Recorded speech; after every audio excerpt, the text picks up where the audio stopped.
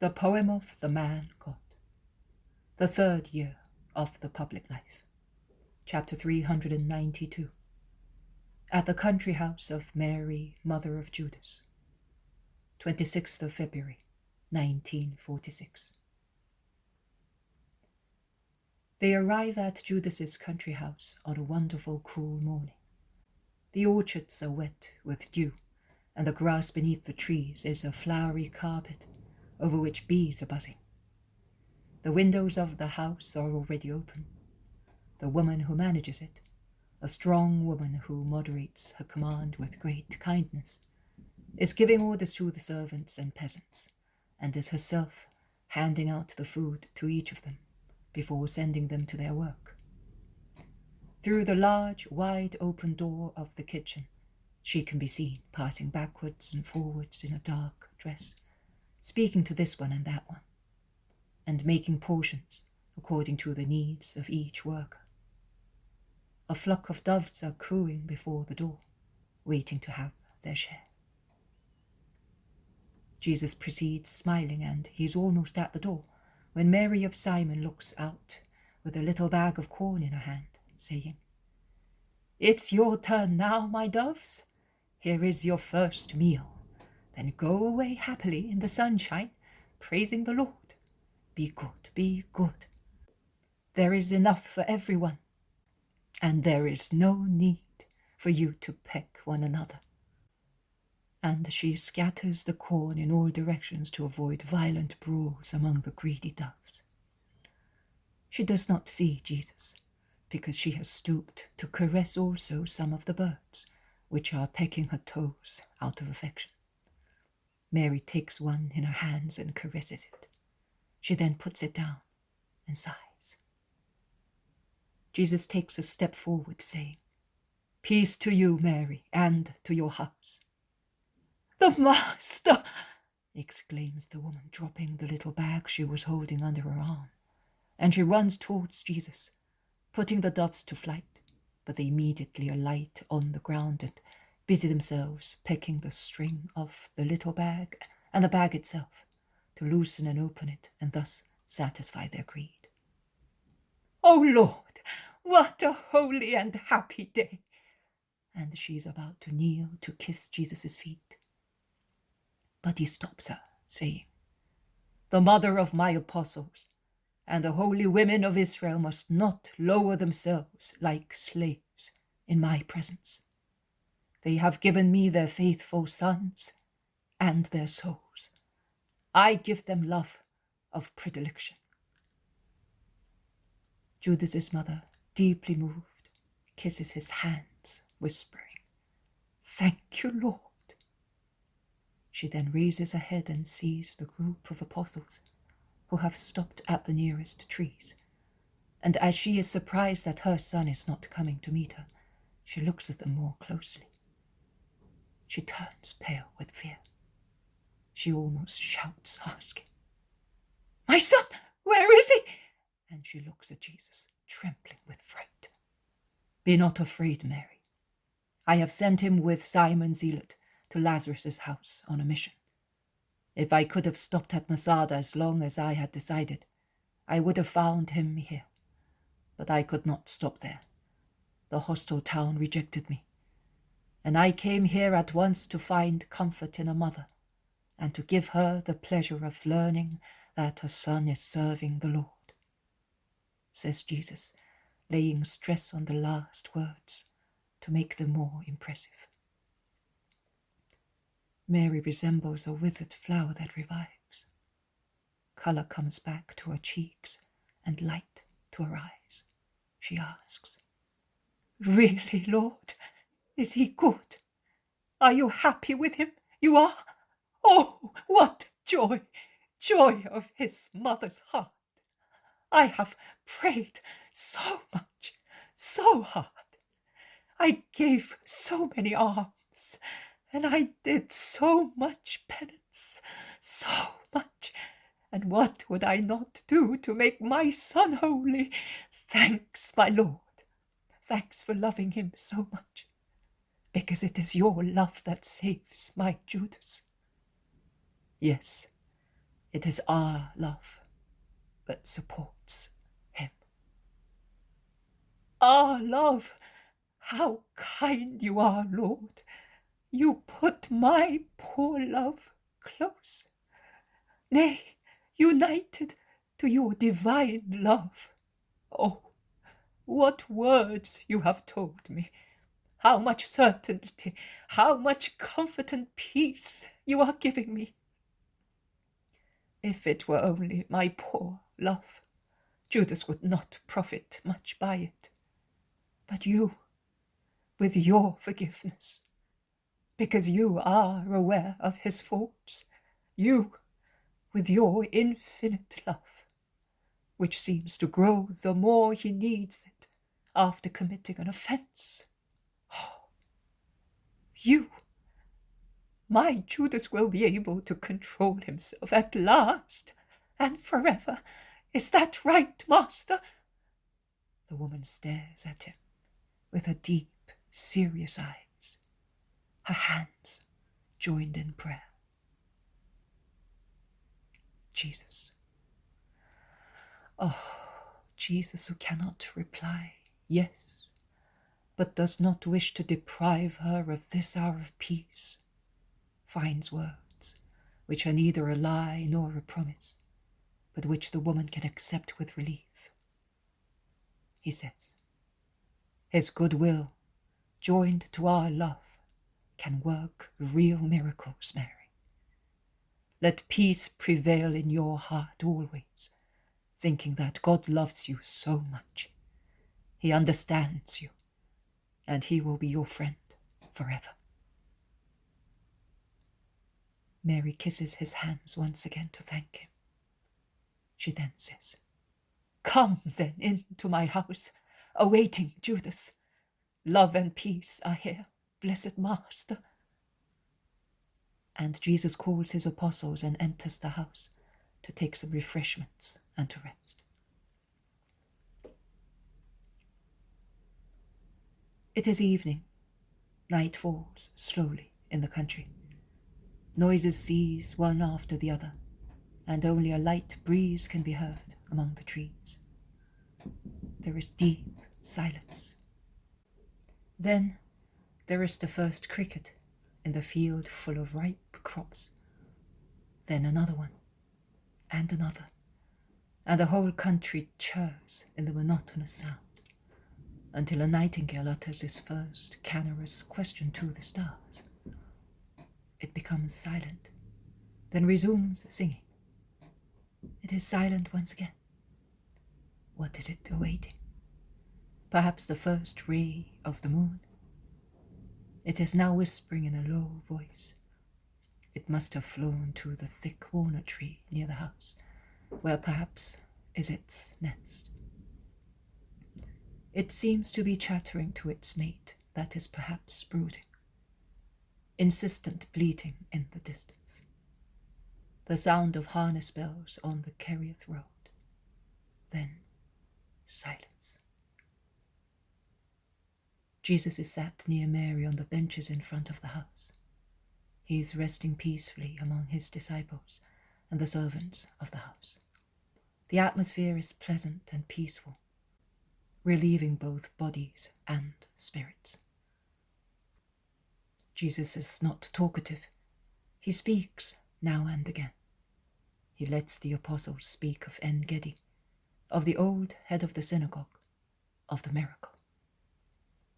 Mary and the servants are listening diligently. Something moves near the apple trees, but whilst here, in the open space before the house, one can see faintly, because it is a clear, starry evening. There is no light under the thick trees, and one can hear only the noise of something moving. A night animal? A lost sheep? Asks several of the apostles. And the mention of a sheep reminds many of the sheep lamenting because they had taken her lamb to kill it. That poor sheep cannot resign herself, says the farmer. I am afraid her udders will hold, and she has not eaten anything all day, and she does nothing but bleat. Listen to her. She'll get over it. They lamb, so that we can eat their lambs, says a servant, philosophically. But they are not all alike. This one is not so stupid and suffers more. Listen, doesn't it sound like weeping? Don't say that I am silly, master. It affects me, like the weeping of a woman for her lost child. Instead, mother, you have found your child, says Judas of Kerioth, appearing behind them with Simon, and making everybody start with surprise. Master, bless our return as you blessed our departure. Yes, Judas. And Jesus embraces them both. And you too, mother. Mary also kisses and embraces her son. We were not expecting to find you here, master. We walked untiringly, taking shortcuts most of the time to avoid being held back. But we met some disciples, and we informed Johanna and Eliza that we shall soon be calling on them, explained Simon. Yes, and Simon walked as fast as a young man, master. We gave the message. Lazarus is very ill, and the heat increases his suffering. He implores you to come to him soon. Master, with the exception of the Antonia, where I went to please Egla, who wanted to thank Claudia before leaving for Jericho, I did not go anywhere else. Is that right, Simon?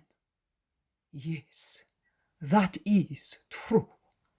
And we went to the Antonia at the 6th hour, on a sultry day, when it was wise to stay at home. While Judas was speaking to Claudia, whom Albula Domitilla had called into the garden, I was asked questions by the other women. I do not think I did the wrong thing in explaining as best I could what they wanted to know. You did the right thing. They are really anxious to know the truth. And Claudia is really willing to help you. She dismissed Egla, who went to greet Plautina and the other women, and she asked me many questions. If I understood her properly, she wants to persuade Pontius not to believe the slander of Pharisees, Sadducees, and so on. Pontius trusts his centurions only to a certain extent, as they are good warriors but not such good messengers, and he often makes use of his wife, who must be very intelligent and shrewd, to have precise information. Claudia is really the true proconsul. He must be a non-entity, and keeps his position only because she is so powerful and advises him. They gave us some money for your poor. Here it is. When did you arrive? Are you not tired and dusty? Asks James of Zebedee. Between the 3rd and the 6th hour. We went to Kerioth to see whether my mother was there, and inform her of your arrival. But I behaved as you wished, master. I did not give in to human desires. Is that true, Simon? Yes, it is true. Very well. Be always obedient, and you will be saved. Yes, master. Oh, now that I know that Claudia is with us, I will no longer be led by my foolish haste. But it was all for the sake of love, you must agree. Disorderly love. Because it felt as if it were not protected, as if it had no help to reach its purpose, which is to have you loved, respected as you deserve, and as it must be. Now I am calmer. I am no longer afraid, and it is pleasant also to wait, says Judas, daydreaming. Do not give free course to dreams, Judas. follow the truth. I am the light of the world, and light will always be disliked by darkness, warns Jesus. The moon has risen. In its white light, the country shines. Faces look pale. Houses and trees are like silver. The eastern side of the walnut tree is fully lit. The nightingale accepts the lunar invitation and begins its long, melodious song, which it had kept in reserve, to greet the moon and night. The poem of the man God, the third year of the public life. Chapter 393. Farewell to Kerioth, Parable of the Two Wills. 27th of February, 1946. Jesus is speaking in the synagogue of Kerioth, which is incredibly crowded. He is replying to several people who have asked him private advice, and is speaking to each separately. When he has satisfied them all, he begins to speak in a loud voice. People of Kerioth, listen to my farewell parable. We shall call it the Two Wills. A perfect father had two sons. He loved both with the same wise love. He directed both towards the right ways. Although there was no difference in the way he loved and taught them, there was a remarkable difference in the two sons. One, the firstborn, was humble, obedient. He did his father's will without discussion. He was always joyful and happy in his work. The other one, although younger, was often unhappy. He argued with his father and within himself. He always pondered with deep human meditation on the advice and orders that he received. And instead of carrying them out exactly as they were given, he took the liberty of modifying them completely or partially, as if they had been imparted by a fool. His elder brother used to say to him, "Don't do that. You are grieving our father." But he would reply, "You are foolish. A great big strapping man, such as you are, firstborn over and above, and grown up. Oh, I would not remain in the place where father put you. I would like to do more. I would impose myself on the servants, so that they might realize that I am the master. Owing to your perpetual meekness, you look like a servant yourself. Can't you see that no one pays attention to you, notwithstanding your primogeniture? Some even laugh at you." The second-born son, tempted by Satan, or rather, a disciple of Satan, whose advice he carried out diligently, tempted his brother. But the latter, faithful to the Lord and respecting his law, was faithful also to his father, whom he honored with his perfect behavior. Years went by, and the younger brother, annoyed at not being in a position to rule, after imploring his father several times, saying, "Authorize me to act in your name, for your own honor, instead of letting that fool do so, as he is meeker than a lamb." And after trying to urge his brother to do more than the father ordered, to impose himself on the servants, on fellow citizens and neighbors, said to himself, "Oh, that's enough. Our good name is at stake. Since no one wants to do it, I will do it myself." And he began to do things his own way, yielding to pride and falsehood, and disobeying without the slightest hesitation. His father used to say to him, "Son, listen to your brother. He knows what he does." Or he would say, "I have been told that you have done such a thing. Is it true?" And the younger son, shrugging his shoulders, would reply to his father's questions. "He knows, he knows. He is too shy and irresolute. He misses the opportunity to take command." Or he would reply, "I did not do such a thing." His father used to say to him, "Don't seek help from this one or that one. Who do you think can help more than we can to give fame to our name? False friends influence you so that later they may laugh at you behind your back."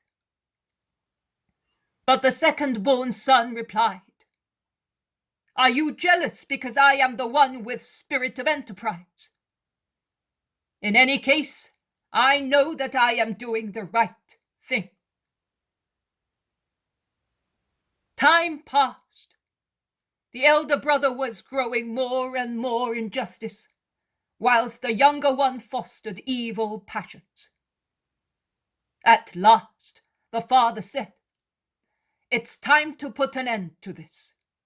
You either comply with what I order, or you will lose my love." And the rebel went and told his false friends.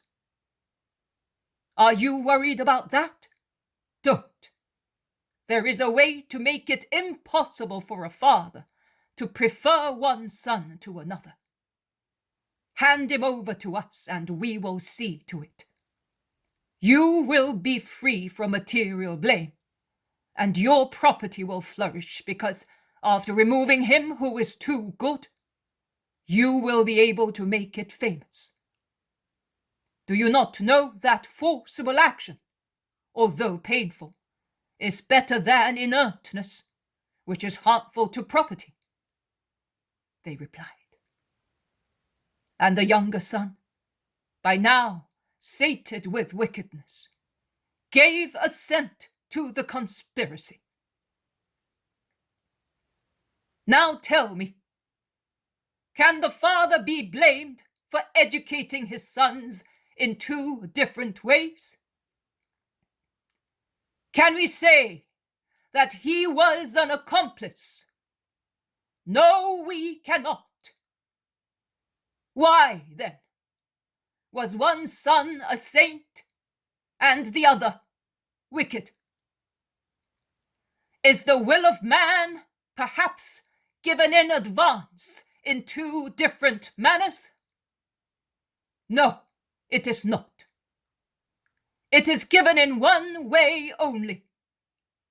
But man is free to change it. And he who is good makes his will good, and who is wicked makes it wicked. I exhort you, people of Kerioth, and this is the last time that I exhort you to follow the ways of wisdom. I exhort you to follow only your good will. Almost at the end of my ministry, I repeat to you the words that were sung at my birth. There is peace for men of good will. Peace. That is success. Victory on the earth and in heaven, because God is with those who are willing to obey him. God does not look so much at the high-standing deeds that men does on his own initiative, as at the humble, prompt, faithful obedience to the work which he proposes. I would remind you of 2 episodes in the history of Israel, which prove that God is not with the man who wishes to act by himself, trampling on the order received. Let us see the Maccabees. It is written that while Judas Maccabee was going with Jonathan to fight in Gilead, and Simon was going to relieve his countrymen in Galilee, Joseph of Zechariah and the people's leader Azariah were ordered to remain in Judea to guard it. And Judas said to them, "Take care of this people and do not engage the pagans until we return." But Joseph and Azariah, upon hearing of the great exploits of the Maccabees, wanted to do the same and said, "Let us make a name for ourselves and go and fight the nations around us." But they were defeated and routed, and so the people met with a great reverse, because they had not listened to Judas and his brothers, but had relied on their own prowess, pride, and disobedience. And what do we read in the book of the Kings? We read that Saul was reproved a first time, and the second he was reproved so much for his disobedience that David was elected in his place, because he had disobeyed. Remember, does the Lord perhaps want holocausts and victims? Or does he not prefer people to obey his voice? Obedience is worth more than sacrifices, and to listen is worth more than offering the fat of rams. Because rebellion is a sin of sorcery, presumption, a crime of idolatry. Now, since you have rejected the word of the Lord, he has rejected you as king.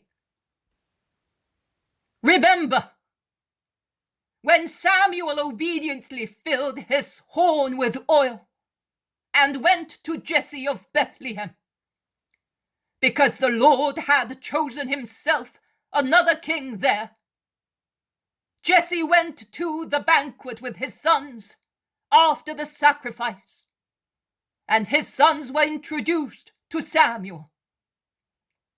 Eliab, handsome, young and tall, was the first one. But the Lord said to Samuel, "Take no notice of his appearance or his height, because I have rejected him. I do not see as man sees. Because man looks at appearances, but the Lord looks at the heart." And Samuel did not want Eliab as king. Abinadab was then presented to him, but Samuel said, "The Lord has not chosen this one either." And Jesse presented Shammah to him, but Samuel said, "He is not the chosen one of the Lord either." And he said the same with regard to all the 7 sons of Jesse present at the banquet. And Samuel asked, "Are all your sons here?" "No," replied Jesse. "There is still one left, the youngest, who is looking after the sheep." "Send for him, because we will not sit down to eat until he comes." And David came. He was a fair-haired boy of fresh complexion and pleasant bearing. And the Lord said, Anoint him, for he is the king. Because, and always bear this in mind, God chooses whoever he wants, and he deprives those who forfeit his favor by depraving his will through pride and disobedience. I will not come back here again. The master is about to fulfill his ministry. Afterwards, he will be more than master. Prepare your souls for that hour, and remember that as my birth was salvation for those who had good will, so my accession will be salvation for those who had good will in following me as master in my doctrine, and for those who will follow me in it, also after my accession. Goodbye, men, women, and children of Kerioth. Goodbye. Let us look at one another straight in the eyes. Let us make our hearts, yours and mine, blend in a loving embrace of farewell. And may our love be always alive, also when I shall no longer be among you. The first time I came here, a just man breathed his last in the kiss of his Saviour, in a vision of glory.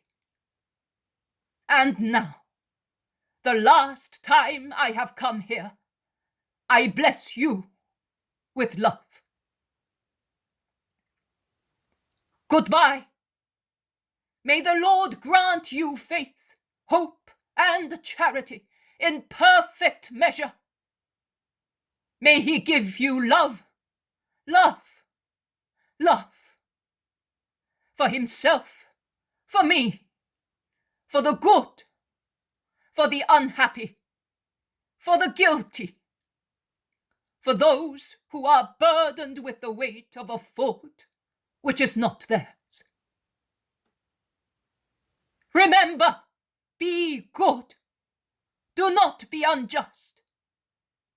Remember that I have always forgiven not only guilty people, but I have embraced the whole of Israel with my love, the whole of Israel, which consists of good and not good people, as in every family there are good and not good members. And it would be unfair to say that a whole family is bad only because one member is so. I am going. If anyone still wishes to speak to me, let him come before evening to the country house of Mary of Simon. Jesus raises his hand and blesses, and then goes out quickly through the back door, followed by his apostles. People whisper, "He's not coming back anymore." What did he mean? Tears welled in his eyes when saying goodbye. Did you hear? He said that he will be raised. So Judas is right. Of course, later, as king, he will not be among us as now. But I spoke to his brothers. They say that he will not be king as we imagine, but he will be the king of redemption as the prophets say. He will be the Messiah, of course. Not at all. The King Redeemer, the man of sorrows. Yes, no, in the meantime. Jesus is walking fast towards the country. The poem of the man God, the third year of the public life. Chapter 394. Anne of Kerioth. Farewell to Judas's mother. 28th of February, 1946.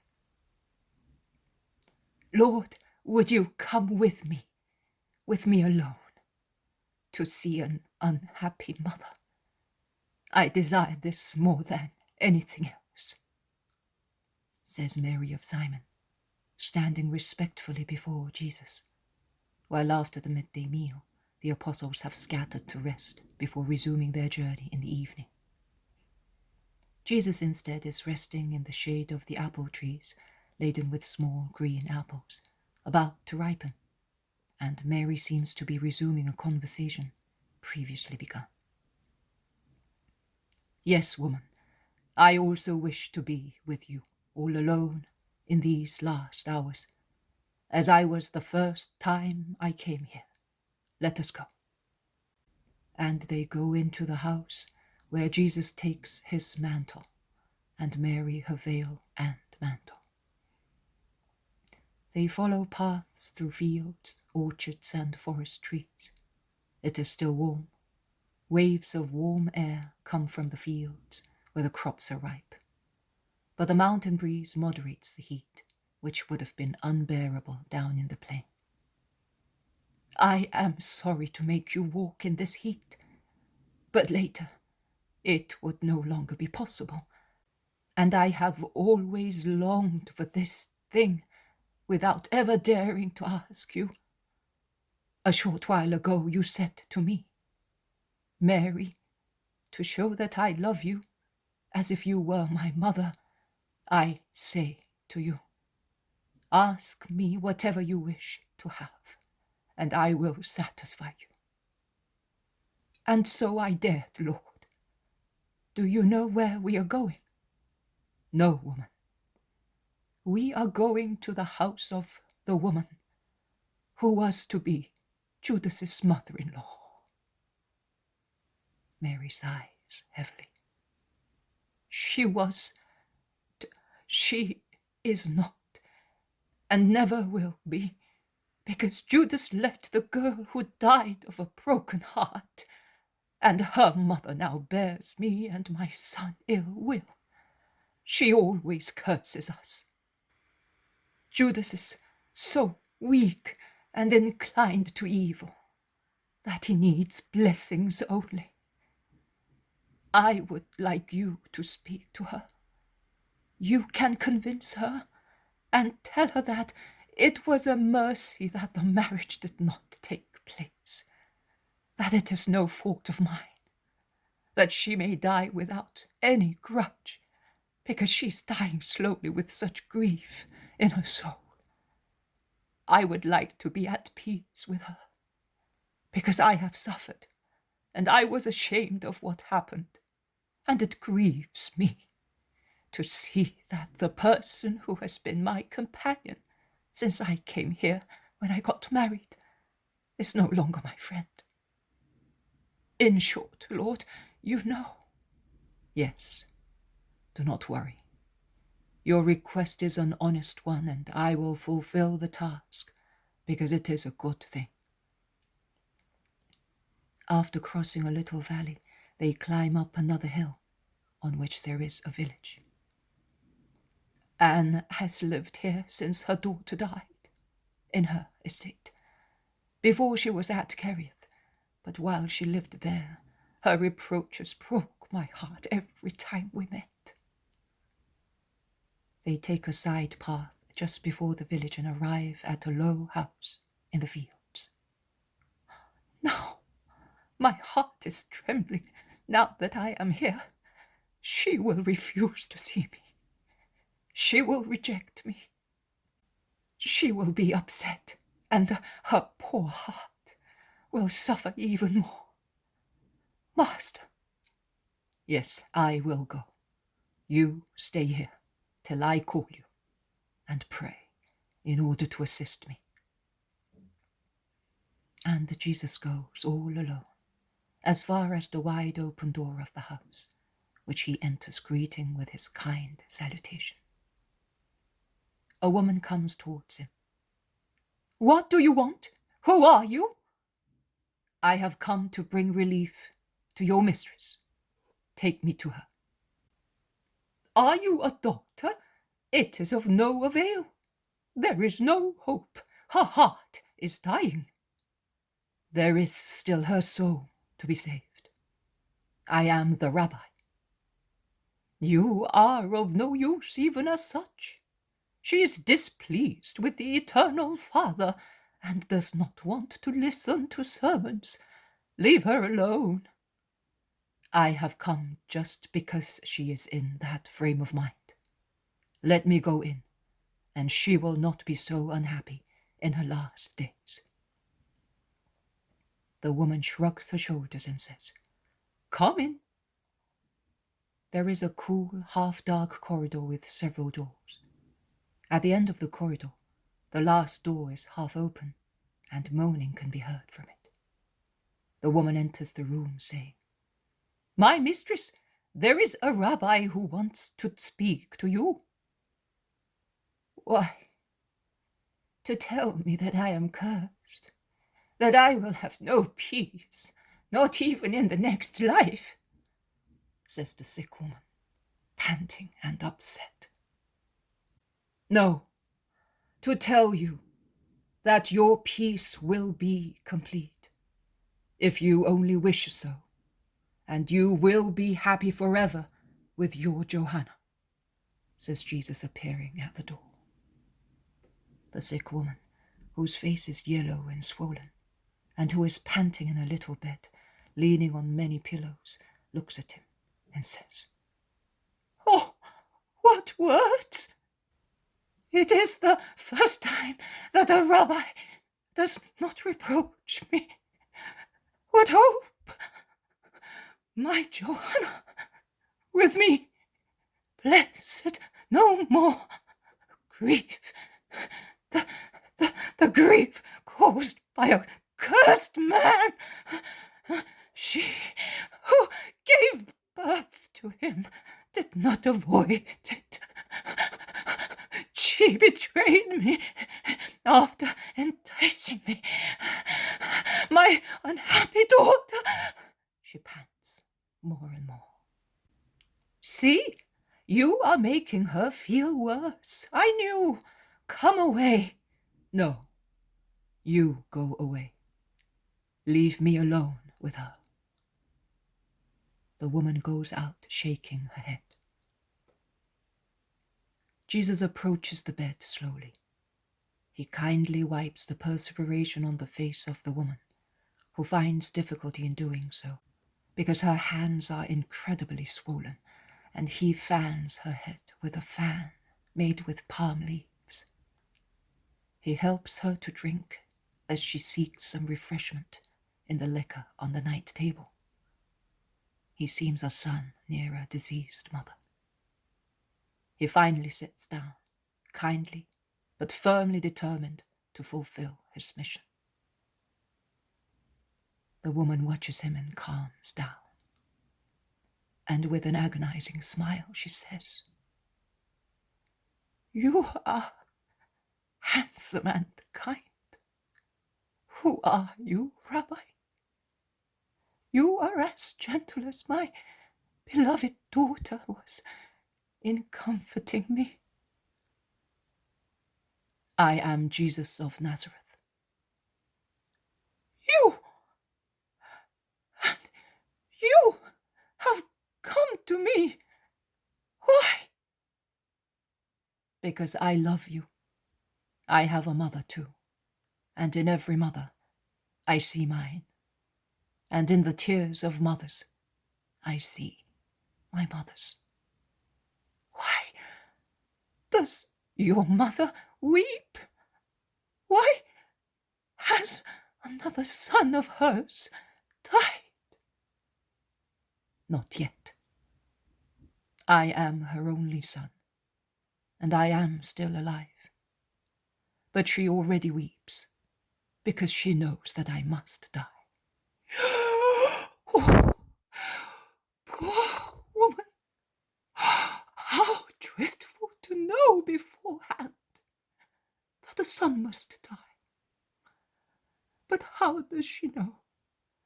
You are healthy, you are strong, you are good. I deluded myself until she died, and she was so ill. How can your mother know that you must die? because I am the Son of Man, foretold by the prophets. I am the man of sorrows, seen by Isaiah, the Messiah sung by David and described as the tortured Redeemer. I am the Savior, the Redeemer, woman. And death, a dreadful death is awaiting me. And my mother will be present. And my mother has been aware since I was born that her heart will be broken by sorrow like my own. Do not weep. Through my death I will open the gates of heaven to your Johanna. Also to me, to me. Yes, in due course. But first, you must learn to love and forgive, to begin to love again, to be just and to forgive.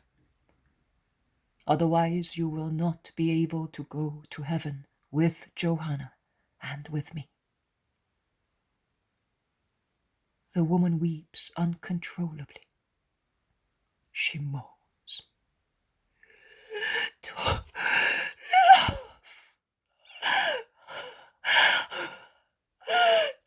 love. When men have taught us to hate. When God has ceased to love us, having no mercy on us. It is difficult. How can we love when men have tortured us, and our friends have hurt us, and God has abandoned us? No, he has not abandoned you. I am here to make heavenly promises to you. I assure you that your grief will turn into joy if you so wish. Listen to me, Anne. You are weeping because the marriage was cancelled, and that has become the cause of all your grief.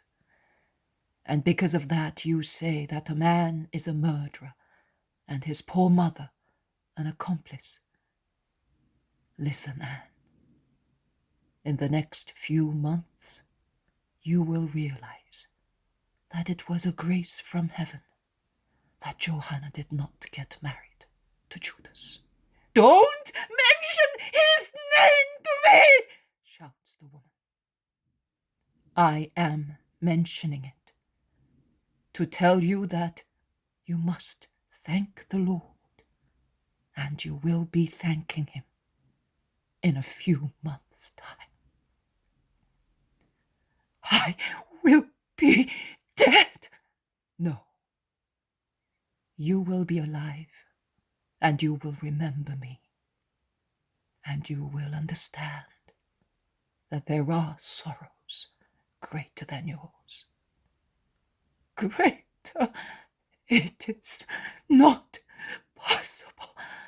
What about my mother, who will see me die on a cross? Jesus has stood up.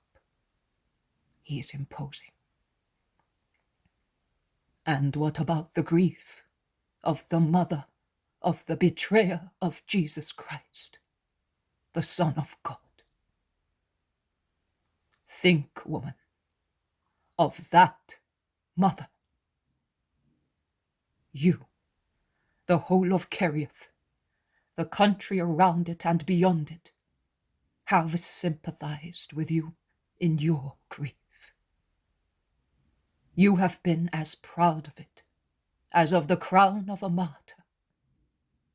But that mother, like Cain, without being Cain, being instead Abel, victim of her traitorous son, the killer of God, a sacrilegious, cursed son, she will not be able to stand the look of men, because each glance will be like a stone of lapidation, and in every word, in every voice of man, she will seem to be hearing a curse, an abuse, and she will never find shelter on the earth until her death. Until God, who is just, takes the martyr with himself, making her forget that she is the mother of the murderer of God, by giving her the possession of God. Is that mother's sorrow not greater? Oh, immense sorrow. You understand. Be good, Anne. Admit that God was good in what he did. But my daughter is dead. Judas made her die. To have a richer dowry, his mother approved. No, that is not true, I can assure you, and I read hearts. Judas is my apostle, but I tell you, he behaved badly and will be punished for it. But his mother is innocent. She loves you and would like to be loved by you. Anne, you are two unhappy mothers. But you are proud of your dead child, who was innocent and pure, celebrated and honored by the world. Mary of Simon cannot be proud of her son. His conduct is reproved by men. That is true. But if he had married Johanna, he would not be reproved. But in a short time you would see Johanna die of a broken heart, because Judas will die a violent death. What are you saying? Oh, poor Mary! When? How? Where? Soon. And in a dreadful way. Anne, you are good. You are a mother. You are aware of the sorrow of a mother. Anne, become Mary's friend once again. Let sorrow join you, as joy was to unite you.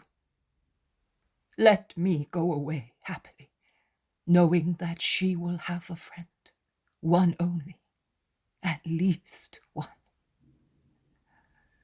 Lord, to love her means to forgive her. It is very hard. I seem to be burying my daughter once again, to be killing her myself. Such thoughts originate in darkness. Do not listen to them. Listen to me, the light of the world. The light of the world tells you that Johanna's destiny has been less bitter, dying a virgin, than dying the widow of Judas. Believe me, Anne.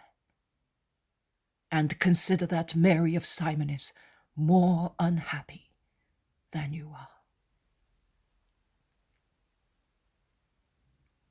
The woman is pensive. She struggles, weeps, and says, But I have cursed her, both her and the fruit of her womb. I have sinned, and I absolve you. And the more you love her, the more you will be absolved in heaven. But if I become her friend, I will meet Judas, Lord. I cannot do that. You will never meet him again. I will never come back to Kerioth again. Neither will Judas. We have already said goodbye to the people. You said that I will not come back again. Judas said that he will not be able to come back until after my accession. But he believes he will be seeing me ascending a throne. Instead, death on a cross is awaiting me, and he thinks that he will become one of my ministers. Death, instead, is awaiting him. But you shall not tell anybody that. Never. His mother is not to know until everything has been accomplished. You said, poor woman, to know beforehand that her son must die. But if my mother's suffering, also because of that, is already increasing the merits of my sacrifice, silence is compassion for Mary of Simon. You shall not speak. No, my lord, I swear to it in the name of my Johanna. I want another promise, a great holy one. You are good. You already love me. Yes, so much. I have been at peace since you came here. When Mary of Simon no longer has her son, and the whole world insults her with sneering words, you only, will open your heart and your house to her. Will you promise me, in the names of God and of Johanna? She would have done that, because Mary was still the mother of the man she still loved, insists Jesus.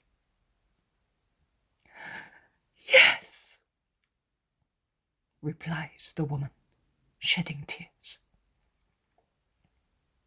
May God bless you, woman, and give you peace and good health. Come, let us go and meet Mary and give her the kiss of peace. But, Lord, I cannot walk. My legs are swollen and I cannot move them.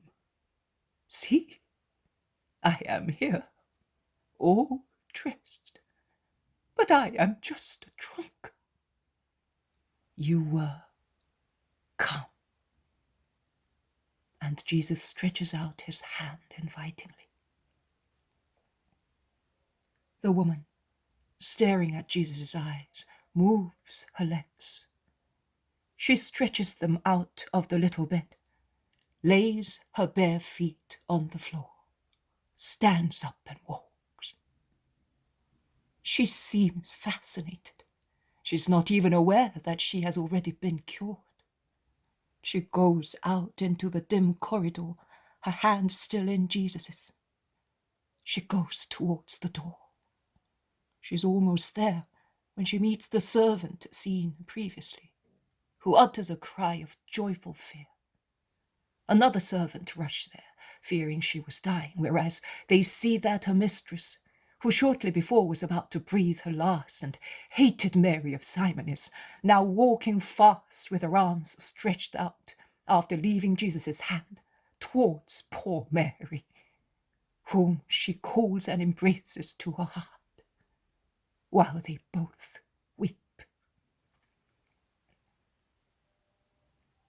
On their way back to the house, after the peaceful farewell, Mary of Simon thanks her Lord and asks, "When will you come back to do more good?" "Never, woman. I have already told the citizens. But my heart will always be with you. Remember, always remember that I loved you and I love you. Remember that I know that you are good, and that is why God loves you. Always bear that in mind. Also in the most dreadful hours, You must never think that God considers you guilty. In his eyes, your soul appears and will always appear adorned with the gems of your virtues and the pearls of your suffering. Mary of Simon, mother of Judas, I want to bless you. I want to embrace you and kiss you, so that your faithful, sincere, maternal kiss may compensate me for any other one. And my kiss may make amends for all your sorrows. Come, mother of Judas, and thank you. Thank you for all the love and honor you have given me. And he embraces her and kisses her forehead, as he does with Mary of Alphaeus. But we will meet again. I will come at Passover. No, do not come. I beseech you. Do you want to make me happy? Do not come. Women at next Passover. No. But why? Because there will be a frightful rising in Jerusalem next Passover.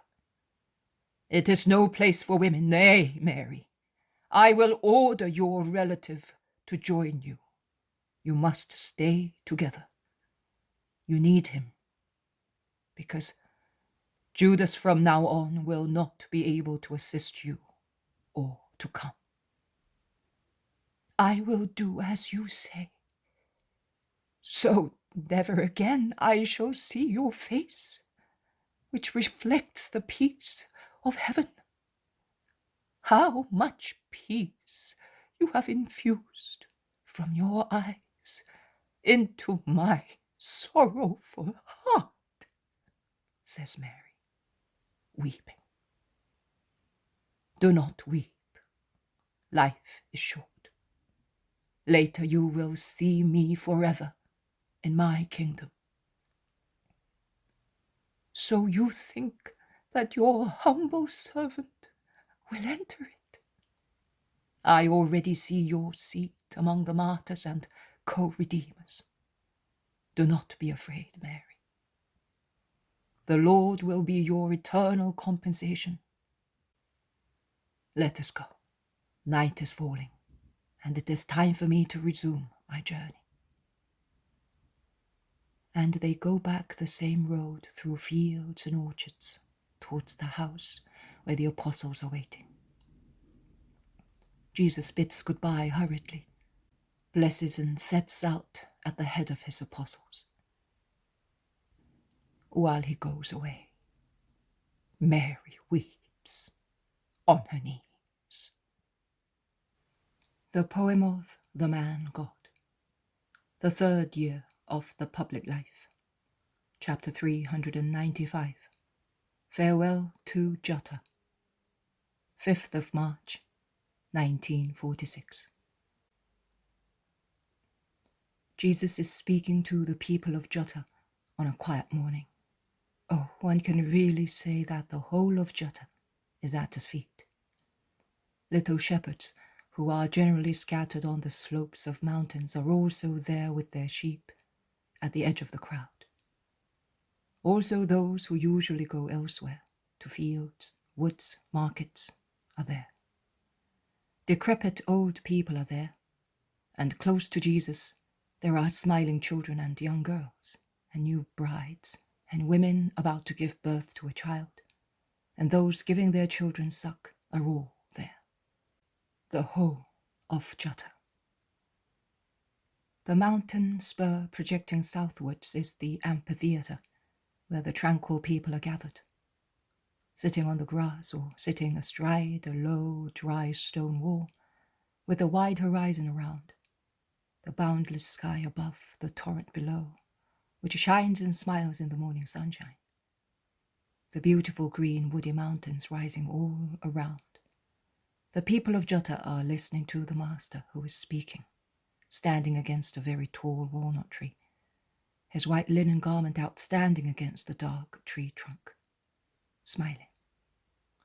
His eyes sparkling with the joy of being loved, his hair lit up by the caresses of sunbeams from the east. In the respectful, heedful silence, broken only by the twittering of birds and the torrent gurgling below, his words descend slowly into hearts, and his perfect voice fills the quiet air with its harmony. While I am writing, he is repeating once again that it is necessary to comply with the Decalogue, perfected by his doctrine of love in its application to hearts. To build in souls the abode where the Lord will dwell, until those who have lived, keeping the law faithfully, go to live in him in the kingdom of heaven. He says, and he goes on. Because it is so. The inhabitation of God in men and of men in God is accomplished through obedience to his law, which begins with the precept of love and is all love from the first to the last precept of the Decalogue. That is the true abode that God wants and in which God dwells, and the reward in heaven achieved through obedience to the law is the true home in which you will live with God forever.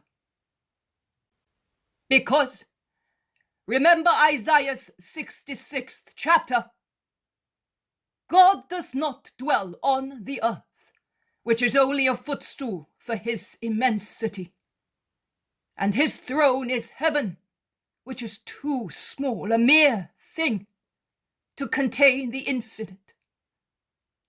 But his abode is in the hearts of men. Only the most perfect goodness of the Father of all love can grant his children to receive him. And it is an infinite mystery, which becomes more and more perfect, that the one and trine God, the most pure triniform Spirit, may be in the hearts of men.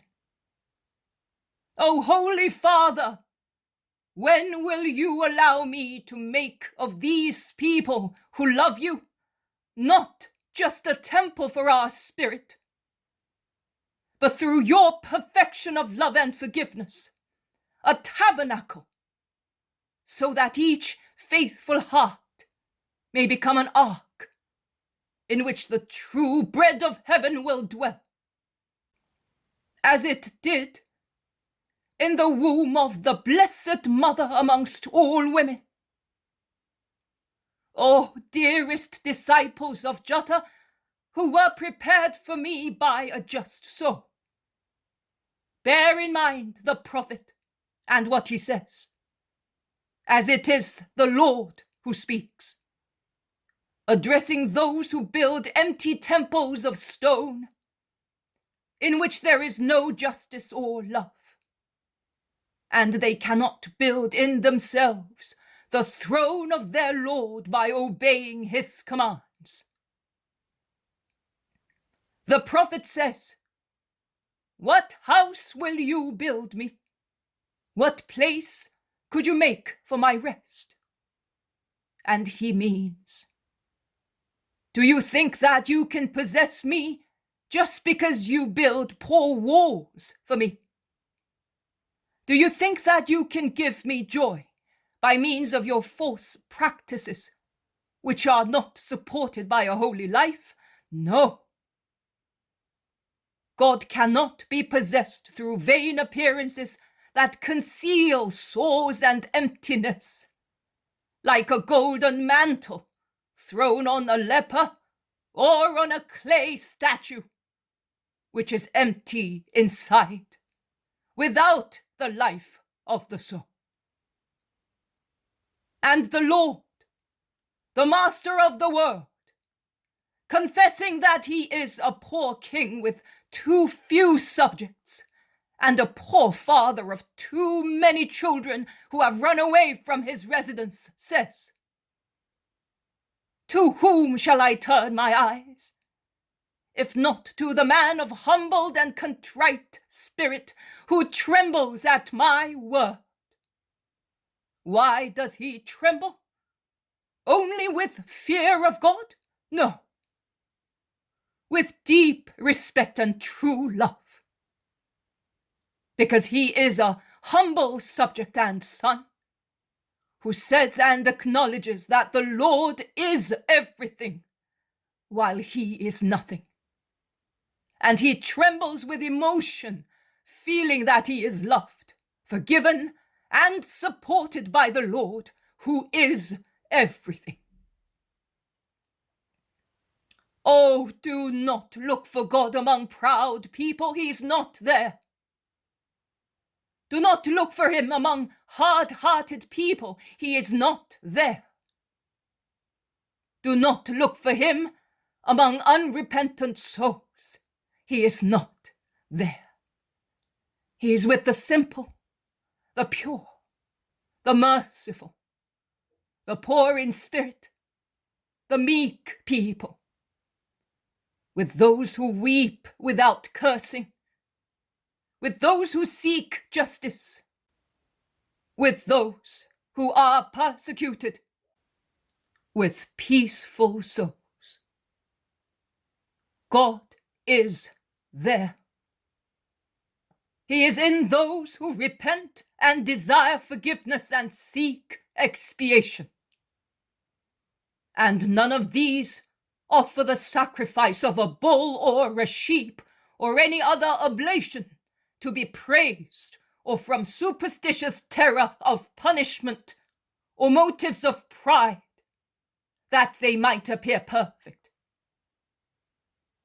But they offer the sacrifice of their contrite and humbled hearts, if they are sinners.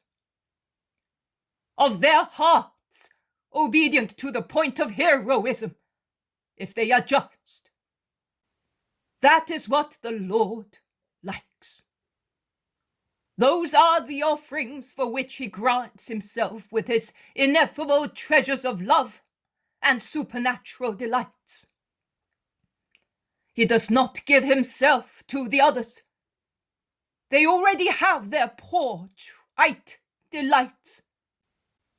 And it is useless for God to call them to his ways, because they have already chosen their own. He will let them have nothing but neglect, fear, and punishment, because they have not replied to the Lord. They have not obeyed. They have done evil in the eyes of God, contemptuously and wickedly. But you, beloved people of Juttah, who tremble in love in the knowledge of God, will be happy, whilst the others will be put to shame, because you have been sneered at like fools by the mighty ones. And notwithstanding their mockery, you have persisted in loving me. Because you have been rejected because of my name, and you will be rejected even more in the future. Nay, you will be disowned as outcasts of Israel, unacceptable to God, whereas the scion of eternal life is grafted into you and into people like you, the scion of him who is rooted in the Father, and you are therefore part of God, living on his sap. And yet, people would like to convince you that you are in error, and in your eyes, simple but enlightened by grace, they would like to justify themselves in order not to appear impious and evildoers. Because it was said to you, "Let the Lord show his glory, and we shall acknowledge him as joyfully as you do. They will be confused. Oh, I can already hear the vipers say, after the tumult, in which they will be crushed without becoming any better, and they will cease being harmful only when their execrable heads are trodden on, and they will bite and kill even when they are broken into two, and only their heads emerge after an overwhelming manifestation of God. I can hear them shout already. How can the Lord have given birth to his new people all of a sudden if we, who have been so long in his womb, are not yet born to light? Can a woman be delivered of a child before filling the house with the cries of throes? Can the Lord have given birth before his time was due? Can the earth give birth in one day? And can the people of a country be born all together? This is my reply, and remember it, to give it to those who will persecute you, scoffing at you. Those who are dead fruit in the womb of God could never have been born to light, because they became detached from the matrix and thus dried up, remaining inert like something evil concealed in the womb, instead of being developing embryos. And to eject the dead seed from his womb and have children, so that his name might not die on the earth, God became prolific of new children, marked with his Torah, and secretly and silently, so that Satan and his followers serving Lucifer could not be harmful. He gave birth to his son before time, due to passionate love, and at the same time he gives birth to his new people, because the Lord can do everything. Oh, he puts these words into the mouth of the prophet Isaiah. Shall I not be able to bring forth, I who make other people give birth? Shall I be sterile, I who make other people prolific? Rejoice with the Jerusalem of heaven. Be glad with her, all you who love the Lord. Rejoice with her, you who are waiting, hoping, and suffering. Oh, come back to me. Words spoken by the word of God. Words spoken by the mouthpiece of God. Isaiah, his prophet. Come back to the source, O eternal words, to be spread on this flower bed of God, on this flock, on this offspring. Oh, come. This is one of the hours and of the meetings for which you were given, O prophetic words, sounds of love and voices of truth. Here they are. They are coming back to him who inspired them. I now repeat them in the name of the Father, of my being, and of the Spirit. To these people beloved by God, chosen among the flock of God, which was to consist entirely of lambs, and become corrupted with rams, and even with more unclean animals. You will be suckled and filled from the breast of divine consolation, and you will savor with delight the multifarious glory of God. The Lord says to you, I will send towards you flowing peace like a river and like a stream in Spain, a greater glory than that of the nations. The glory of heaven will flood you.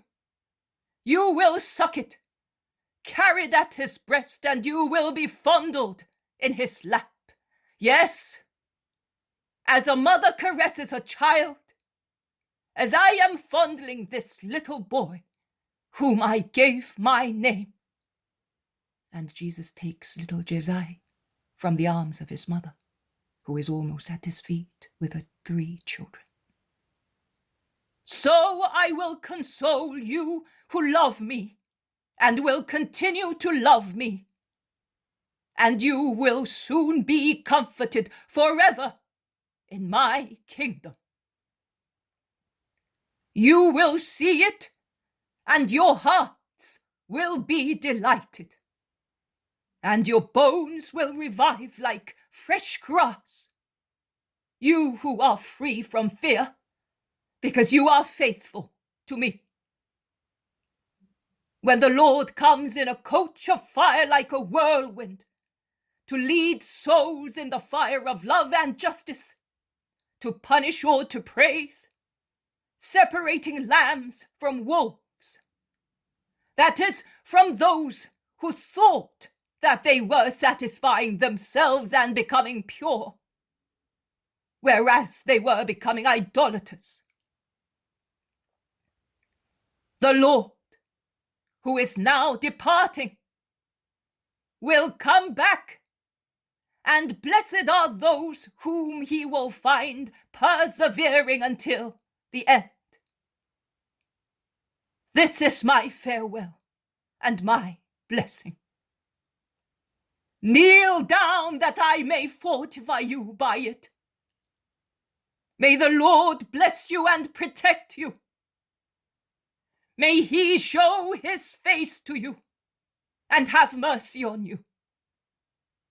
May the Lord give you his peace. Go. Allow me to take leave of the good people among the good inhabitants of Juttah.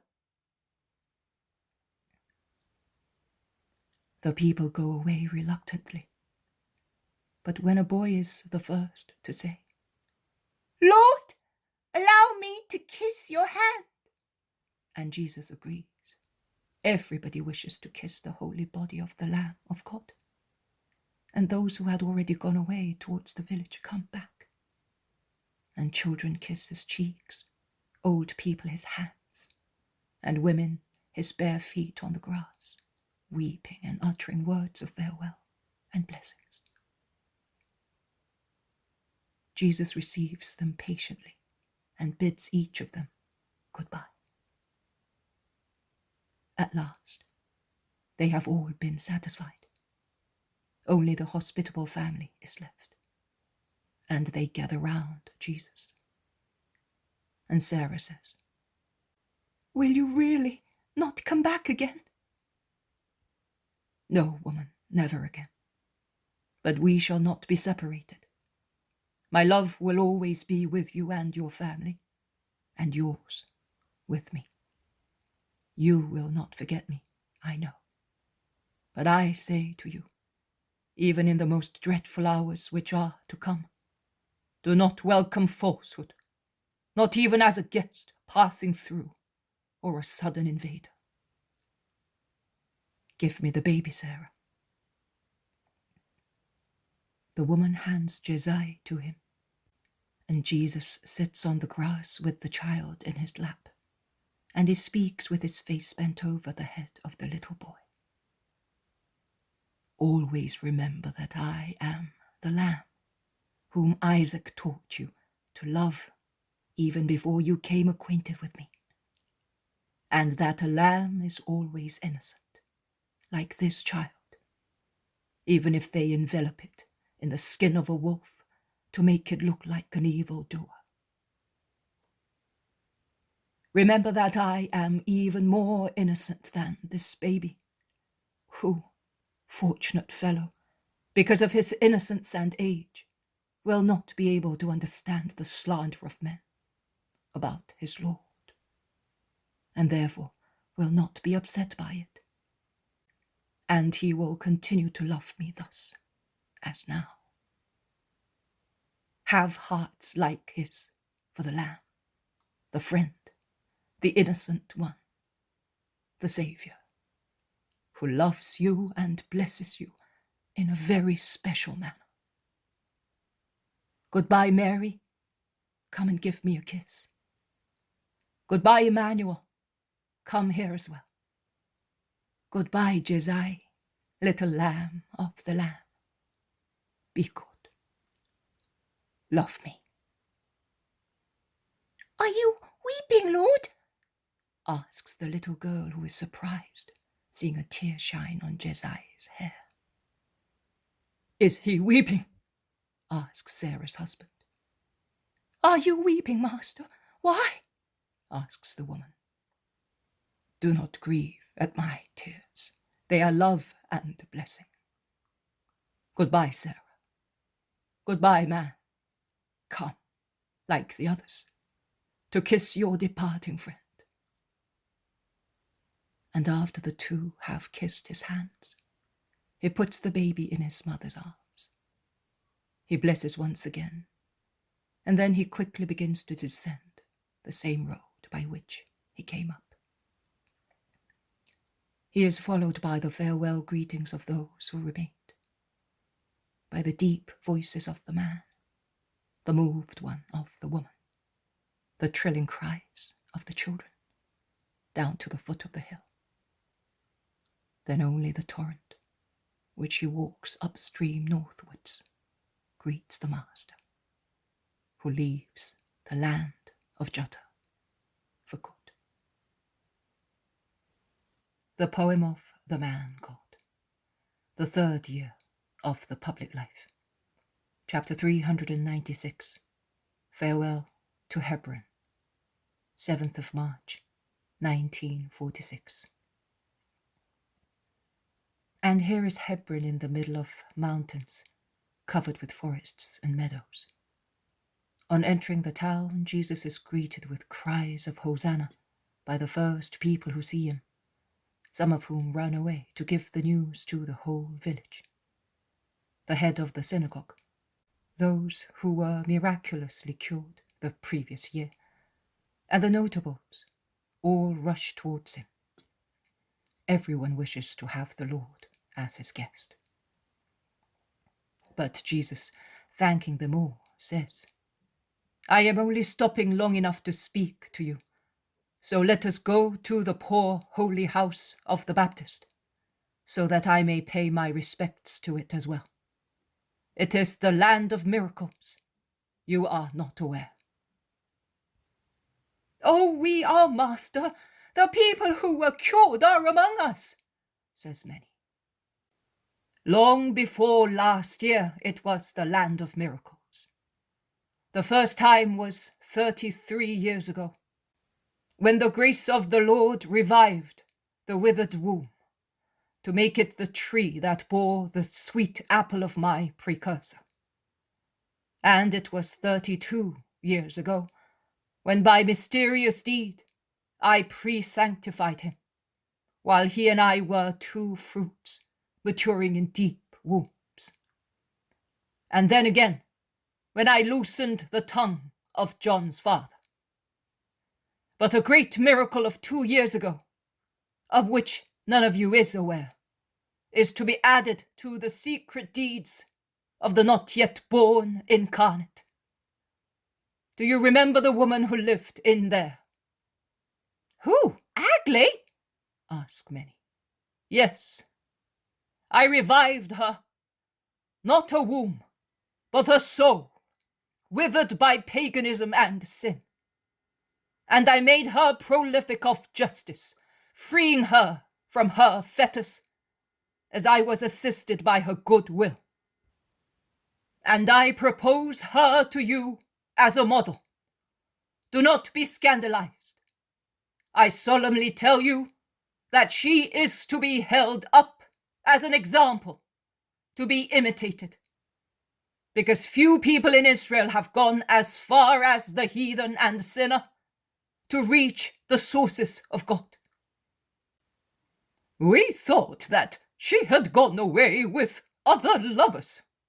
Some people said that she had changed and had become good. But we said, it's a whim of hers. There were also some people who said that she had come to you to sin, explains the head of the synagogue. She did come to me, but to be redeemed. We committed a sin of rash judgment. That is why I say, do not judge. And where is she now? God only knows. She is certainly doing severe penance. Pray to support her. I salute you, O holy house of my relative and precursor. Peace to you. Although you are now alone and desolate, may peace always be with you, O holy dwelling of peace and faith. Jesus goes in, blessing the garden, which has become wild, and he walks along what once were pergolas or tiny laurel or box espaliers, and which are now ruffled cluster of plants oppressed by twining ivy, clematis, and convolvuli. He goes to the end, where are the remains of the sepulchre, and stops there. The people crowd round him silently and orderly. Children of God, people of Hebron, listen. I have come to confirm and fortify you in your faith, so that you may not be upset and deceived in judging your Saviour, as you were with regard to the woman who lived here in sin. I have come to give you the viaticum of my word, so that it may shine brightly in you in the hour of darkness, and Satan may not make you lose the way to heaven. Before long your hearts will moan the words of the Psalm of Asaph, the poet-prophet, and you will say, why, O God, have you rejected us for good? Why are you raging at the flock you used to pasture? And then you will really be able to raise the already accomplished redemption as a right of protection and shout, this is your people whom you redeemed, to implore protection against the enemies who will have done all sorts of evil in the true sanctuary where God is as in heaven, in the Christ of the Lord. And after prostrating the Holy One, they will strive to demolish his wall, his believers. True desecrators and persecutors of God, worse than Nebuchadnezzar and Antiochus and all future persecutors. They are already raising their hands to knock me down in their limitless pride, which does not want to be converted and does not want to have faith, charity, justice, and like yeast in a heap of flour, it swells and overflows from the sanctuary, which has become the citadel of the enemies of God. Children, listen. When they will persecute you for loving me, fortify your hearts, considering that I was persecuted before you. Remember that they already have in their throats howling cries of triumph, and they are preparing flags to wave them in the hour of victory. And on each flag there will be a lie against me. And I shall seem the defeated one, the evildoer, the cursed one. Are you shaking your heads? Do you not believe me? Your love is preventing you from believing. Love is a great thing, a great strength, and a great danger. Yes, danger. The impact of realities in the hour of darkness will be violent in a superhuman way in the hearts which love, not yet perfectly settled, blinds. You cannot believe that I, the king, the powerful one, can be at the mercy of non-entities. Above all, you will not be able to believe it later, and the doubt will arise. Was it really him? And if it was, how could he be defeated? Strengthen your hearts for that hour. Remember that if, in a moment, the enemies of the Holy One have knocked the doors down, demolishing everything, and set the fire of hatred to the word of God, if they have pulled down the tabernacle of the most holy name, saying in their hearts, let us stop all the feasts of God on the earth, because it is a feast to have God among you, and saying, let his insignia never be seen again. Let there be no prophet who knows what we are. He who gave the sea its boundaries and crushed the filthy heads of the sacred crocodiles and of their worshippers in the waters. He who opened springs and torrents and dried up inexhaustible rivers.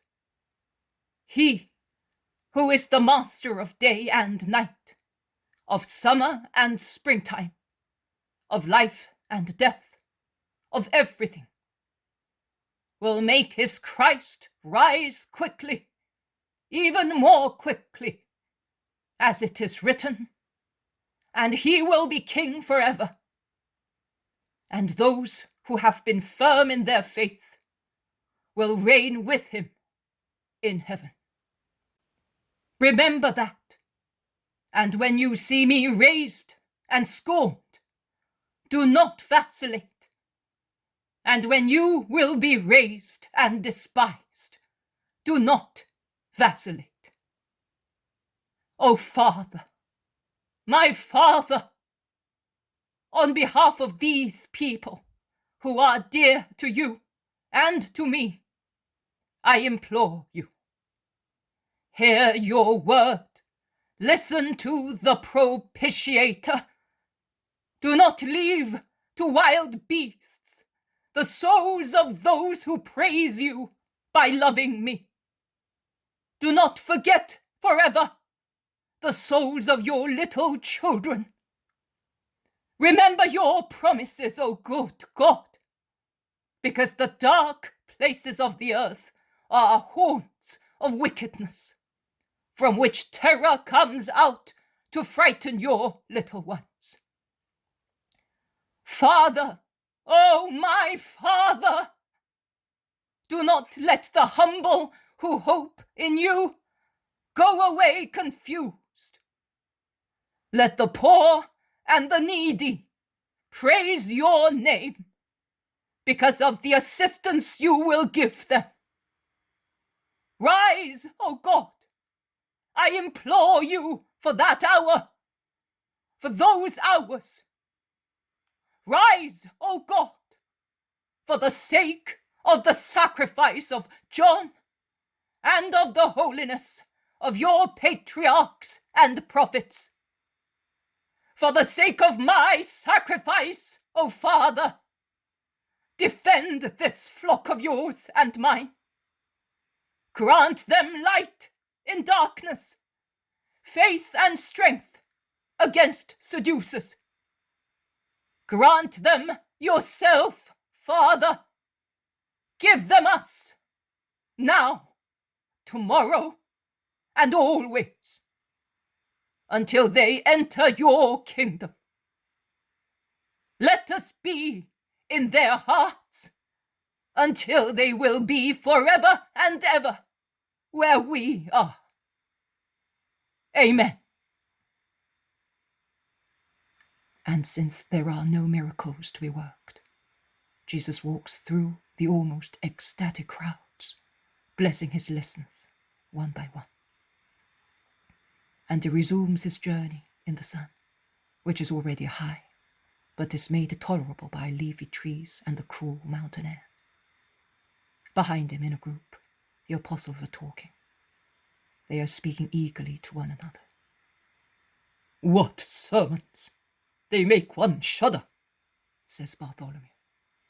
But how sad they are! They make you weep, says Andrew with a sigh. Hey, it's his farewell. I am right. He's really moving towards his throne, exclaims Judas Iscariot. Throne?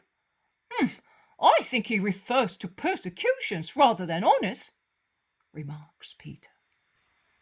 Not at all. The time of persecutions is over. Oh, I am happy, shouts the Iscariot. You are lucky. I would like to be back in the days when we were not known, 2 years ago, or at the clear water. I tremble, thinking of future days, says John. Because you are faint-hearted.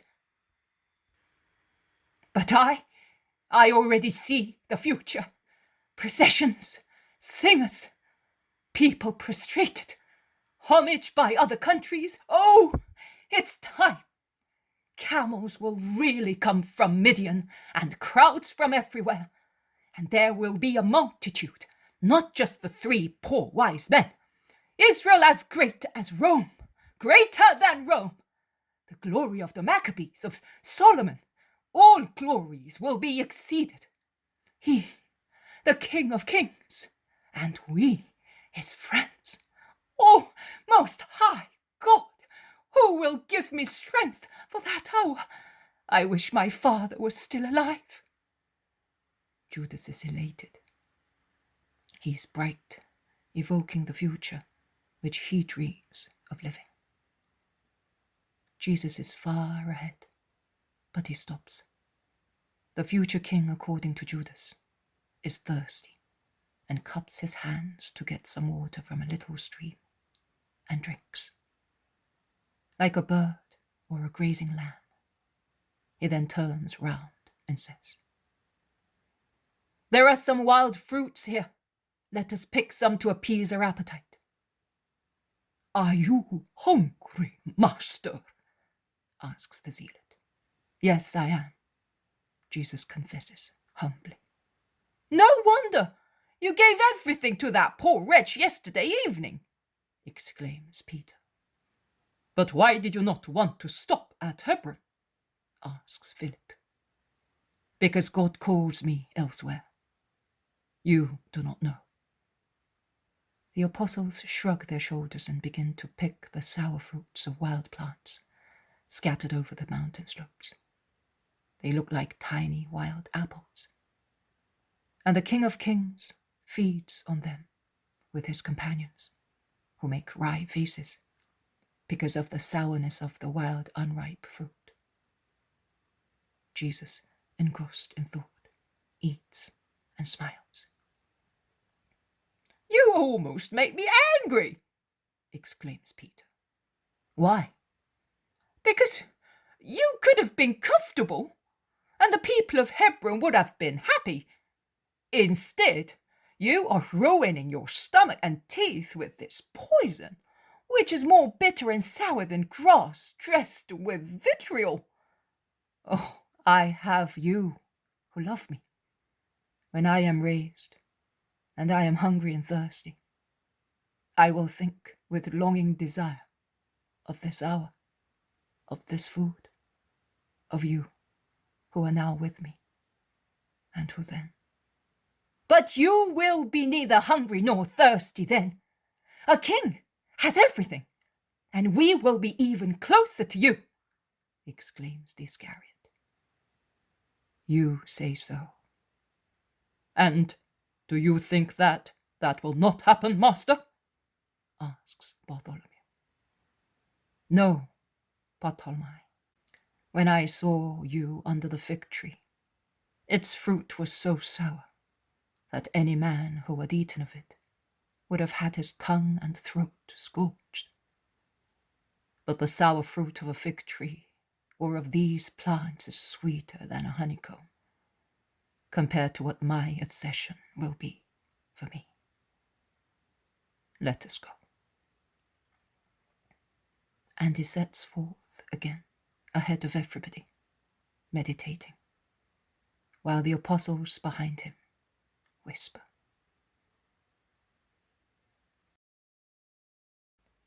The poem of the man God, the third year of the public life. Chapter 397. Farewell to Bethzur. 9th of March, 1946.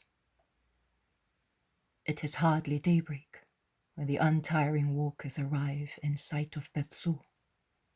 Tired as they are, with their garments creased after an uncomfortable rest in a wood, they look at the little town now close at hand with joy, as they are sure that they will find hospitality there. The peasants going to work are the first to meet Jesus, and they wisely think that it is better to forget about their work and go back to town to listen to the master.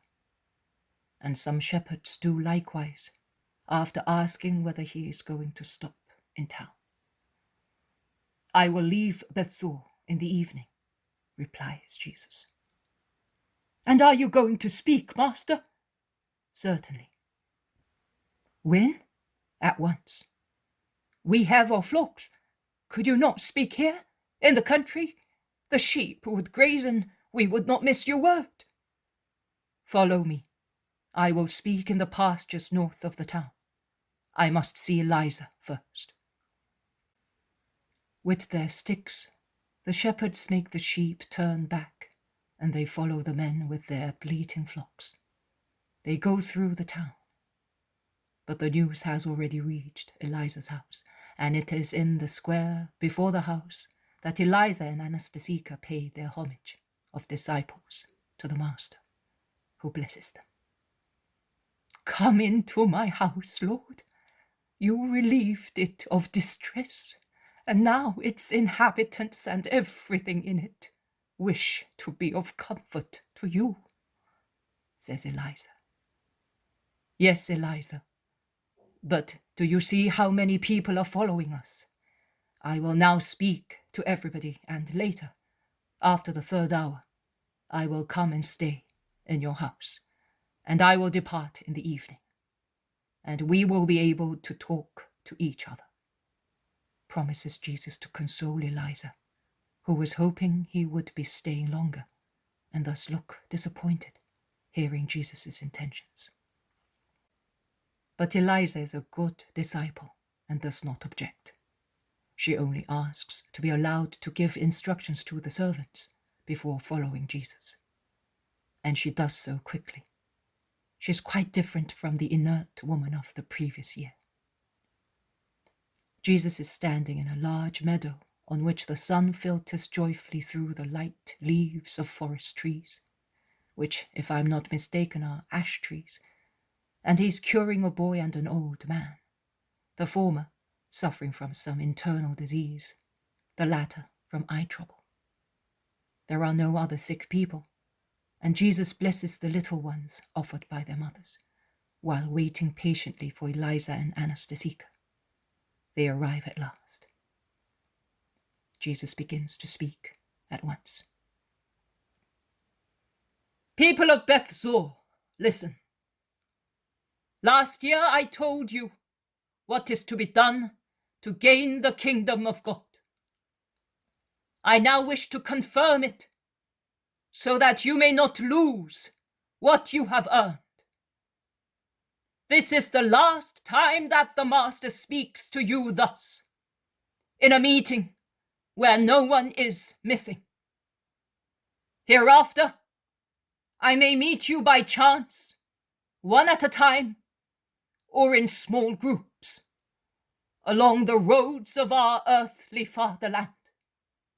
Later, much later, I will be able to see you in my kingdom, but it will never be like this. In the future, you will be told many things of me, against me, of yourselves and against yourselves. They will try to terrorize you. I say to you with Isaiah, do not be afraid, for I have redeemed you, and I have called you by your name. Only those who abandon me will have reason to fear, not those who, being faithful, are mine. Be not afraid. You are mine, and I am yours. Neither the waters of rivers, nor the fire of stakes, nor stones, nor swords will be able to separate you from me, if you persevere in me.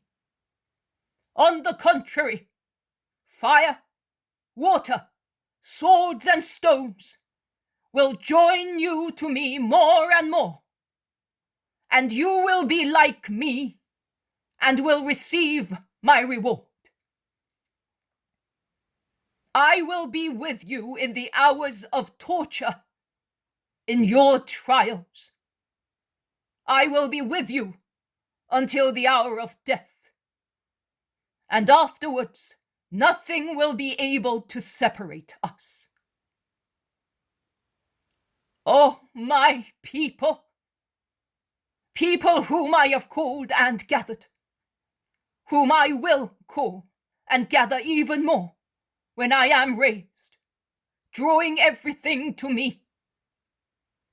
O chosen people, holy people, do not be afraid, because I am and will be with you, and you will announce me, and will be therefore called my ministers. And I will give you, nay, I give you now, the order to speak to the north, south, east, and west, to make everybody become the children of God.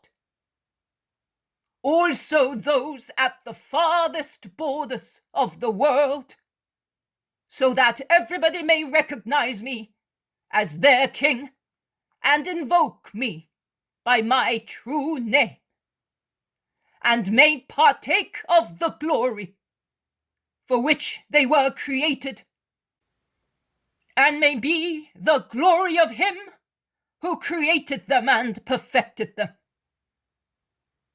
Isaiah says that tribes and nations will invoke witnesses of my glory in order to believe. And where shall I find witnesses if the people and the royal palace and the mighty castes hate me and lie, because they do not want to say that I am who I am? Where shall I find them? Here are, my God, my witnesses, these people to whom I taught the law, whose bodies and souls I cured, who were blind and now see, were deaf and now hear, were dumb and now can pronounce your name. These who were oppressed and have been freed. All these people to whom your word has been light, truth, way, and life. You are my witnesses, servants chosen by me, that you may understand and believe and know that it is I. I am the Lord, the Saviour.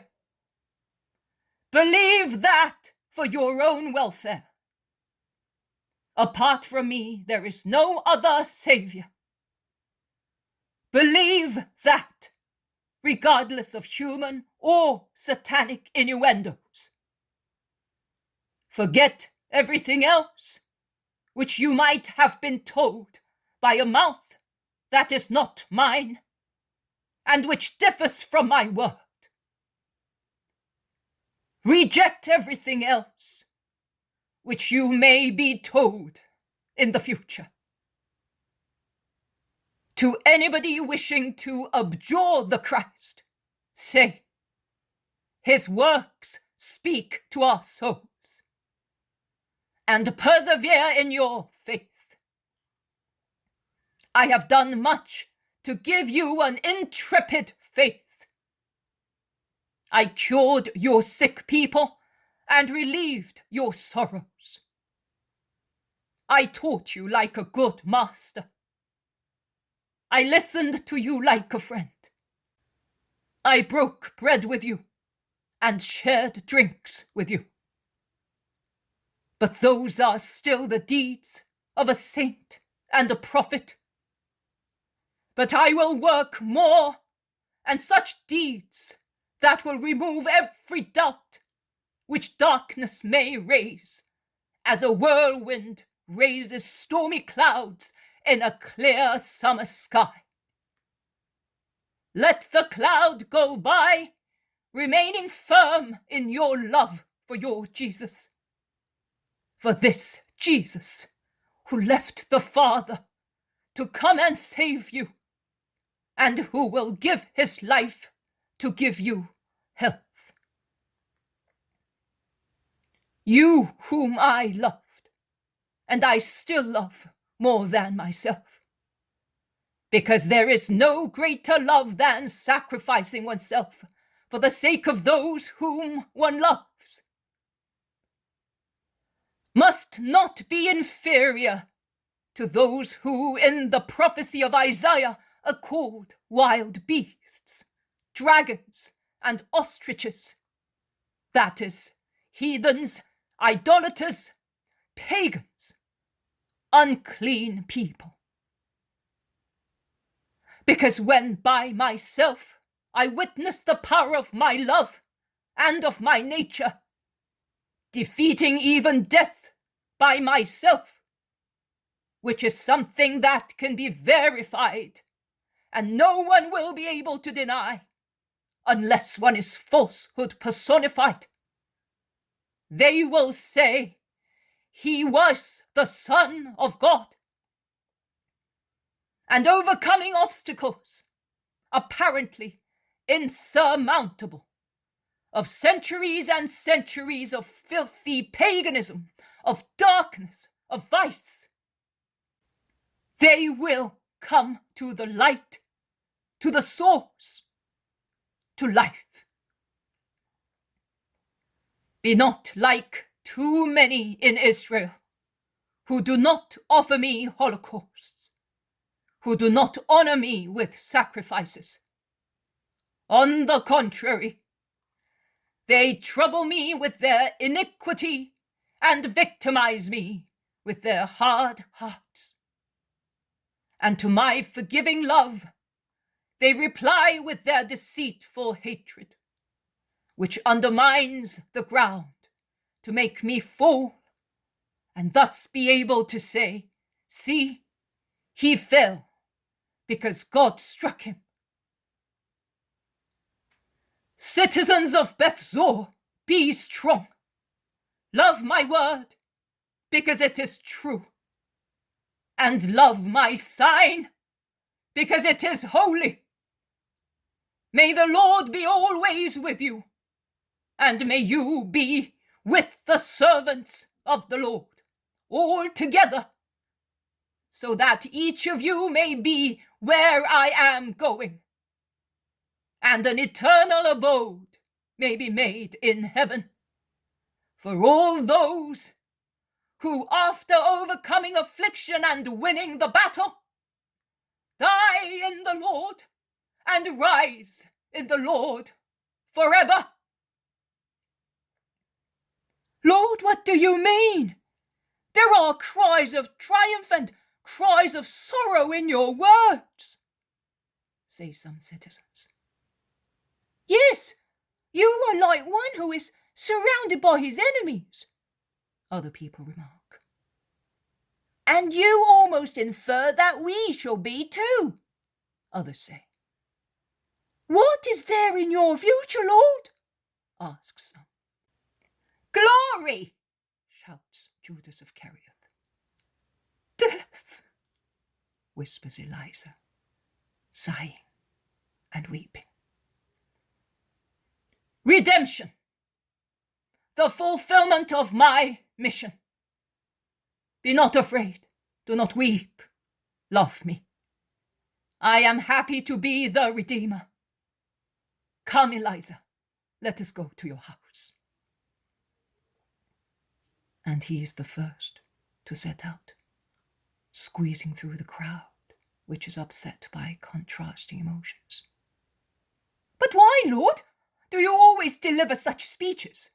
Asks Judas, grumbling and reproaching. And he adds, they do not befit a king. Jesus does not reply to him.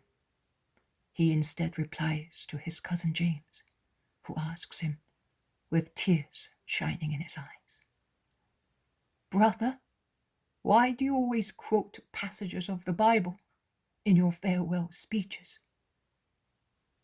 So that those accusing me may not say that I talk nonsense or I blaspheme, and those who do not want to yield to the reality of facts may realize that from the very beginning, Revelation has always shown me as the king of a kingdom that is not human, but is intended, built and cemented by the immolation of the victim, of the only victim, capable of recreating the kingdom of heaven, destroyed by Satan and the first parents.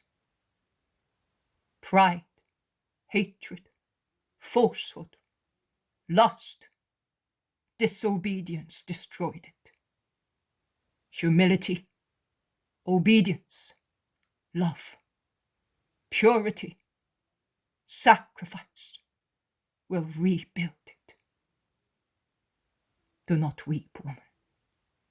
Those whom you love and who are waiting are pining for the hour of my immolation.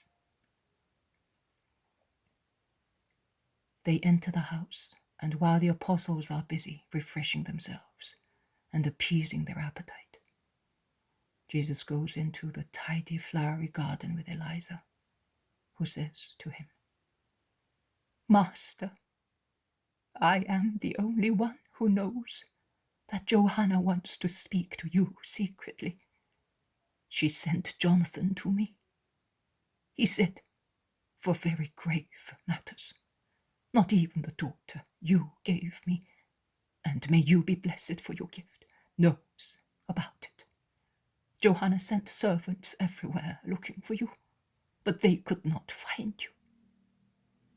I was very far away, and I would have gone even farther if my spirit had not urged me to come back. Eliza, you will come with me, and the zealot to Johanna's. The others will remain here for 2 days' rest, and then they will come to Bether. You will come back here with Jonathan. Yes, my lord. Eliza looks at him with motherly love. She scans his face. She cannot help saying, Are you suffering? Jesus shakes his head, and although his gesture is not denial, it is a clear sign of depression. I am a mother. You are my God, but, oh, my Lord, what do you think Johanna wants? You have been speaking of death, and I understood, because in the temple the virgins often read the scriptures which mention you, Saviour, and I remember those words. You were speaking of death, and your face was shining with heavenly joy. But it is not shining now. Mary was like a daughter to me, and you are her son. So if it is not a sin to say so, I see you somehow as my son. Your mother is far away, but a mother is beside you. Blessed Son of God, can I not relieve your grief? You are already relieving it, because you love me. What do I think about what Johanna wants to tell me? My life is like this rosary. You good women disciples are the roses. But if you take the roses away, what is left? Thorns. But we will remain with you until death. That is true, until death. And the Father will bless you for the comfort you give me. Let us go home and rest. At sunset we will leave for Bether. The poem of the Man God. The third year of the public life. Chapter 398. At Bether. 12th of March, 1946. Jesus, followed by the zealot, who is leading by the reins the little donkey on which Eliza is riding, knocks at the door of the keeper at Bether. They have not taken the same road as the last time, and they have arrived at Johanna's estate, from the village spread on the western slopes of the mountain on which the castle rises. The keeper, who recognizes the Lord, hastens to open the gate wide, which is beside his little house, and admits to the garden before the residence, and is the beginning of the land of dreams, that is, of the rose gardens of Johanna. A strong scent of fresh roses and of attar of roses stagnates in the warm air at twilight, and when the first evening breeze blows from the east, causing the rose bushes to undulate, the scent becomes stronger, fresher, and more genuine, because it comes from the hillocks planted with rosaries, and it overwhelms the heavy smell of the essence, coming from a low, wide shed, placed against the western wall of the estate. The keeper says, "My mistress is over there. She goes there every evening, where the workers who pluck the flowers and make the essence gather. She speaks to them, asks them questions, cures them, and comforts them. Oh, our mistress is good. She has always been. But since she has been your disciple, I will call her now. This is a very busy time, and the usual workers are not enough, although since Passover she has taken on new servants and maidservants. Wait here, Lord." "No, I will go to her. May God bless you and give you peace," says Jesus, raising his hand to bless the old keeper, to whom he has been listening patiently. And he goes towards the low, wide shed. The noise of his steps on the hard ground makes Matthias, a rather curious little boy, look out and rush out with a cry, arms stretched out, inviting and desiring an embrace. "Jesus is here! Jesus is here!" he shouts while running, And when he is already in the arms of the Lord, who kisses him, Johanna looks out from the middle of her servants. "The Lord!"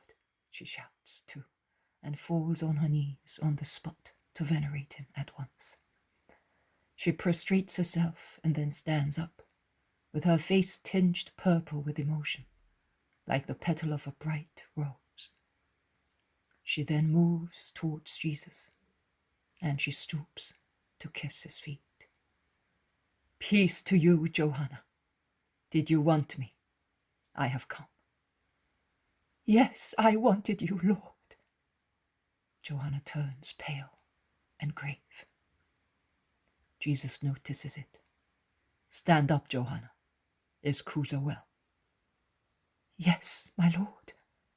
"And little Mary, whom I do not see here?" "Also, Lord. She has gone with Esther to take some medicines to a servant who is ill." "Is that why you called me?" "No, Lord. It was for you." Johanna clearly does not want to speak in the presence of all the people who have crowded round them. Jesus understands and says, "All right, let us go and see your rosaries." "You must be tired, Lord. You will have to eat. You must be thirsty." "No. During the hot hours we stopped in the house of disciples of the shepherds. I am not tired." "Let us go then. Jonathan, prepare everything for the Lord and for those who are with him.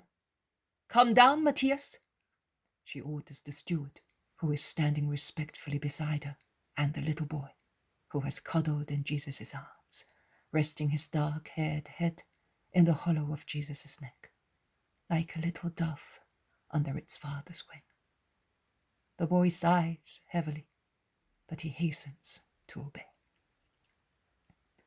But Jesus says, "No, he will come with us and will give us no trouble. He will be the little angel in whose presence nothing scandalous can be said or done, and will thus prevent the least suspicion from arising in anybody's heart. Let us go." "Master, shall Eliza and I go into the house? Or do you want us to come with you?" asks the zealot. "You may go." Johanna leads Jesus along the wide avenue which divides the garden towards the rosaries that climb up and down the opposite slopes of her flowery estate. And she proceeds further, as if she wished to stand aloof, where there are only rose bushes, trees, and little birds among the branches, in their last quarrels to find a place where to sleep or preparing their nestlings for the night. The roses, which this evening are closed buds and will open tomorrow and be cut with shears, smell sweetly before resting in the dew. They stop in a little valley between two undulations of the ground, where festoons of flesh-coloured roses smile on one side, and roses as red as congealing blood on the other. There is a rock that is used as a seat, or as a table on which gatherers place their baskets. Shriveled roses and petals lying among the grass and on the rock witness the day's work. With her ring-adorned hand, Johanna sweeps the waste flowers off the seat and says, "Sit down, Master. I have quite a lot to tell you." Jesus sits down and Matthias begins to run about the grass until he finds it very interesting to chase a big frog, which had come there to enjoy the cool of the evening, and he follows the poor creature, shouting and jumping joyfully, until his attention is attracted by the hole of a cricket, and he begins to rummage in it with a little stick. "Johanna, I am here to listen to you. Are you not going to speak?" asks Jesus after a moment's silence, and he stops watching the boy to look at the disciple who is standing before him, serious and silent. "Yes, Master, but It is very difficult, and I think it will be painful to hear. Speak with simplicity and confidence. Johanna kneels on the grass, half sitting on her heels, below Jesus, who is sat higher up on the seat, in an austere, rigid attitude. As a man, he is more distant than if he were separated quite away by several obstacles. But as God and a friend, he is close because of the kindness of his glance and his smile. And Johanna looks at him in the mild twilight of a May evening. At last she speaks. My lord, before speaking, I must ask you a question, to know what you think, to ascertain whether I have misunderstood your words. I am a woman, a foolish woman. Perhaps I have dreamed, and only now I know the real situation. As you explained things, as you prepared them, as you want them for your kingdom. Perhaps Cusa is right and I am wrong. Has Cusa reproached you? He has and he has not, Lord. He only said to me, with the authority of a husband, that if the situation is as recent facts make him think it is, I must leave you, because he, as Herod's dignitary, cannot allow his wife to conspire against Herod. And when have you been a conspiratress? Who is thinking of harming Herod? His poor throne, which is so filthy, is inferior to this seat among these rose bushes. I am sitting here, but I would not sit there. Cusa need not worry. I have no desire for Caesar's throne, never mind Herod's. They are not my thrones, or my kingdoms. Oh, is that so, Lord? May you be blessed. How much peace you give me. I have been suffering for days because of that. My holy and divine master, my dear master, my master, as I always understood, saw and loved you so high above the earth, so divine. Oh, my Lord and heavenly King. And Johanna takes Jesus' hand and respectfully kisses the back of it, on her knees, as if she were in adoration. But what happened? Something of which I am unaware, which could upset you so much as to dim in you the pellucidity of my moral and spiritual figure. Tell me. What? Master, the fumes of error, of pride, of greed, of stubbornness, have risen as if from fetid craters, and have obscured you in the opinion of some men and women. And they tried to do the same with me. But I am your Johanna, your grace, O God, and I would not have got lost, at least I hope so, knowing how good is God, but who is only the embryo of a soul struggling to improve, may die through deceit. And he who is an oozy sea, roughened by heavy currents, and strives to reach the shore, the harbour, to be purified and find other places of peace and justice, may be overcome by tiredness, if he loses confidence in the shore and those places, and may be swept away again by the currents and the mud. And I was sorry for and worried about the ruin of such souls, for whom I implore your light. The souls we perfect in the eternal light are dearer to us than the bodies we give birth to in the earthly light. I now understand what it is to be the mother of a body and the mother of a soul. We mourn over the death of a child of ours, but it is only our grief. But for a soul which we have endeavoured to perfect in your light and which dies, we do not suffer by ourselves. We suffer with you, with God. Because in our grief for the spiritual death of a soul, there is also your sorrow, the infinite sorrow of God. I do not know whether I have made myself understood. Yes, you have. But give me a precise account if you want me to comfort you. Yes, Master. You sent Simon Zealot and Judas of Kerioth to Bethany, did you not? It was in regard to that Jewish girl who was given to you by the Roman ladies and who was sent by you to Nike. Yes, I did. So? And she wanted to say goodbye to her good mistresses, and Simon and Judas took her to the Antonia. Did you know? I did. Well? Master, I am afraid I must grieve you. Master, you are really only a spiritual king. You are not aiming at earthly kingdoms. Of course not, Johanna. How can you still doubt that? Master, only to have once again the joy of seeing you as a divine being, nothing but a divine being. And just because you are such, I must give deep sorrow to you. Master, the man from Kerioth does not understand you.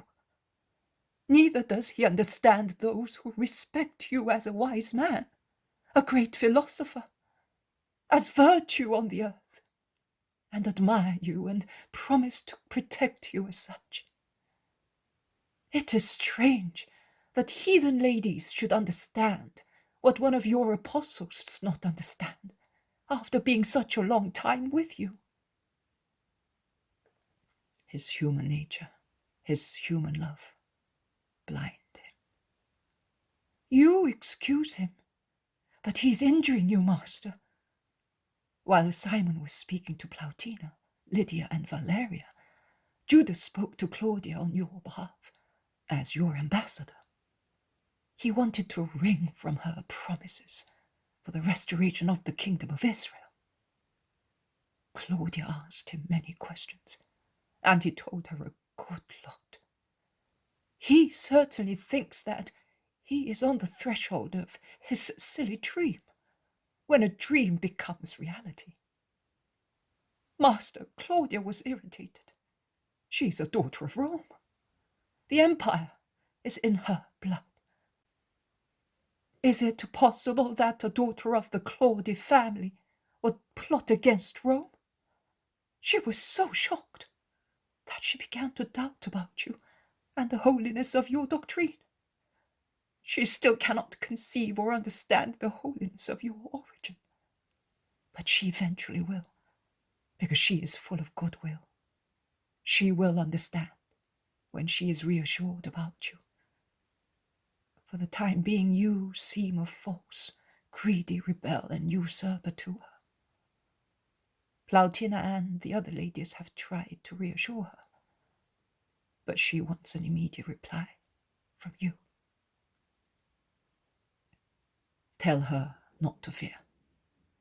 I am the King of Kings. I create them and judge them, and I will have no other throne but that of the Lamb, first sacrificed and then triumphant in heaven. Let her know at once. Yes, Master, I will go personally.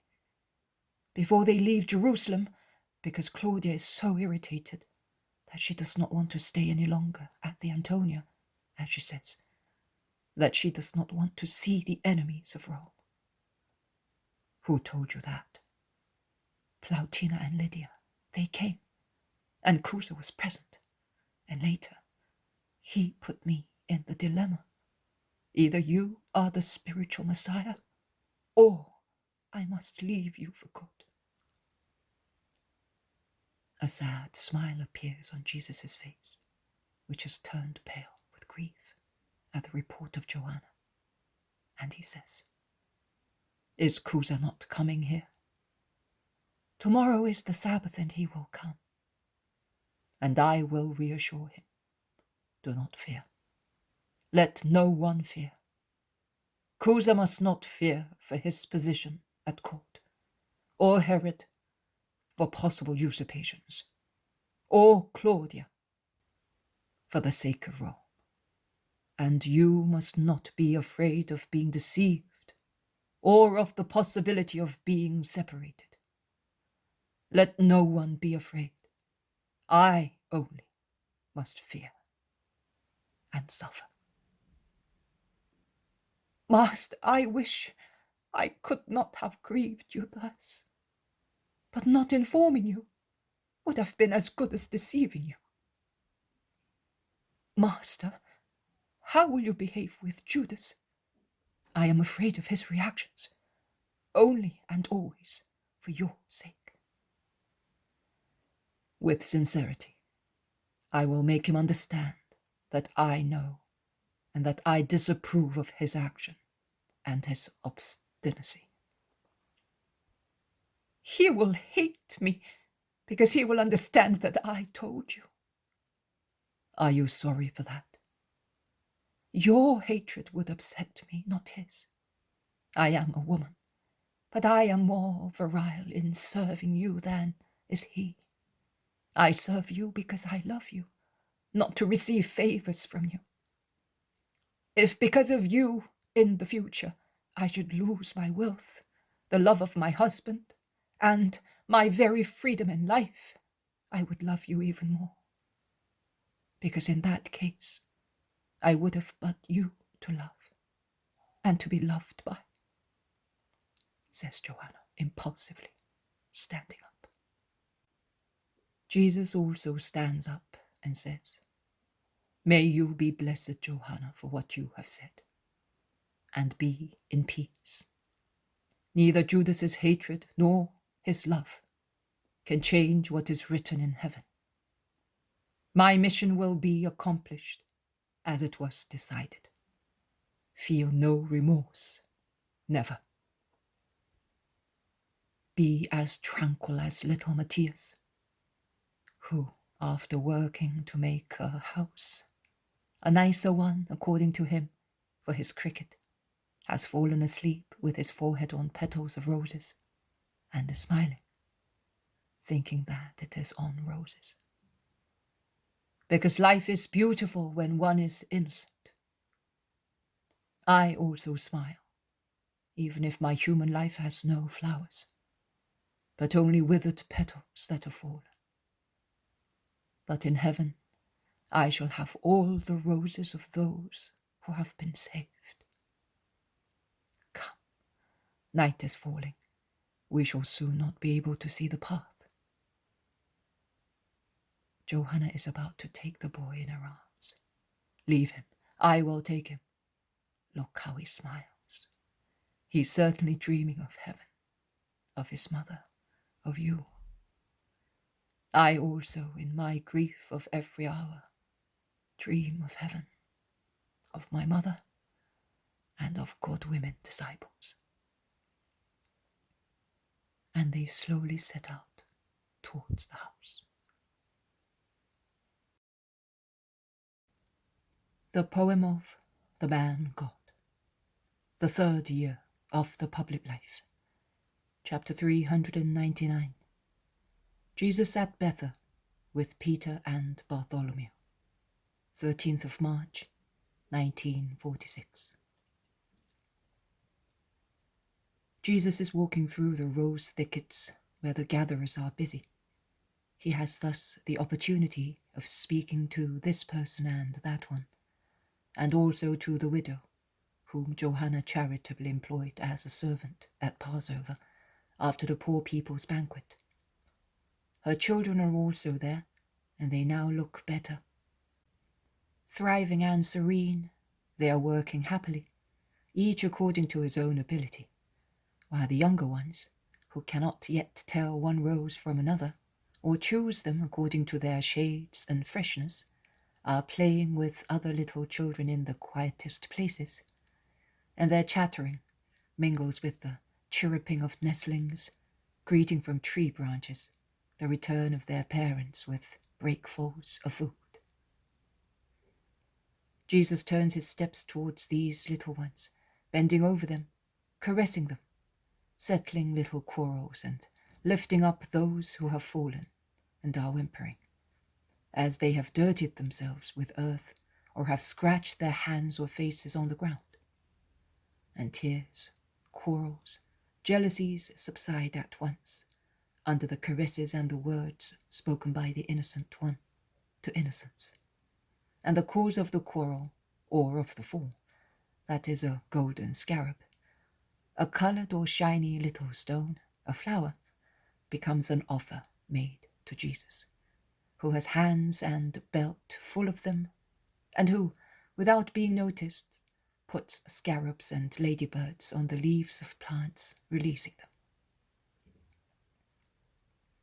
How many times I have now noticed Jesus' perfect tact towards little ones, in order not to mortify and disappoint them. With fascinating art, he knows how to improve them, and he makes himself loved with what is apparently a mere trifle, but is instead the perfection of love adapted to the smallness of children, and to me. Oh, he has treated me as a baby to improve my misery, to make himself loved. Afterwards, when I loved him with my whole self, he treated me with a heavy hand, as an adult, turning a deaf ear to my entreaties. Can you not see that I am a good-for-nothing? He smiled and compelled me to perform the work of an adult. Oh, only when poor Mary is thoroughly distressed, he becomes once again the Jesus of children for my poor soul, which is so incapable. And he is pleased with my scarabs, little stones, flowers, with what I can give him.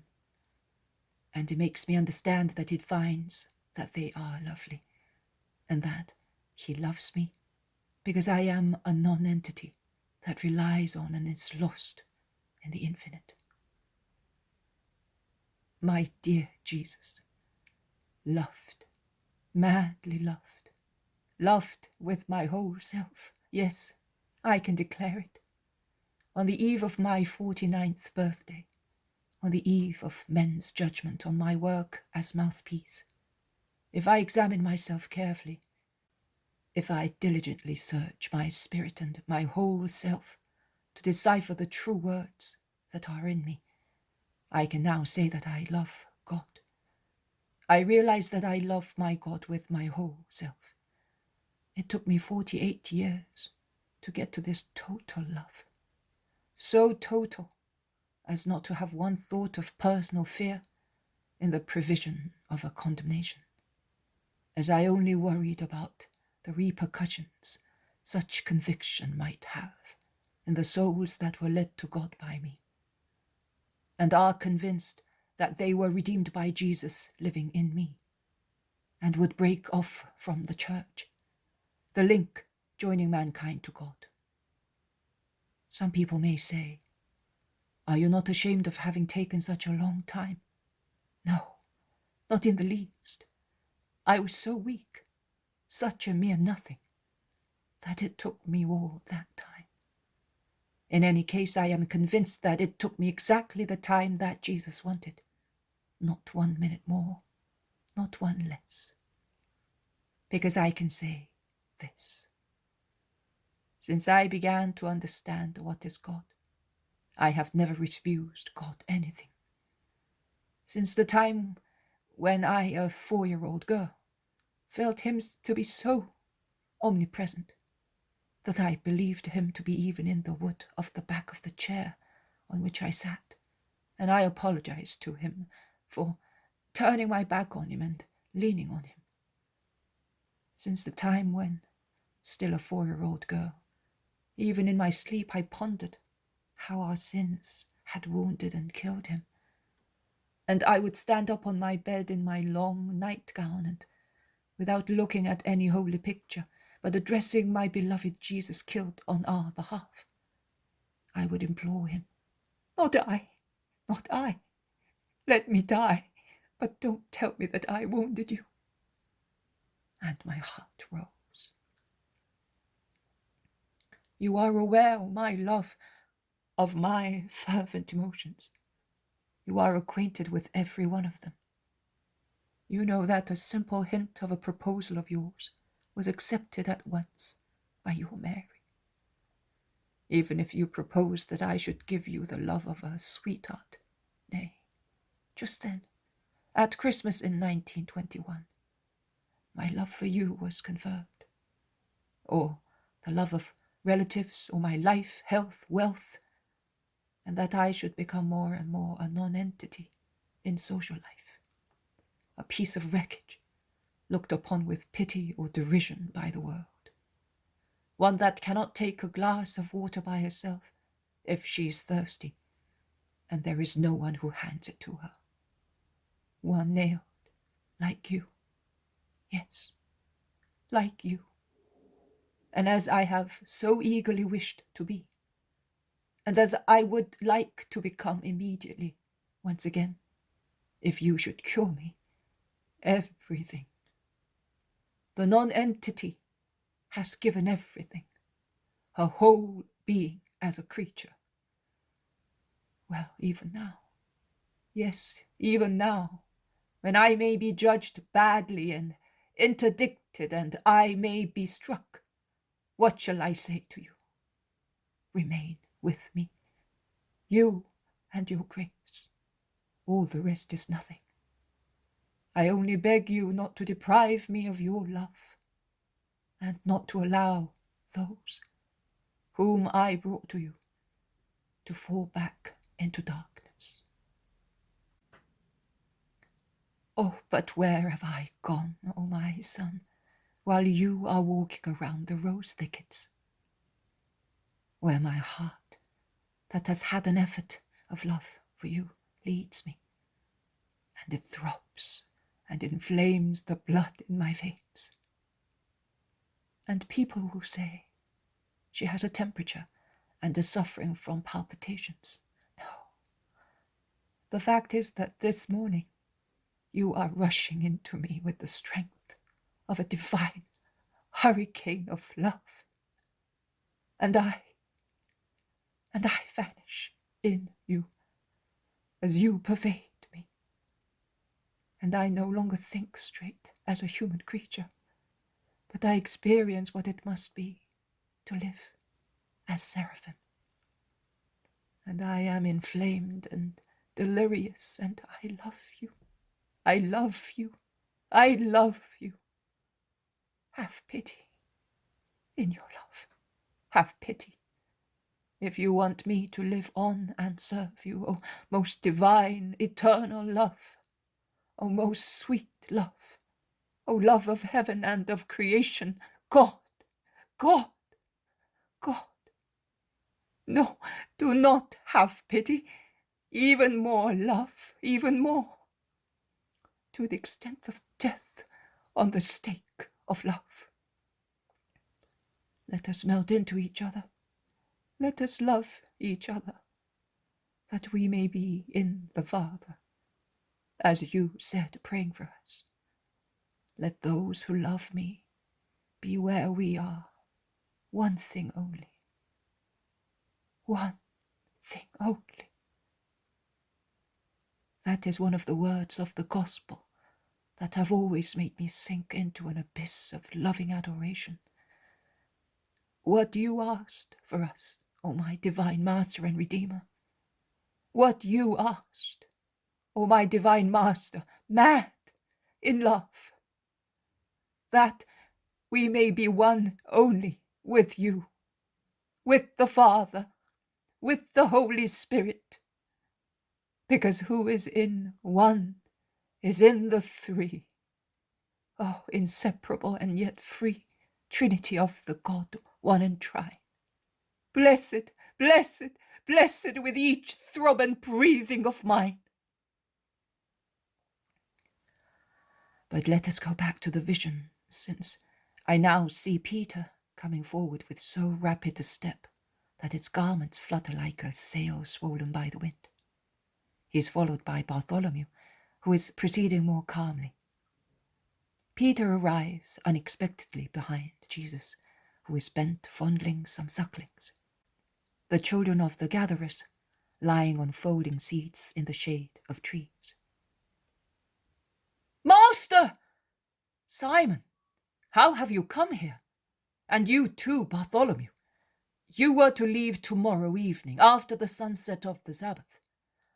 Master, do not reproach us. Listen to us first. I will listen to you, and I do not reproach you, because I believe that you must have a grave reason for disobeying. But reassure me that none of you is ill or hurt. No, no, Lord, no harm befell us, Bartholomew hastens to add. But Peter, always sincere and impulsive, states, As far as I am concerned, it would have been better if each of us had broken legs, or even if our heads were injured, rather than... But what happened? Master, we thought that it was better to come to put an end to... Bartholomew is saying, when Peter interrupts him. Hurry up in telling him! And he concludes, Judas has become a demon since you left. We could no longer speak or reason. He has quarrelled with everybody, and he has scandalized all the servants of Eliza and other people as well. Perhaps he has become jealous because you took Simon with you, says Bartholomew apologetically, when he sees that Jesus' countenance has become very severe. Nonsense! What jealousy! Stop excusing him, or I will start quarrelling with you to give vent to my feelings, since I do not brawl with him. Because, Master, I succeeded in being quiet. Just imagine, quiet, to obey you and for your sake. What an effort! Well, when Judas went away slamming the door, we consulted with one another, and we thought it was better to leave in order to put an end to the scandal in Bethzur, and to avoid boxing his ears. And Bartholomew and I left at once. I asked the others to let me go at once, before he came back, because I felt that I could not control myself any longer. Well, I've told you. You can now reproach me if you think that I made a mistake. You have done the right thing. You have all done the right thing.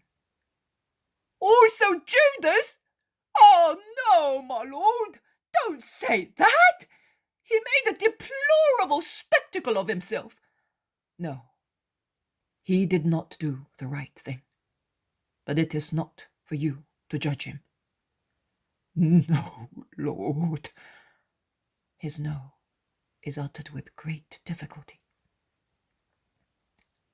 There is a moment of silence. Then Peter asks, But will you at least tell me why Judas has become thus all of a sudden? He seemed to have become so good. Everything was so pleasant. I said prayers and made sacrifices that it might last, because I cannot see you depressed, and you are distressed when we misbehave.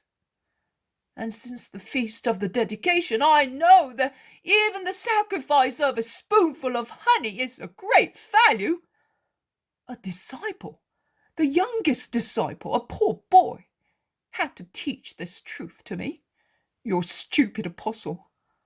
But I did not neglect it, because I saw its fruit, because I also, although a blockhead, have understood something through the light of wisdom that bent benignly over me, touching me, a coarse fisherman, a sinner. I have understood that we must love you not only with words, but by saving souls with our sacrifice, in order to give you joy, and not to see you as you are now, as you were at Shabbat. You are so pale and sad, my master and lord, whom we are not worthy to have, whom we do not understand, and we are worms near you, the Son of God. We are mud near you, the star. We are darkness, you are light. But it was of no avail. It is true, my poor offering, so poor, so badly made, what purpose could they serve? It was pride on my part to believe that they might serve. Forgive me, but I gave you what I had. I offered myself to give you what I have, and I thought that I was justified, because I love you, my God, with all myself, with all my heart, and with all my soul, with all my strength, as it is written. And now I understand also this, and I also say that, what John our angel always says. And I beg you, and he kneels at Jesus' feet, to increase your love in your poor Simon, so that my love may increase for you, my God. And Peter prostrates himself to kiss Jesus' feet and remains thus. Bartholomew, who has been listening, admiring, and assenting, imitates him. Stand up, my friends. My love grows deeper and deeper in you, and will grow more and more. And may you be blessed because of your hearts. When are the others coming? Before sunset. Very well. Also Johanna, Eliza, and Cusa will come back before sunset. We shall spend the Sabbath here, and then we shall leave. Yes, my lord, but why did Johanna send for you so urgently? Could she not have waited? It had been arranged for us to come here. Through her imprudence, she has caused all this trouble. Do not reproach her, Simon of Jonah. She acted out of prudence and love. She sent for me, because there were souls to be confirmed in their good will. Oh, in that case I will say no more. But my lord, why has Judas changed so much? Forget about it. Enjoy this Eden, so full of flowers and peace. Enjoy your Lord.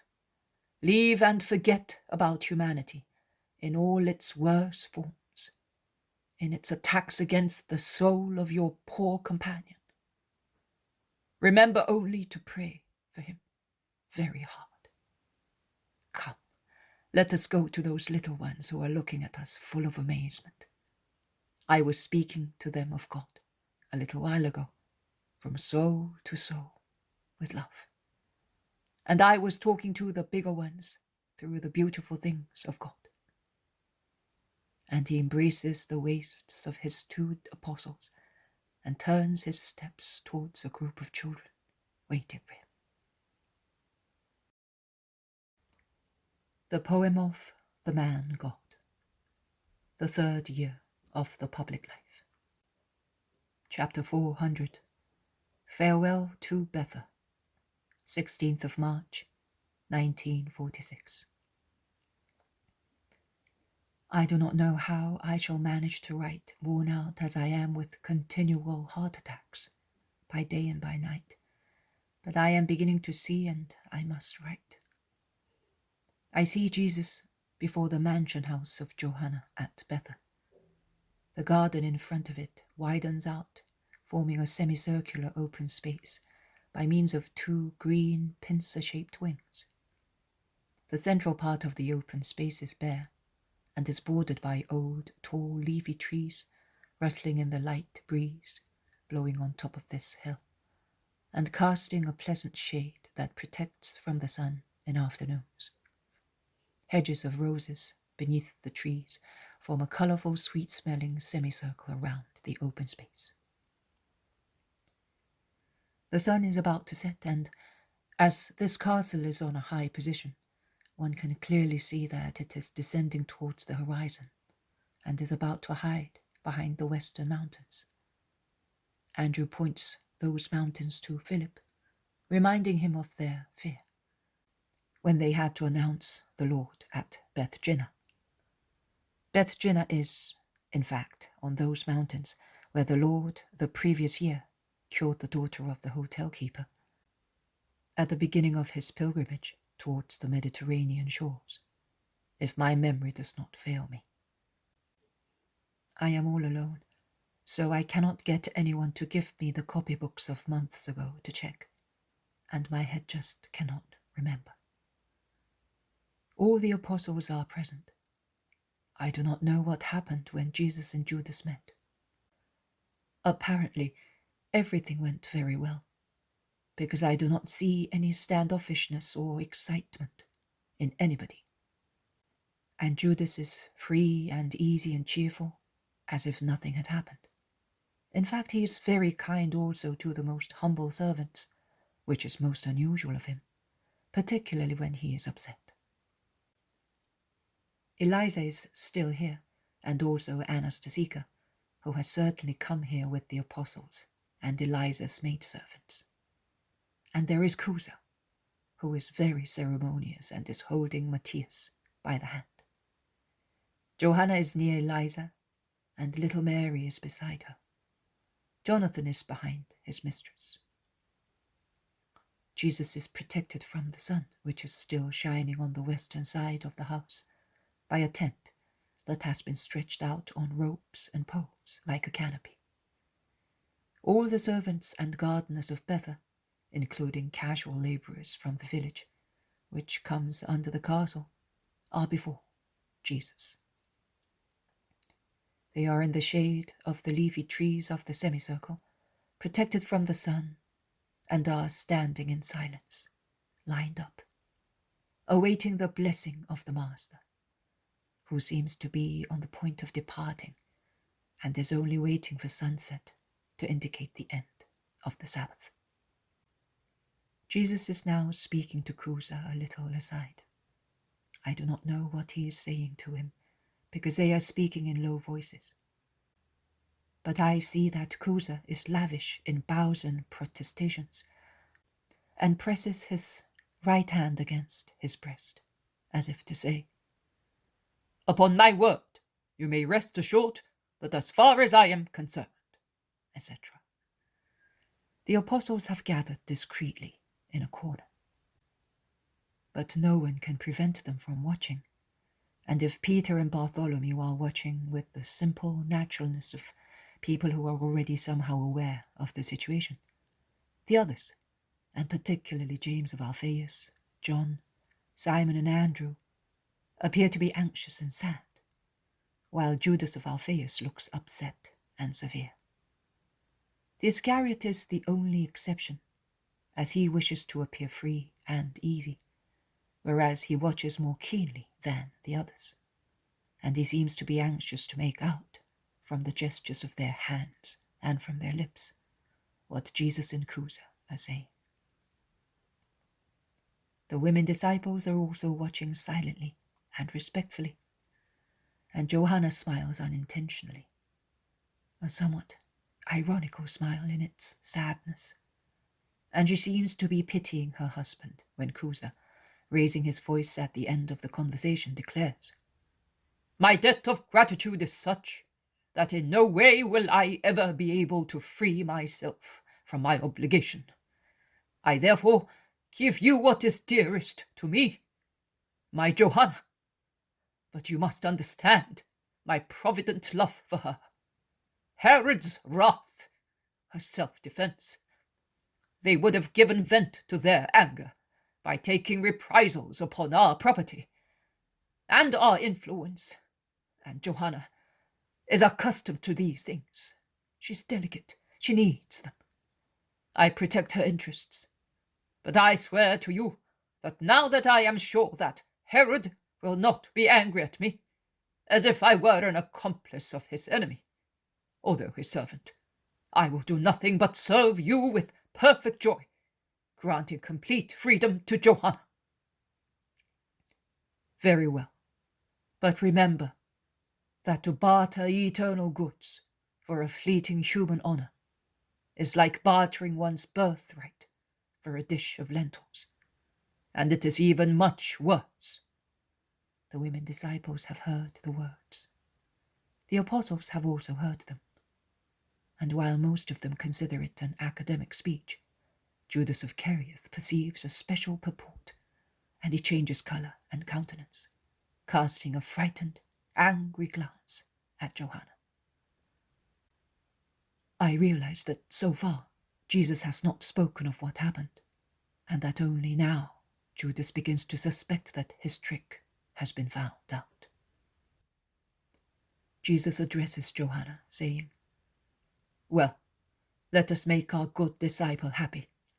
As you wished, I will speak to your servants before leaving." He comes forward as far as the limit of the shade, which is growing longer and longer as the sun sets slowly, and now looks like an orange mutilated of its lower part, and the mutilation increases as the sun sets behind the mountains of Bethzur, setting the clear sky ablaze. My beloved friends Cusa and Johanna, and you, her good servants, who have known the Lord for many years through the words of my disciple Jonathan, and through Johanna's, since she has been my faithful disciple. Listen.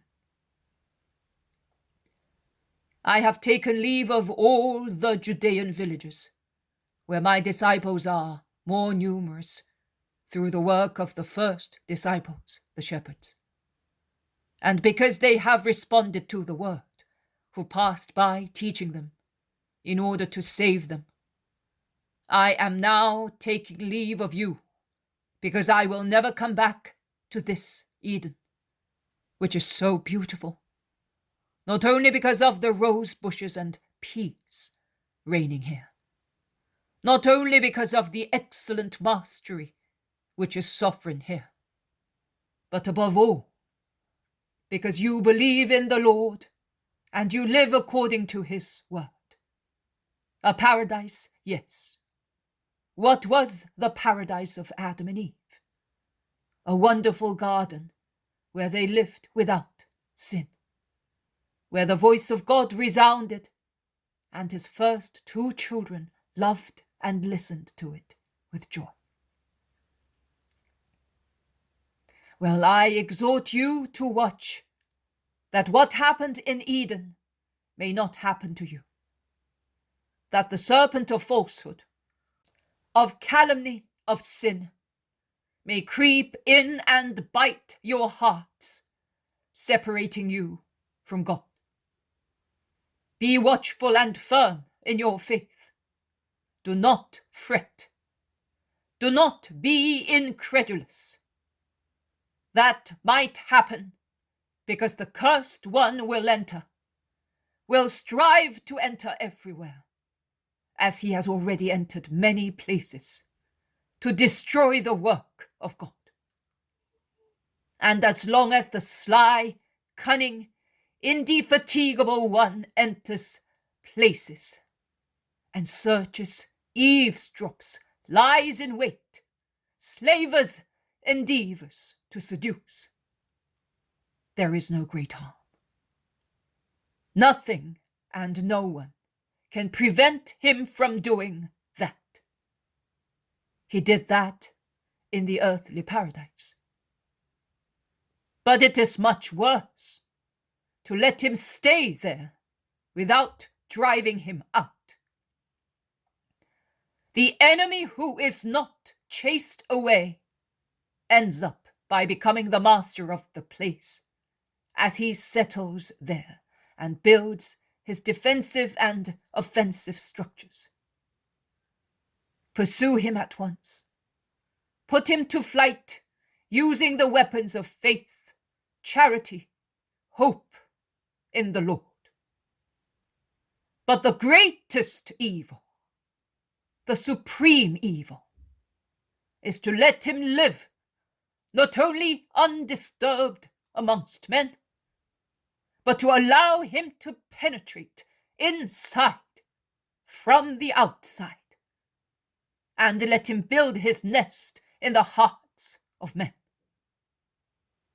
Oh, then, and yet many men have already received him in their hearts against the Christ. They have welcomed Satan with his wicked passions, driving away the Christ. If they had not yet known Christ in all his truth, if their knowledge of him had been only superficial, as wayfarers know one another, when they meet by chance on a road, looking very often at one another just for a moment, people unknown to one another who meet for the first time and last time, at times exchanging only few words to inquire about the right road, to ask for a pinch of salt, for tinder to light a fire, or a knife to cut some meat. If such were the knowledge of the Christ in such hearts, which today, and even more tomorrow, drive the Christ away more and more, to make room for Satan, they might still be pitied and treated mercifully, because they did not know the Christ.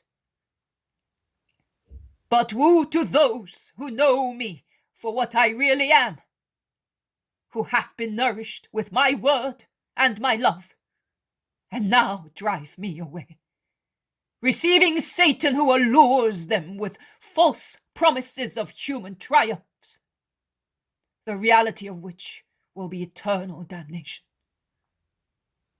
You, who are humble and do not dream of thrones and crowns, who do not seek human glory, but the peace and triumph of God, his kingdom, love, and eternal life, and nothing else. Do not imitate them. Be vigilant. Keep free from corruption. Be strong against insinuations, against threats, against everything. Judas, who has realized that Jesus knows something, has become livid with anger. He darts angry looks at the Master and at Johanna. He withdraws behind his companions, as if he wished to lean against the wall. In actual fact, he does so to conceal his disappointment. After a short interruption, which serves to separate the first part of his speech from the second one, Jesus goes on. He says, "There was once Naboth, a Jezreelite, who had a vineyard close by the palace of Ahab, king of Samaria. It was the vineyard of his ancestors, therefore most dear and almost sacred to him, as it had been bequeathed to him by his father, who had inherited it from his father, who in turn had received it by inheritance from his father, and so on. Generations of relatives had worked hard in that vineyard to make it more flourishing and beautiful. Naboth was very fond of it. Ahab said to him, 'Give me your vineyard that is near my house, as I want to use it as a vegetable garden for myself and my family. In exchange for it, I will give you a better vineyard, or if you prefer, I will give you its worth in money.'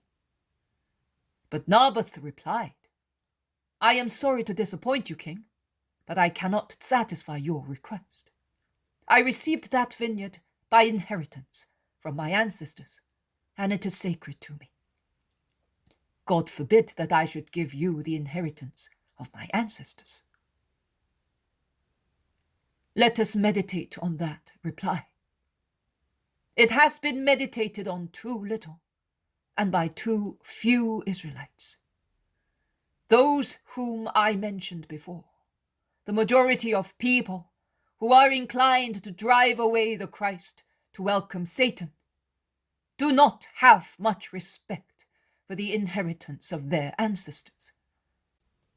And provided they get much money or a great deal of land, that is, honors and the certainty that they will not be easily supplanted, they agreed to give away the inheritance of their ancestors.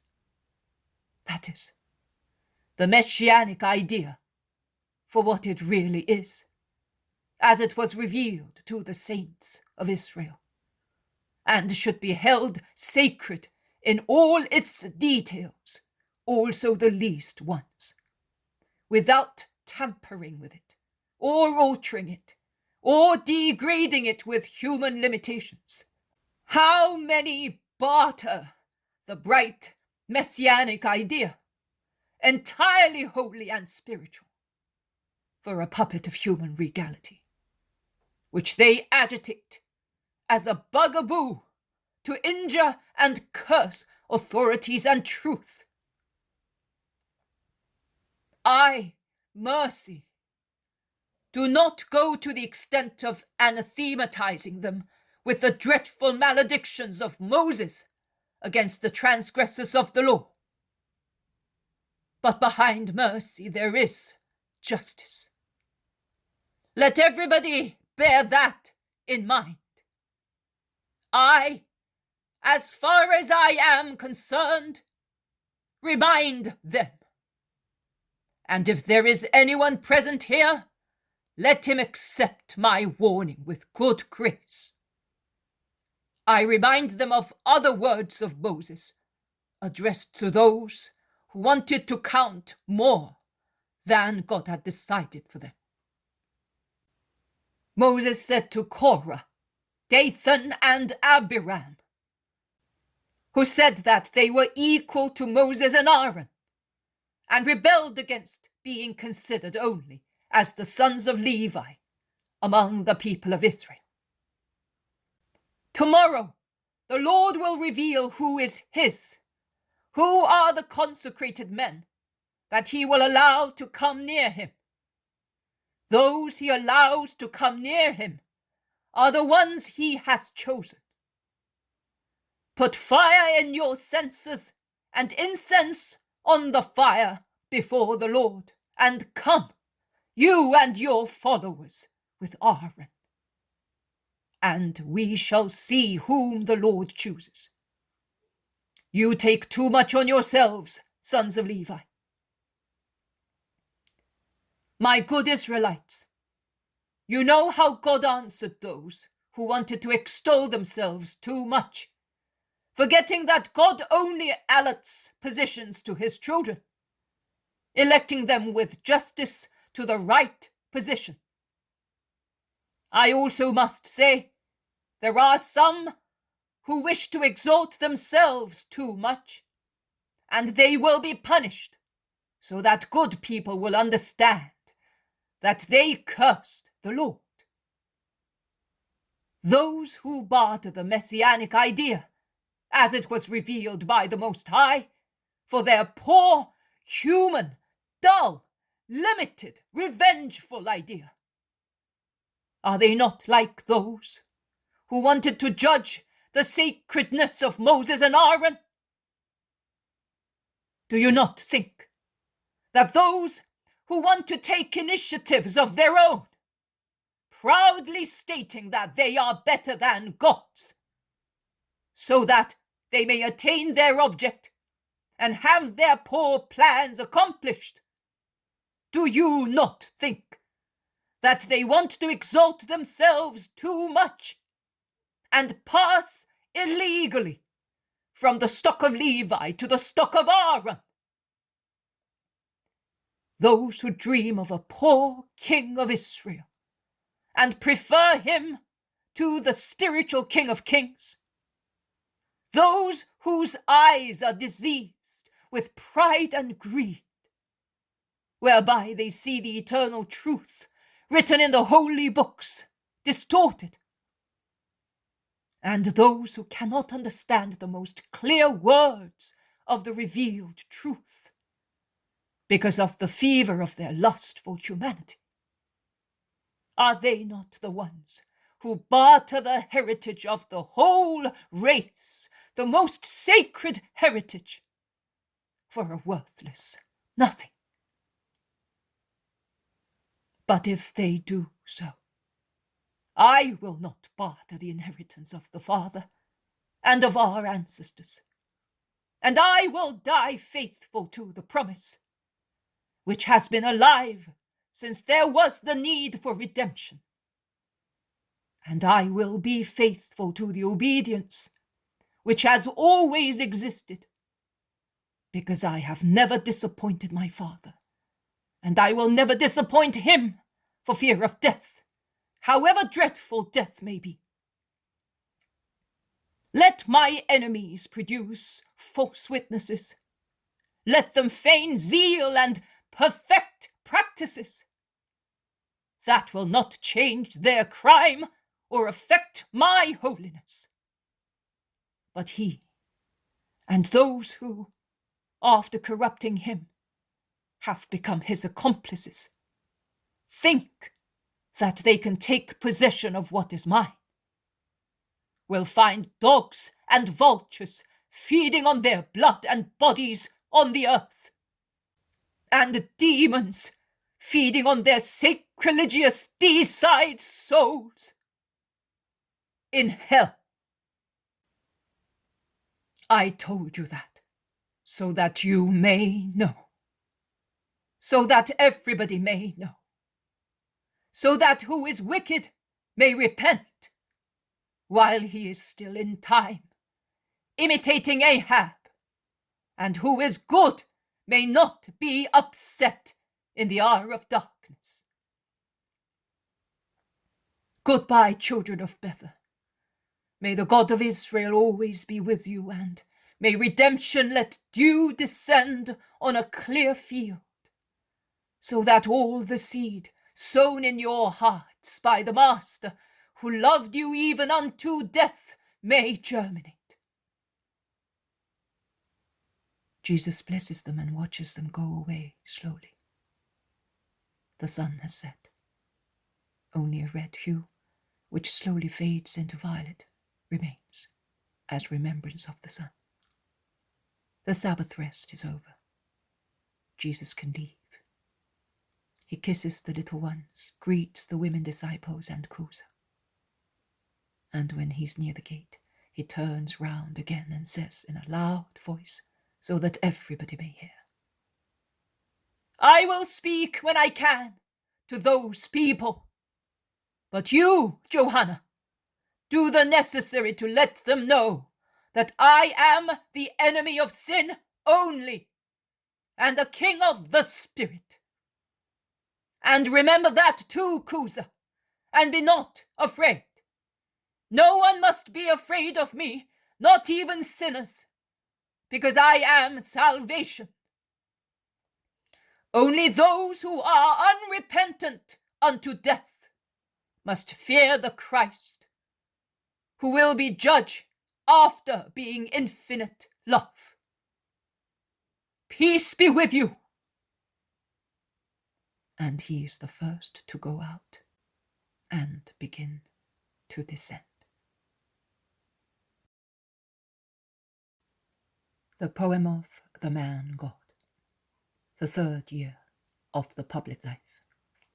Chapter 401. Simon of Jonah's struggle and spiritual victory. 25th of March, 1946. In nomine Domini, and I am resuming at long last to write about you, O sweet gospel, following my master holily along the roads of Palestine. I resume you after fulfilling all my tasks in obedience to the others. It would be better to say, you resume me. I do not know whether anyone ponders on the mute but so instructive lesson that the Lord gives me through his silence, brought about by 3 different reasons. First, pity for the weakness of his sick mouthpiece, who at times is almost dying. Second, silence as a punishment for those who do not conform properly to his gift. Third, the lesson that he gives me, and of which I wish to speak, of our duty to always obey, even if obedience may seem inferior to the work we have to interrupt in order to obey. Oh, it is not easy to be a mouthpiece. One lives in continuous vigilance and obedience. And Jesus, who is the master of the world, does not take the liberty of allowing his instrument to disobey an order when obedience is exacted by a person authorized to do so. During the past days, I had to obey the orders given to me by Father Migliorini. They were bureaucratic matters, and thus rather boring. But Jesus never interfered, because I had to obey, and my obedience was to be precise and complete, as Azariah said yesterday, explaining Holy Mass. But now, as I have done everything, I can contemplate you, my Lord, while you descend the steep path towards the fertile valley, leaving behind the castle of Bether, still bright in the dying day, up there on the flowery hill. Leaving there the love of the women disciples, of the little ones, of the humble people, descending towards the roads that take to Jerusalem, towards the world, towards the lower part. And it is darker there, not only because it is a valley, and thus sunshine and light are no longer there, but above all, because down there, in the world, are the snares, bitter hatred, so much evil, waiting for you, my Lord. Jesus is ahead of them all, a white, silent figure, walking stately, also while descending uncomfortable, abrupt paths, taken to shorten the journey. In the descent, his long tunic and wide mantle trail on the ground, and Jesus seems already enveloped in a royal mantle, with a train behind his steps. Behind him, not so majestic, but equally silent, are the apostles. Judas, a little outdistanced, is last. He looks ugly in his rage. Now and again, the more simple ones, Andrew, Thomas, turn round and look at him. And Andrew says to him, "Why are you remaining all alone, so far behind? Are you not feeling well?" His question brings about a sharp reply. "Mind your own business." That surprises Andrew, also because it is followed by a rude epithet. Peter is second in the line of the apostles, behind James of Alphaeus, who is immediately behind the Master. And Peter hears the rude reply in the deep silence of the evening, and he turns round abruptly and is about to go back towards Judas. But he stops. He is pensive for a moment, then runs towards Jesus. He takes him brusquely by the arm and shakes him, saying eagerly, "Master, can you assure me that what you told me the other evening is really true? That sacrifices and prayers never lack success, even if they seem to serve no purpose?"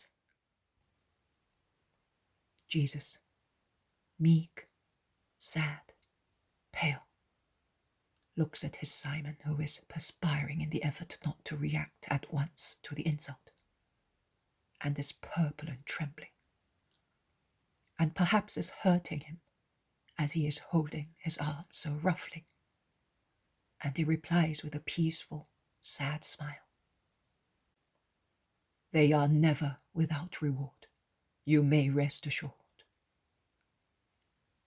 Peter leaves him and goes away, not to his place, but to the slope of the mountain, among the trees, and he gives vent to his feelings by breaking shrubs and young plants, with a violence that was directed elsewhere, but is discharged here on tree trunks. "What are you doing? Are you mad?" many ask him. Peter does not reply. He goes on breaking. He lets all the apostles, including Judas, overtake him while he breaks and breaks. He's so fast that he seems to be on piecework. At his feet, there is a bundle of sticks that would suffice to roast a veal. He loads it onto his shoulder with some difficulty, and he strives to reach his companions. I do not know how he can manage, hampered as he is by his mantle, the weight, his haversack, and the uncomfortable path. But he proceeds with a stoop, as if he were under the yoke. And Judas laughs, seeing him, and says, "You look like a slave." Peter looks up with difficulty from under the yoke, and is about to say something, but he remains silent. He grinds his teeth and goes on. "I will help you, brother," says Andrew. "No, but that wood is too much for a lamb," remarks James of Zebedee. Peter does not reply. He proceeds. He must be exhausted, but he does not give up.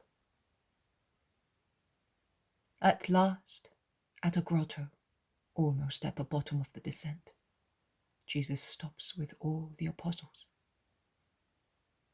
"We are staying here, and we will leave at daybreak," orders the master. "Prepare the supper." Peter then throws his load on the ground and sits on it, without explaining to anybody the reason for his great effort, while there is plenty of firewood about.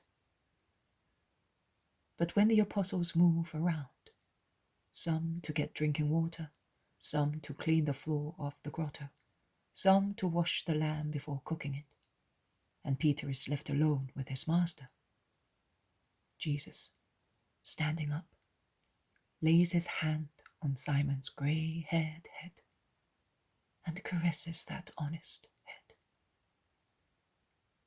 Peter then clasps that hand and kisses it.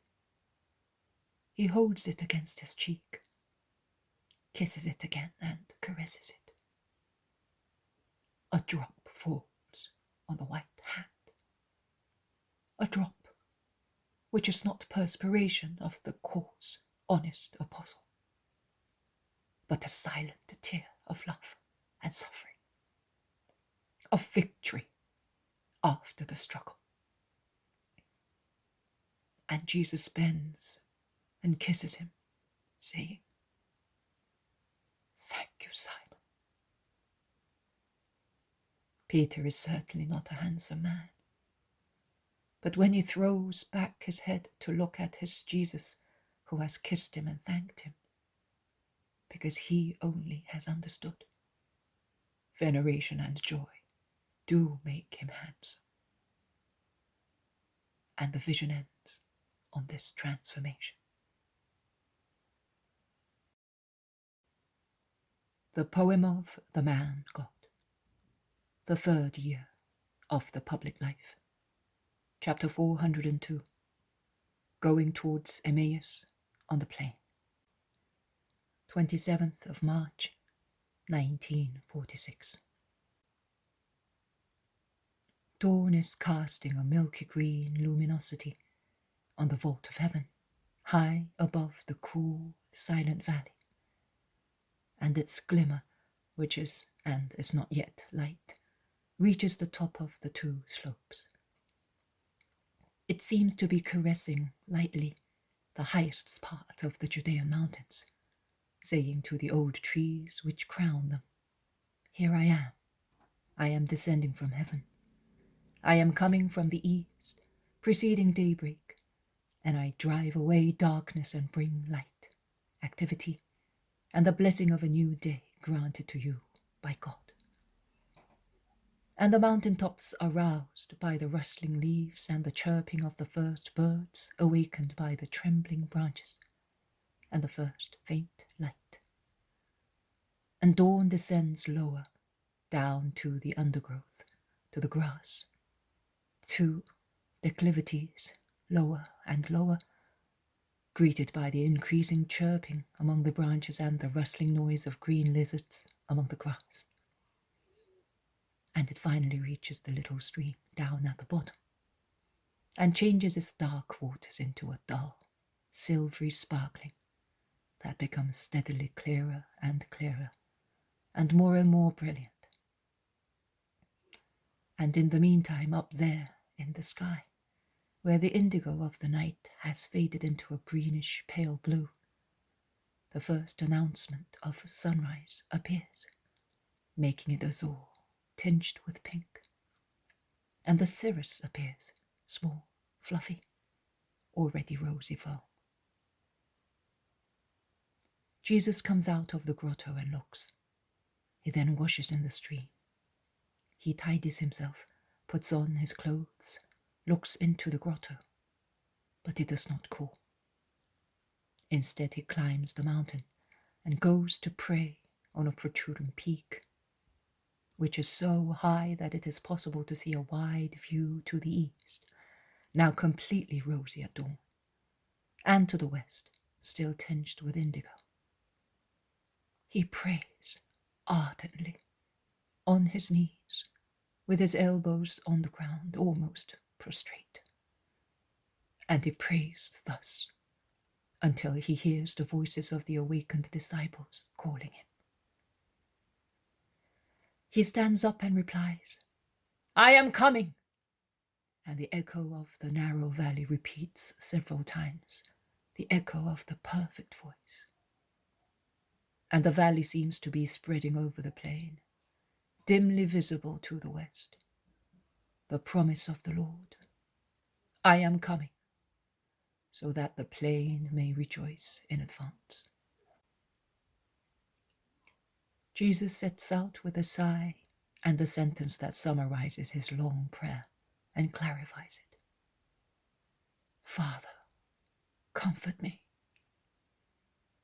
He descends quickly, and when he arrives at the bottom, he greets his apostles with a most kind smile and the usual words, "Peace be with you on this new day."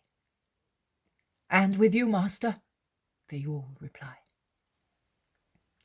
Judas also is not so grim and solitary.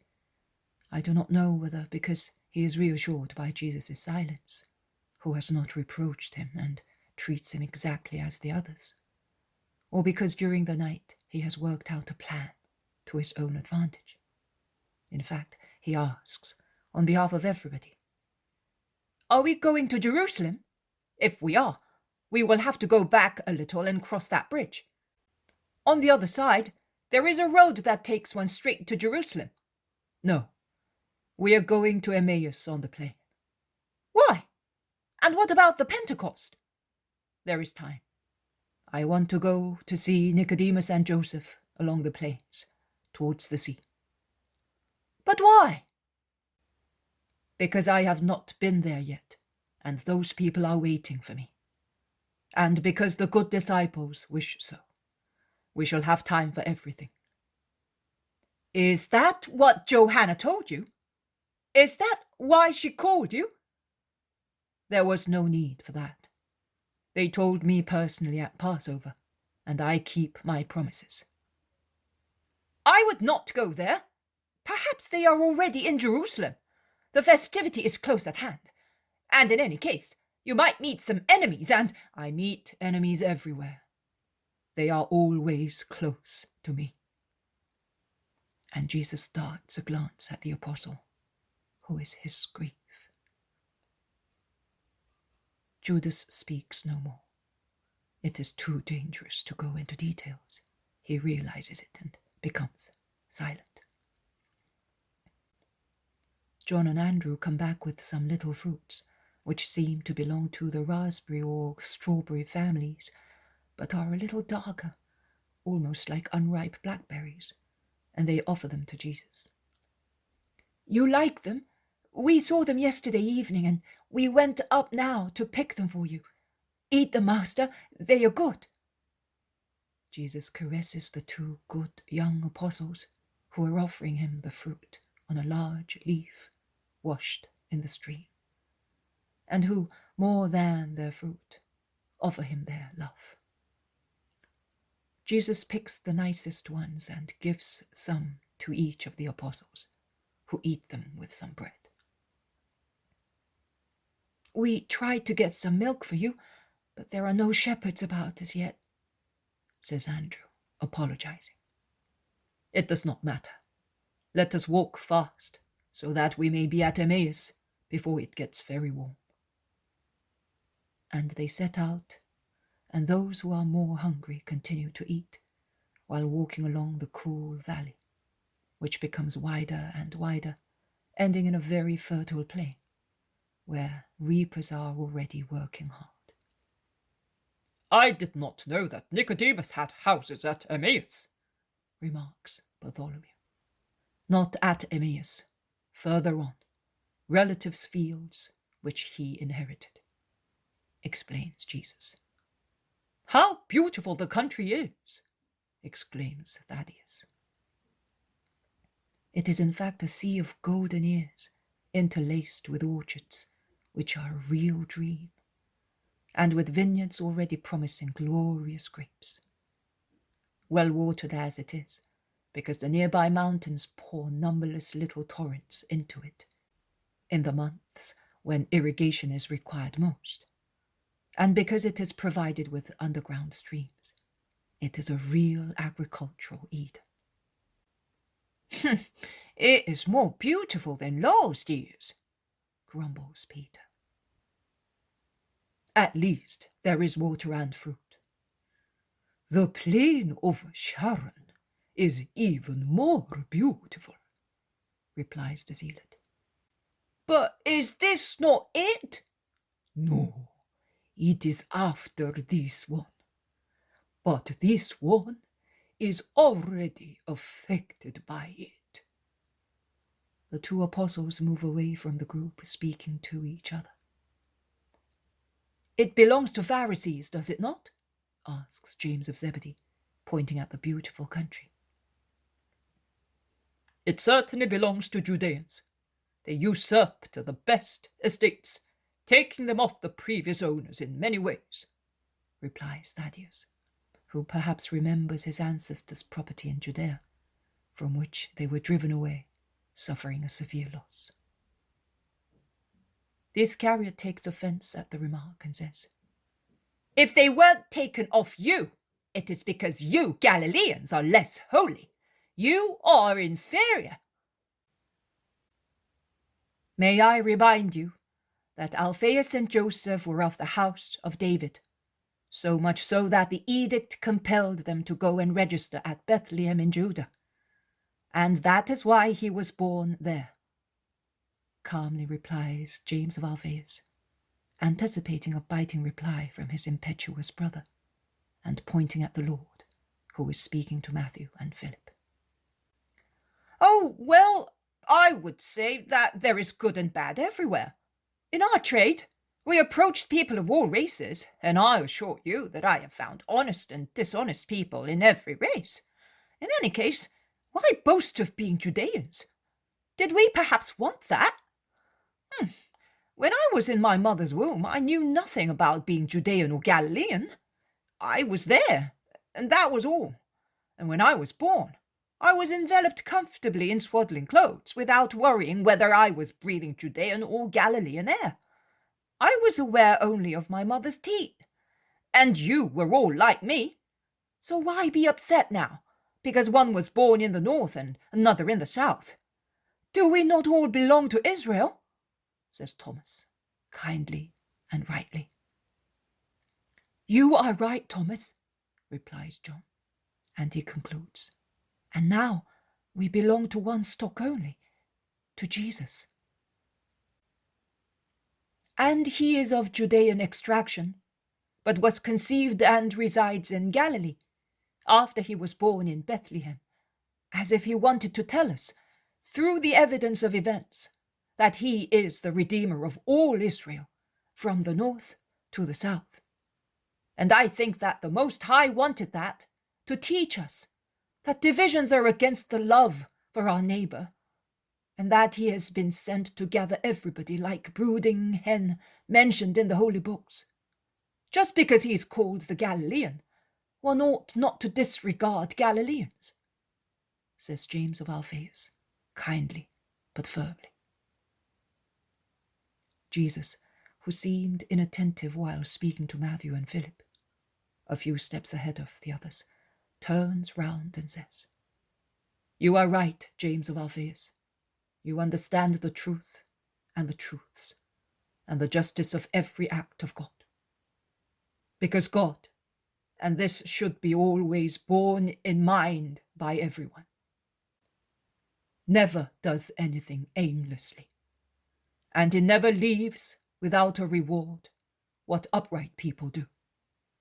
Blessed are those who can see the reasons of God even in the least events, and the answers of God to the sacrifices of men." Peter turns round and is about to speak, but he remains silent, and he only smiles at his master, who is back in the group of his apostles, as they are now walking on a wide main road between golden fields.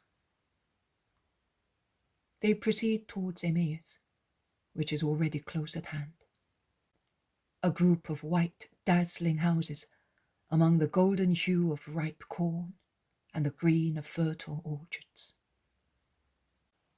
"Master, Master! Stop! Here are your disciples!" shout voices from afar, and a handful of men, departing from some peasants resting in the shade of an apple orchard, run towards Jesus along a sunny path. They are Matthias and John, formerly shepherds and later disciples of the Baptist, and with them there are Nicolaus, Abel, once a leper, Samuel, Arimathea, and others.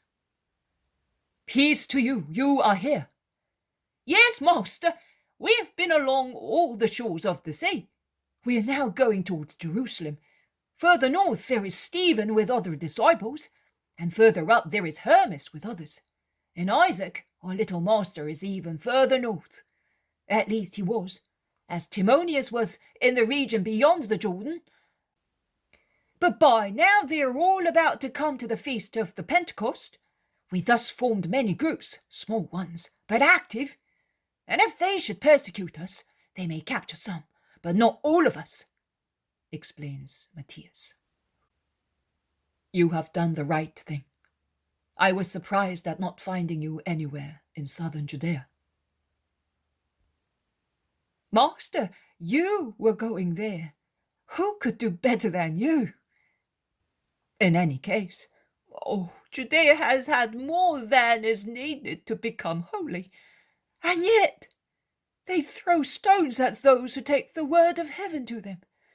Elias and Joseph were beaten on the gorges of the Kidron, and they went beyond the Jordan to Solomon's house. Joseph was almost killed by a stone that struck his head. They lived for 8 days in a deep grotto with the man you sent, and who knew all the secrets of the mountains. Then at night they slowly passed to the other side." The disciples and apostles are excited in recalling and hearing of such persecutions. But Jesus calms them, saying, "The innocents tinged with the purple of their innocent blood, the way of the Christ. But that way is to be purple over and over again, to erase the traces of evil from the way of God. It is a regal road. Martyrs, purple it for my sake. Blessed among the blessed are those who suffer persecutions for my sake." "Master, we were speaking to those peasants. Will you speak to them now?" asks John, the ex-shepherd. "Go and tell them that I will speak at sunset near the gate of Emmaus. The sun prevents me now. Go, and may God be with you. I will be at the end of this road." He blesses them and sets out again seeking shade, because the sun is very warm on the white road, on the sides of which 2 rows of plane trees give very little shade. The poem of the man God. The third year of the public life. Chapter 403. Little Michael and preaching near Emmaus on the plain. 28th of March, 1946. Near the gate of Emmaus there is a house of peasants. It is silent, because they are all in the fields working. The sheaves of the previous day are already piled up on the threshing floor, and hay is heaped in rustic haylofts. A warm smell comes from the hay and the sheaves in the scorching midday sun. With the exception of the cooing of doves and the chirping of gossipy quarrelsome sparrows, no other noise can be heard. Both fly unrelentingly from the roof or the nearby trees to the piles of sheaves and hay, and first among those who will enjoy those products, they peck the stiff ears. They deal one another blows with their wings. They struggle to snatch more seed, or to steal the most tender blades of hay, like greedy, unscrupulous warriors. They are the only thieves in Israel, where I noticed there is the greatest respect for other people's property. Houses may be left open and threshing floors and vineyards unguarded. Apart from true robbers, the highwaymen who attack people in the gorges of mountains, there are no petty thieves, not even greedy people, who would steal fruit or a little pigeon belonging to other people. Everybody goes his own way, and also, when they walk through their neighbor's property, they seem to have no eyes or hands. It is true that hospitality is so widely practiced that there is no need to steal in order to get something to eat. Only with regard to Jesus, and because hatred is so bitter as to compel people to neglect the age-old habit of being hospitable to pilgrims, only with regard to him, it happens that houses deny hospitality and food. But generally speaking, they feel pity for other people, and the lower classes in particular do so. Thus, after knocking at a door and not getting any answer, the apostles, without any fear, have taken shelter in a shed, where there are agricultural tools and empty pitchers, and as if everything belonged to them, they have taken some hay to sit on, some buckets to draw water from the well, and pitchers to drink, and thus moisten the stale bread and cold lamb, which they eat almost in silence, as they are so sleepy and stupefied by the sun. And with the same freedom with which they used hay and pitchers, they lie down on the sweet-smelling hay, and there is soon a snoring chorus, varied in tone and duration. Jesus also is tired, more than tired, he is sad.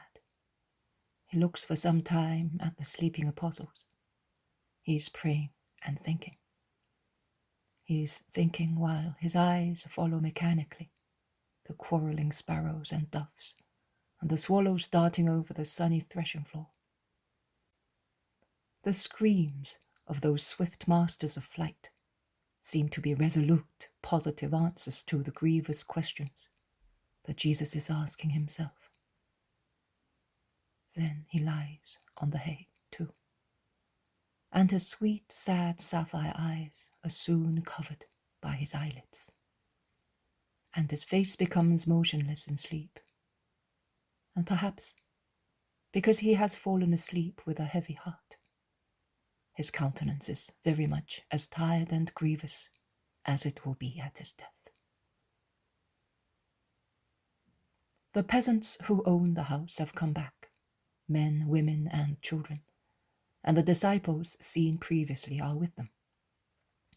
They see Jesus and his apostles sleeping on the hay, and their voices fade into whispers not to awake them.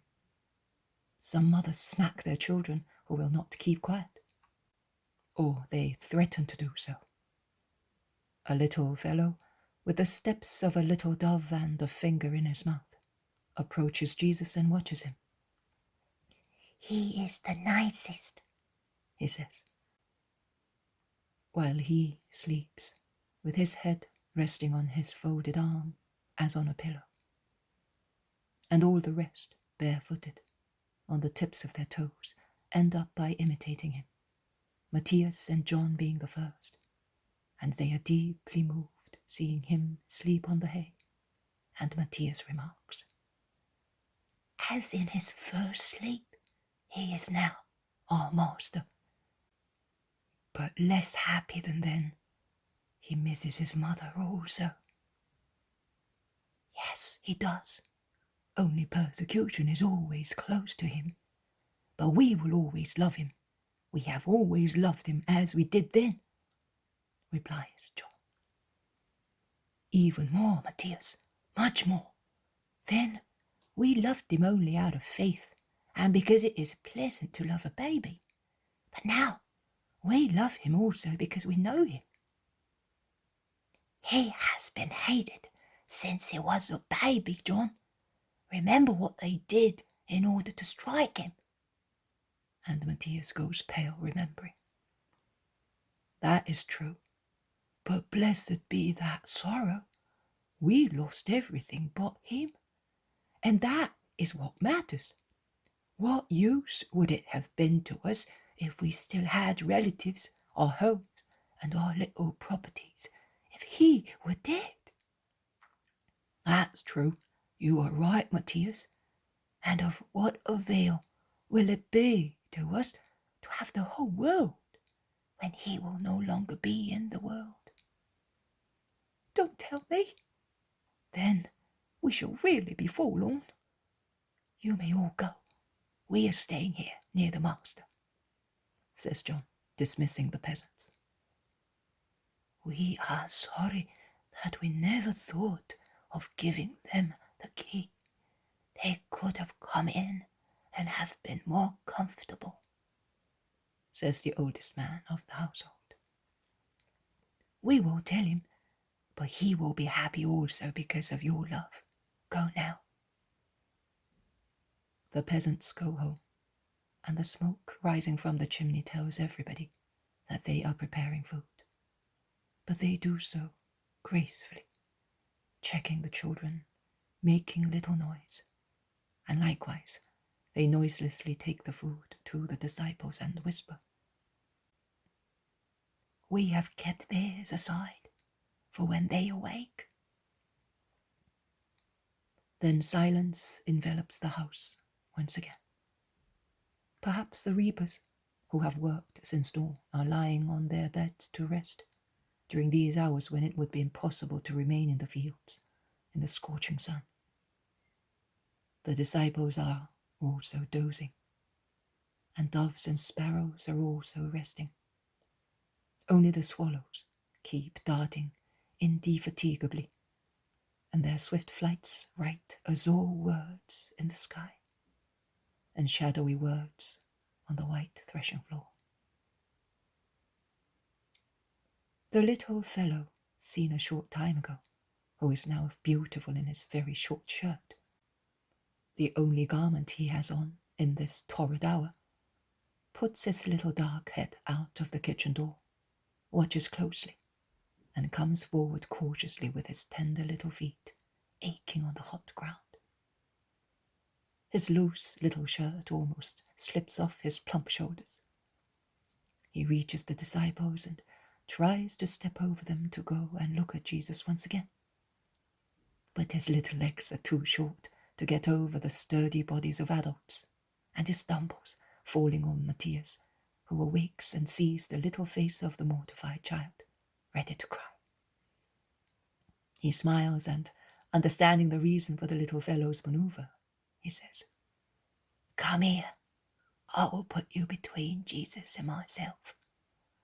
But you must be silent and still. Let him sleep, because he is tired. And the child sits down happily, adoring Jesus' beautiful face.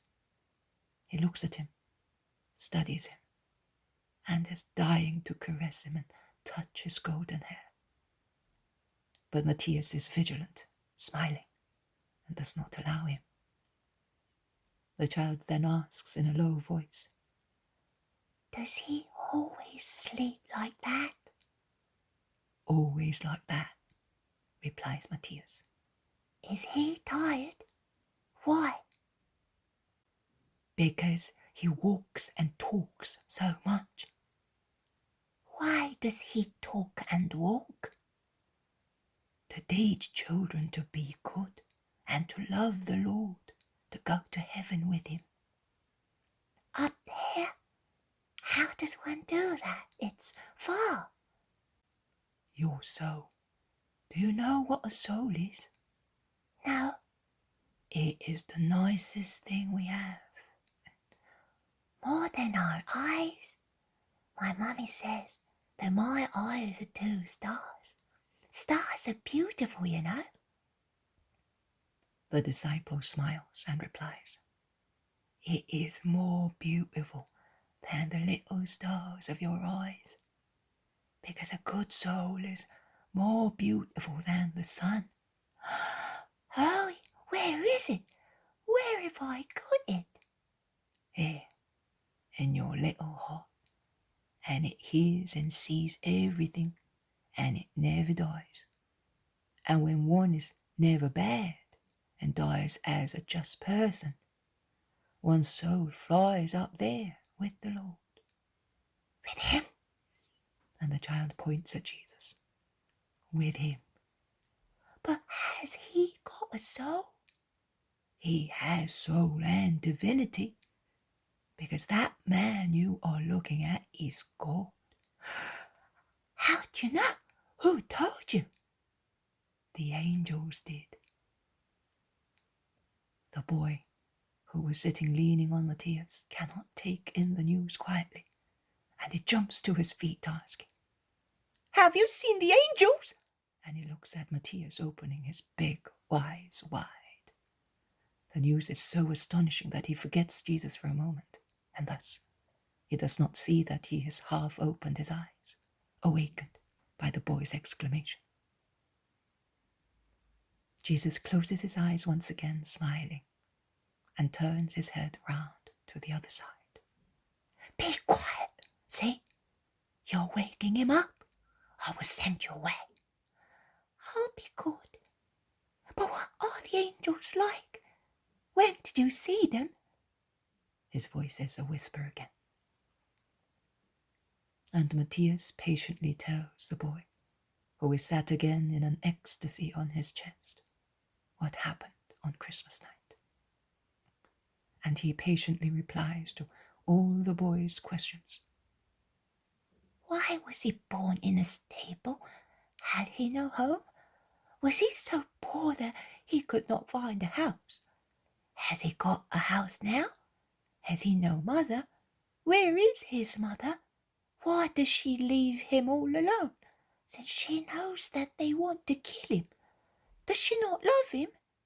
A hail of questions and one of answers. And the last one, to which Matthias replies, His Holy Mother loves her divine Son very much, but she makes a sacrifice of her sorrow for letting him go about, so that men may be saved. And to console herself, she considered that there is still good men capable of loving him. Brings about this reply. Does she not know that there are good children who love him? Where is she? Tell me, because I will go and say to her, Do not weep. I will give all my love to your son. What do you think? Will she be pleased? So much, my child, says Matthias, kissing him. And will he be glad? Yes, very much. You will tell him when he awakes. Oh, yes, but when will he awake? The boy is anxious. Jesus can resist no longer. He turns round, with his eyes wide open and a bright smile, and he says, You have already told me, because I have heard everything. Come here, child. Oh, the boy does not need to be told twice. and he throws himself on Jesus, caressing and kissing him, touching his forehead, his golden eyebrows and eyelids with his little finger, looking at him in his blue eyes, rubbing himself against his soft beard and silky hair, repeating at each discovery, "How lovely you are! Lovely, lovely!" Jesus and Matthias smile. Then, as the others wake up, because the boy is not so careful now about making too much noise, the disciples and apostles smile, seeing such an accurate examination by the little man in the bud, half naked, plump, who moves blissfully up and down Jesus' body, scanning it from head to foot, and ends up by saying, "Turn round!" And he explains why. "To see your wings."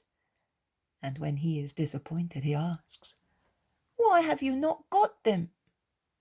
"I am not an angel, my child." "But you are God.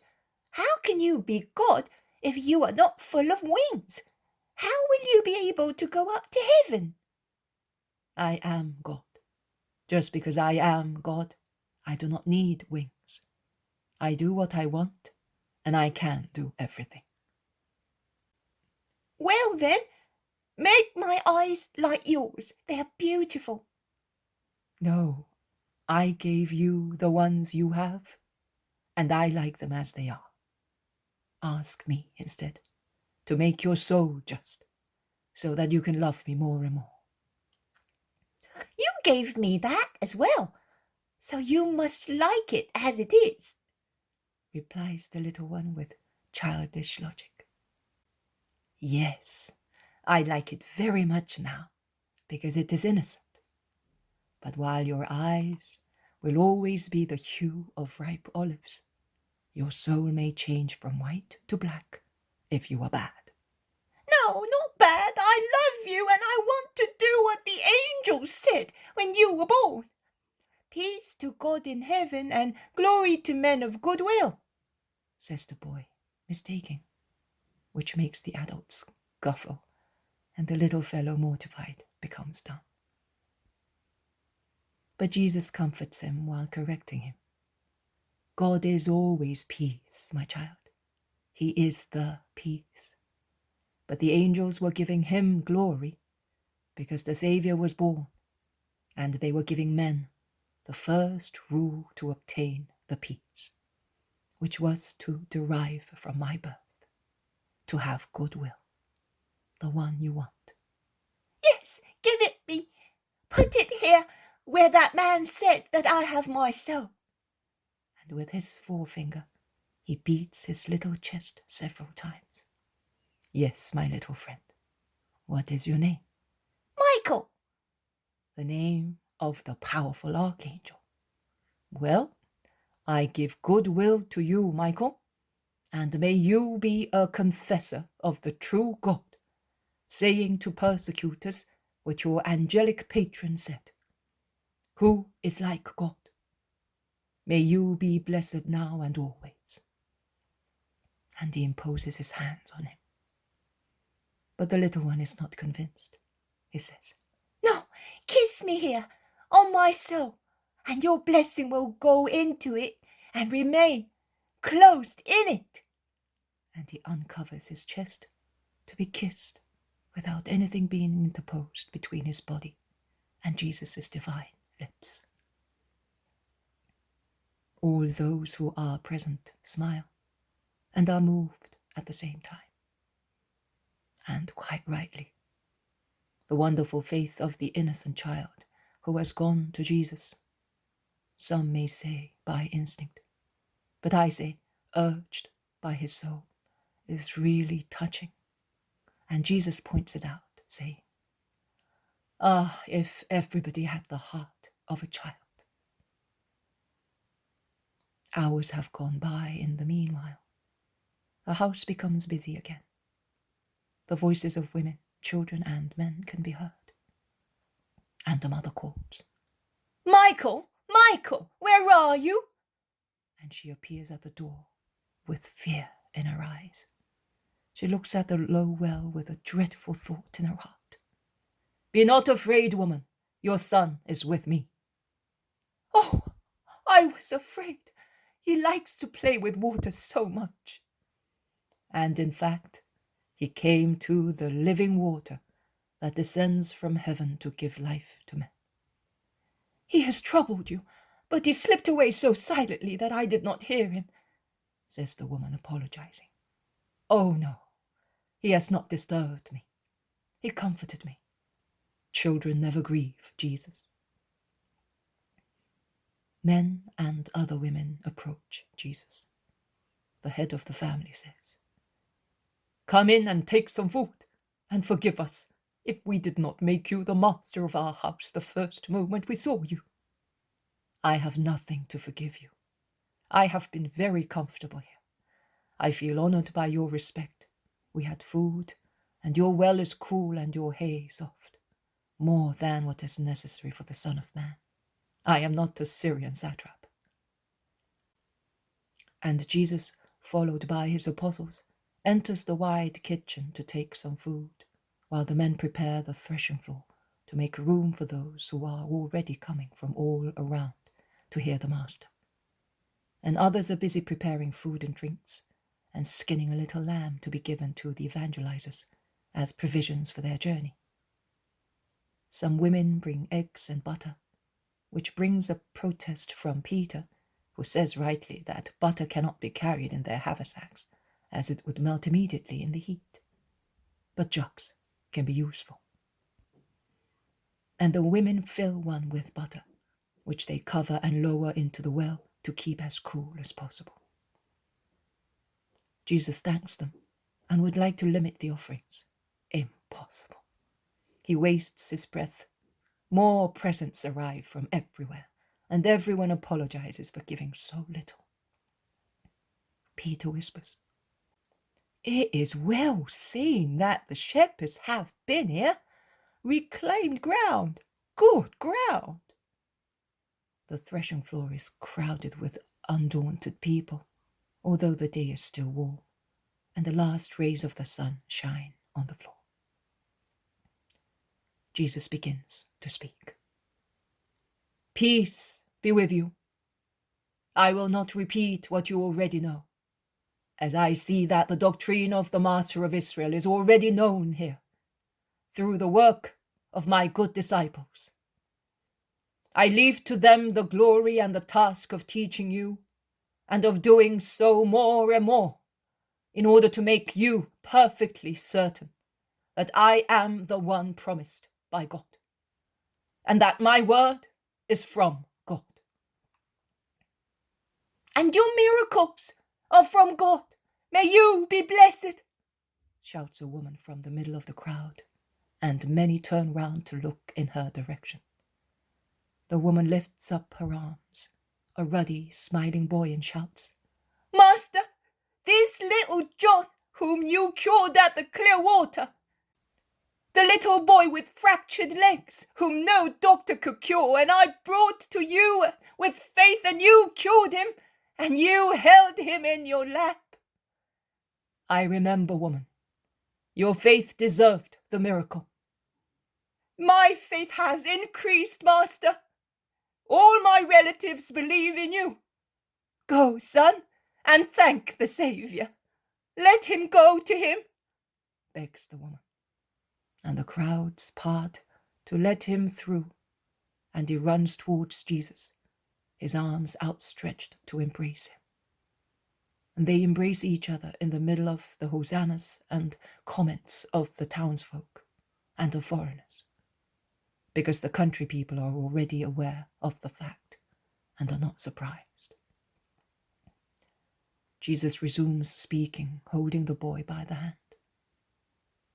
"And thus a grateful mother has confirmed my nature and the power of faith in the heart of God, who never disappoints the trustful, just requests of his children.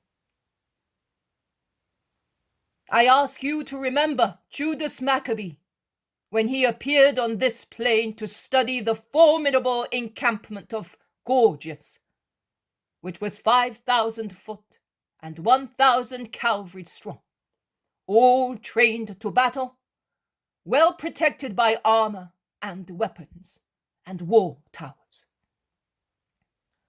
Judas was watching with his 3,000 men, who had neither shields nor swords, and he could perceive fear insinuate itself into the hearts of his soldiers. He then spoke, strong of the right that was approved by God, because it aimed not at abuse of power, but at defense of their invaded and desecrated fatherland. And he said, do not be afraid of their numbers, and do not flinch at their attack. Remember how our ancestors were delivered at the Red Sea, when Pharaoh was pursuing them in force. And after reviving their faith in the power of God, who is always on the side of just people, he taught them how to obtain assistance. He said, now let us raise our voices to heaven, and the Lord will have mercy on us. And remembering his covenant with our ancestors, he will destroy this army confronting us today. And all the nations will know for certain that there is a Savior who delivers Israel.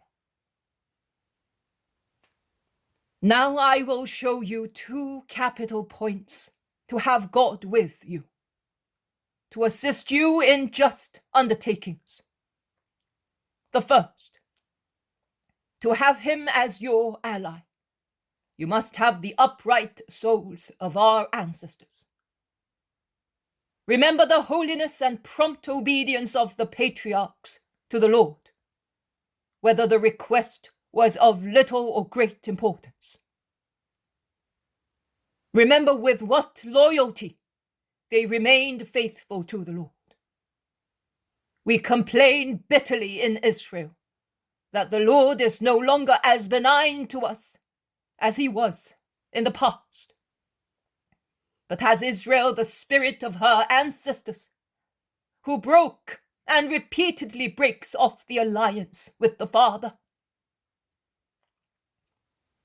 The second capital thing to have God with you, humility. Judas Maccabee was a great Israelite. He was a valiant soldier. But he does not say, I will destroy that army today, and the nations will know that I am the Savior of Israel. No. He says, and the Lord will destroy that army confronting us, because we are not able to do that, weak as we are. Because God is a father, and he takes care of his little ones, and to prevent them from perishing, he sends his powerful formations to fight the enemies of his children with superhuman weapons. When God is with us, who can defeat us? Always bear that in mind, now and even more in the future, when they will endeavor to beat you, and not in matters of relative importance, such as a national battle, but in things of wider interest, both in time and consequences, concerning your souls. Do not be overcome by dismay or pride. They are both harmful. God will be with you if you are persecuted because of my name, and he will give you strength in persecutions. God will be with you if you are humble, if you admit that by yourselves you can do nothing, whereas you can do everything if you are united to the Father. Judas does not show off adorning himself with the title of Savior of Israel, but he gives that title to the eternal Father. In fact, men busy themselves in vain if God does not assist their efforts, whereas he wins without bustling about, who trusts in the Lord, who knows when it is right to reward people with victories, and when it is just to punish with defeats. Foolish is the man who wants to judge God, advising or criticizing him. Can you imagine an ant, which, watching the work of a marble cutter, should say, "You are no good at doing that. I could do better and quicker than you"? He who wants to teach God cuts the same poor figure. And to his ridiculous figure he adds ingratitude and arrogance, forgetting what he is, a creature, and what God is, the Creator. Now, if God created such a perfect creature, who may think that he can advise God himself, what will the perfection of the author of all creatures be like? That simple thought should be enough to abase pride, destroying that wicked satanic plant, the parasite which creeps into man's intellect and destroys it, and supplants, suffocates, and kills every good tree, every virtue which makes man great on the earth, really great, not because of great wealth or coronets, but because of justice and supernatural wisdom, and makes him happy in heaven forever and ever. And let us consider another good piece of advice given to us by the great Judas Maccabee, and by the events of that day in this plain. When they joined battle, Judas's troops, with whom God was, defeated and routed their enemies, pursuing some as far as Gezer, Azotus, Idumea, and Jamnia, as history tells us, and killing some by the sword, leaving over 3,000 men dead in the fields. But Judas said to his warriors, excited with the victory, "Never mind the booty, for we have another battle ahead of us. Gorgias and his forces are in the mountains not far from us. We must go on fighting against our enemies and defeat them completely, and then we can collect the booty at leisure." And they did so, and they won a great victory, and they carried off rich booty, and they returned, chanting praises to God, because he is good, and his mercy is everlasting. Man also, every man, is like the fields around the holy city of the Judeans. He is surrounded by external and internal enemies, who are all cruel and anxious to join battle with the holy city of each man, that is, with his soul. And to do so all of a sudden, to take it by surprise by means of numberless tricks and destroy it.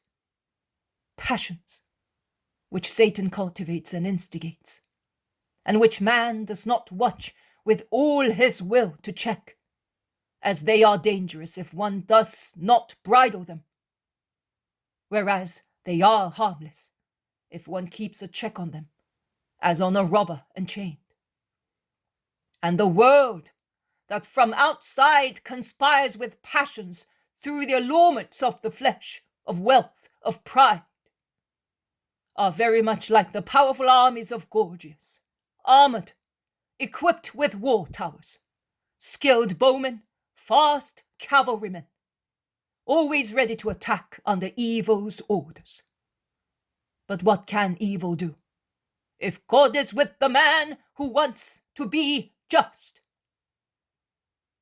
Man may suffer and be wounded, but his freedom and life will be saved, and he will enjoy victory after the good battle. But that does not happen once only, but it happens again and again as long as life lasts, or until man divests himself of his humanity and becomes spirit more than body, a spirit so united to God that arrows, bites, the fire of war can no longer injure him severely, and they fall after striking him superficiously, as a drop of water falls on a hard, brilliant jasper. Do not stop to plunder. Do not divert your attention until you are on the threshold of life. Not of this life on the earth, but of the true life in heaven. Then, having won, you can carry off your body and go in and move forward gloriously before the King of Kings and say, I have won. Here is my booty. I collected it with your help and my goodwill, and I bless you, Lord, because you are good and your mercy is everlasting. This applies to everybody in general, but for you who believe in me, there is another battle lying in wait. Nay, several battles. The battle against doubt. The battle against the words you will be told. And the battle against persecutions. I am about to be raised to the place for which I came from heaven. That place will frighten you and will seem to disprove my words. No. Look at the event with spiritual eyes, and you will see that what happens is the confirmation of what I really am. Not the poor king of a poor kingdom, but the king foretold by the prophets, to the foot of whose only immortal throne all the nations of the earth will come, as rivers flow to the ocean, and will say, we worship you, King of Kings and eternal Judge, because through your holy sacrifice you have redeemed the world. Resist doubt. I do not lie. I am he of whom the prophets speak. Like John's mother, a little while ago, raise the remembrance of what I have done for you, and say, these deeds come from God. He left them with us in memory, as confirmation and assistance to believe. And believe in this very hour. Fight, and you will win against doubt that chokes the breath of souls. Fight against the words that you will be told. Remember the prophets and my works, and reply to hostile words with the prophets and the miracles which you have seen me work. Be not afraid, and do not be ungrateful out of fear, being silent about what I have done for you. Fight against persecutions, but do not fight by persecuting your persecutors, but by making a heroic confession to those who with threats of death will try to convince you to deny me.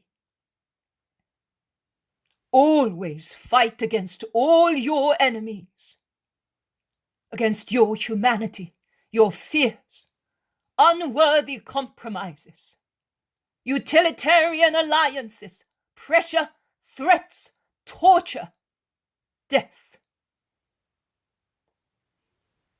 Death. I am not a leader who says to his people, suffer for me while I have a good time. No. I am the first to suffer, to set the example for you. I am not the commander of armies who says to his soldiers, fight to defend me, die to save my life. No. I am the first to fight. I will be the first to die, to teach you how to die. as I have always done what I told people to do, and preaching poverty, continence, moderation, justice, forgiveness. I have remained poor, chaste, moderate, just, and I have forgiven and will forgive. As I have done all that, I will do the last thing. I will teach you how to redeem.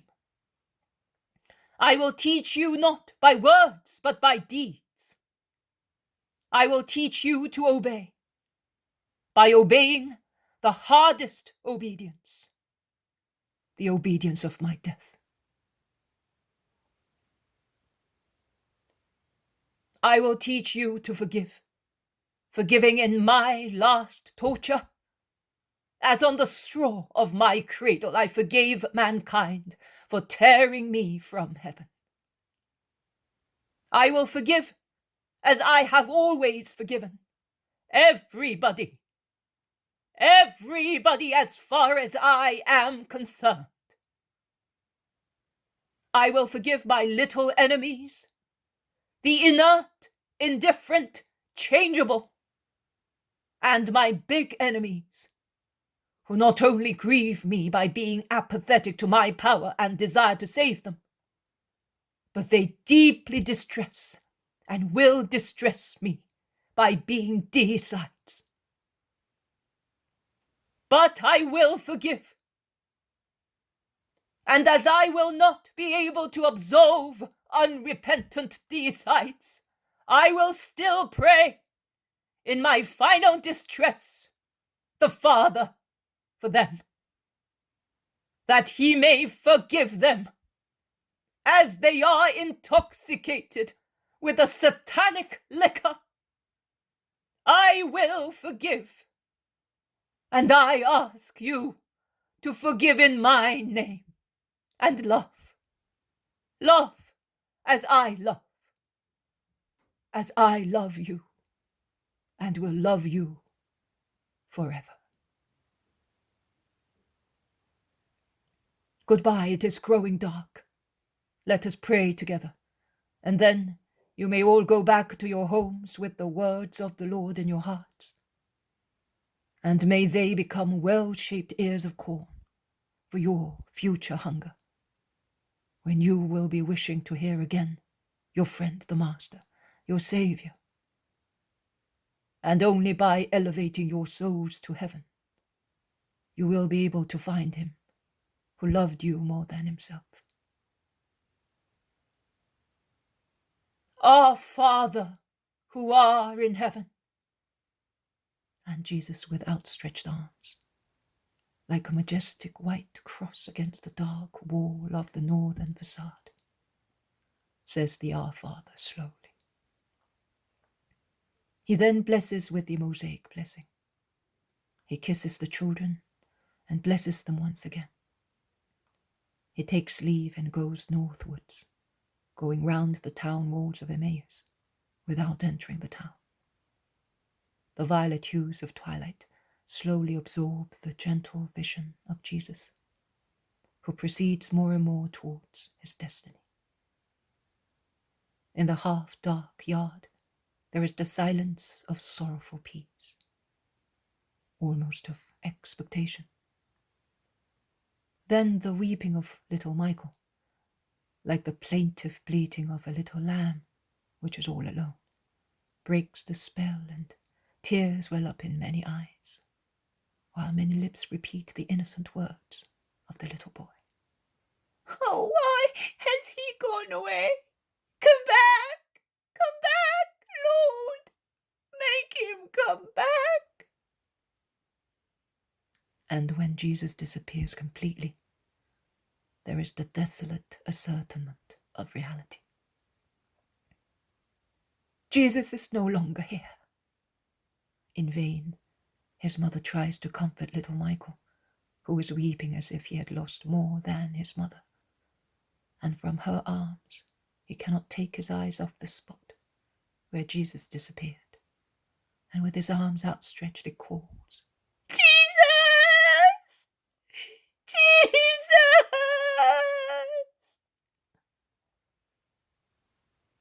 Jesus waits to be at a little distance. Then he says, "We shall go to Joppa. The disciples have worked hard there, and the people are awaiting the word of the Lord." There is not much enthusiasm for the proposed further prolongation of the road, but Simon Zealot points out that it is a quick journey, and on a good road from Joppa to the estates of Nicodemus and Joseph, and John is happy to be going towards the sea. And the others, convinced by such considerations, end up by going more willingly along the road that takes to the sea. Jesus says, "You will put here the vision of September 20th, 1944. Jesus and the Gentiles in a seaside town, which you will entitle, At Joppa, Jesus speaks to Judas of Kerioth and to some Gentiles, because the episode took place there after a day of miracles and preaching."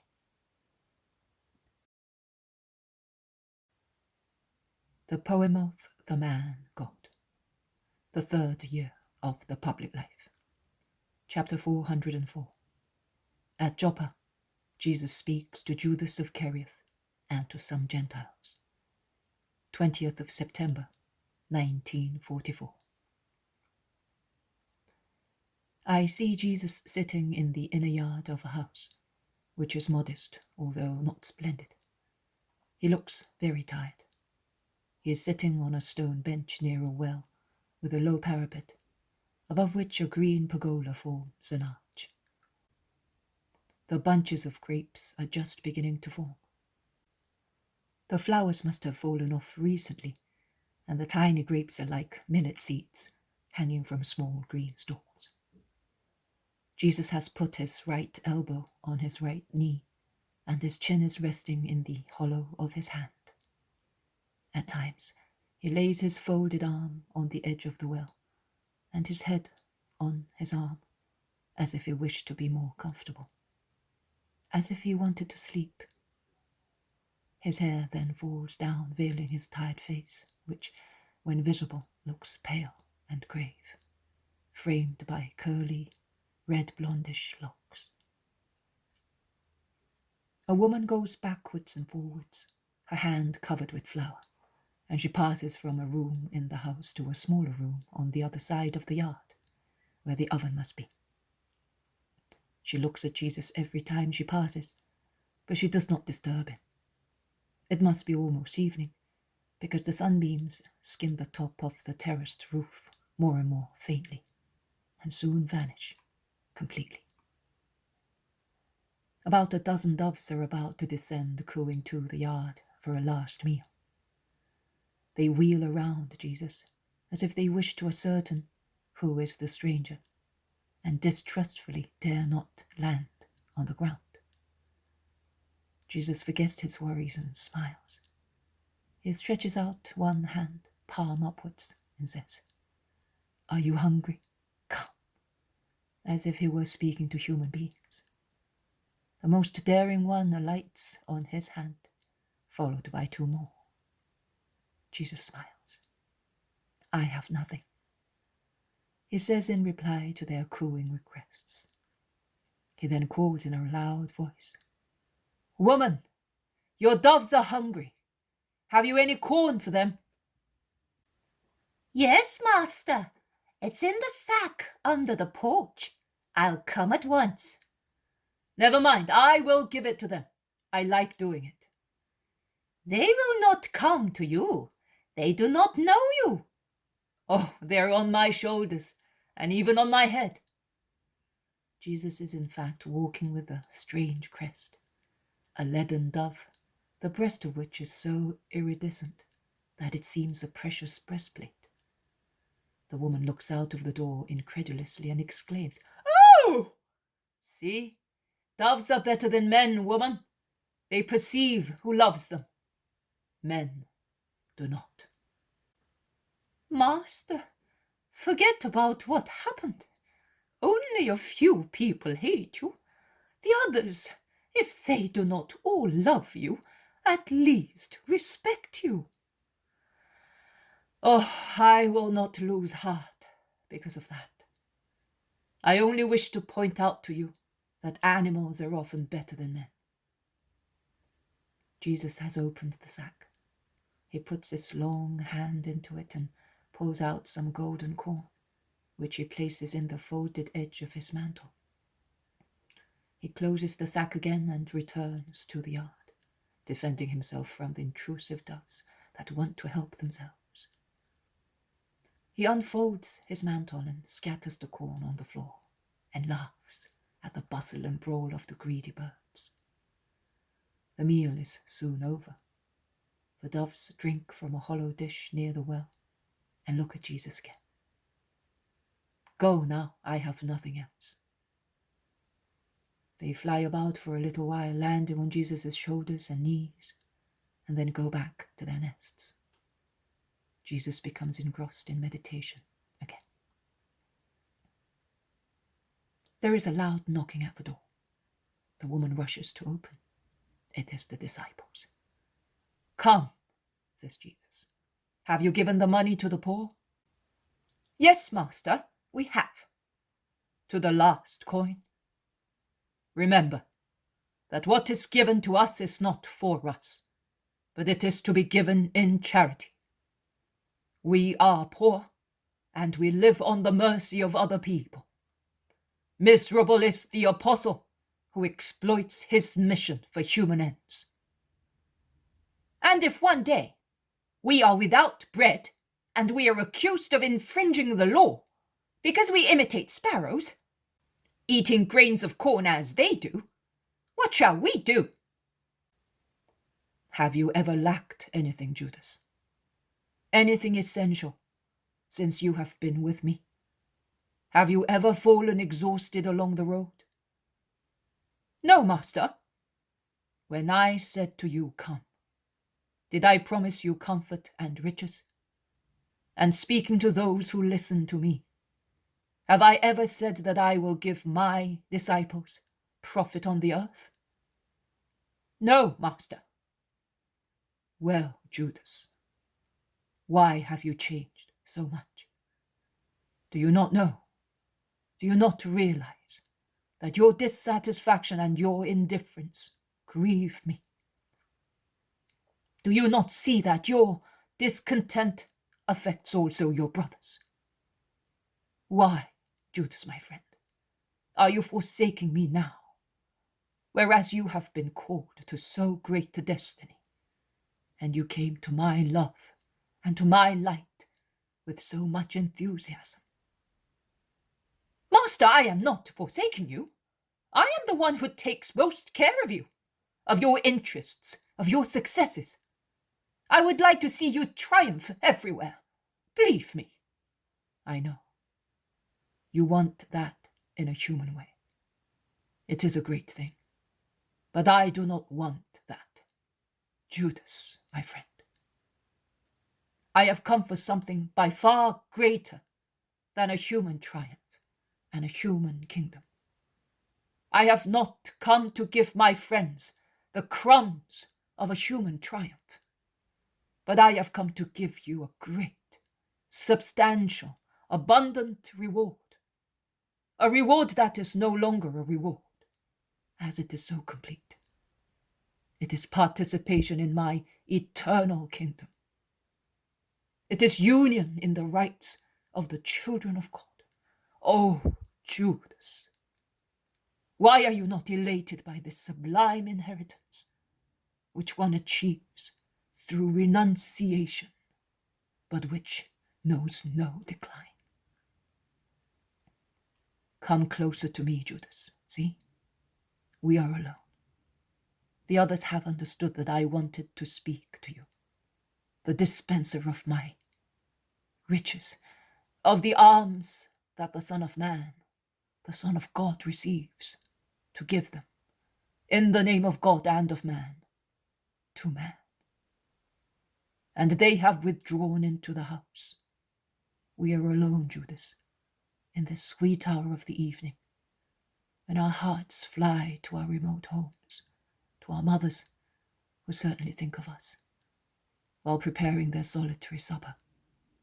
and they caress with their hands the place where we used to sit before this hour of God, when his most holy will took us to make him loved in spirit and truth.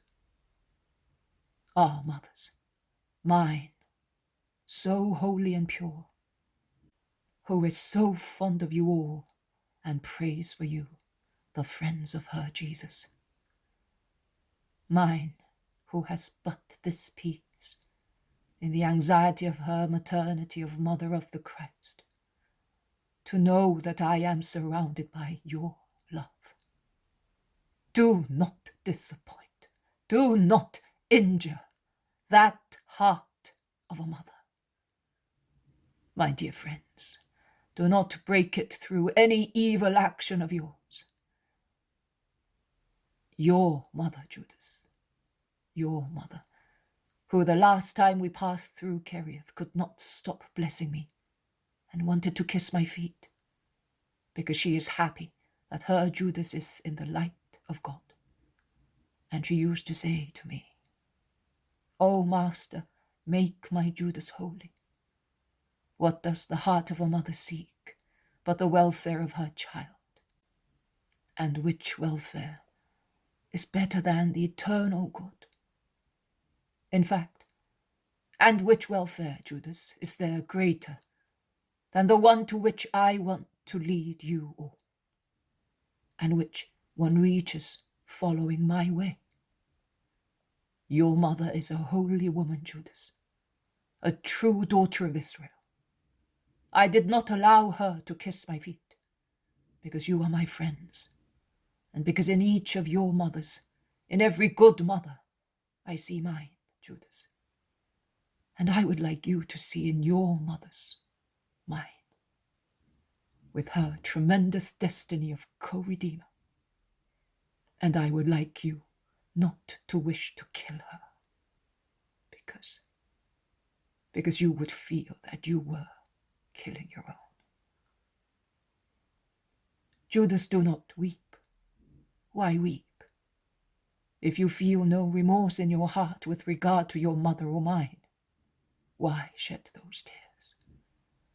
Come here, rest your head on my shoulder, and tell your friend your anxiety.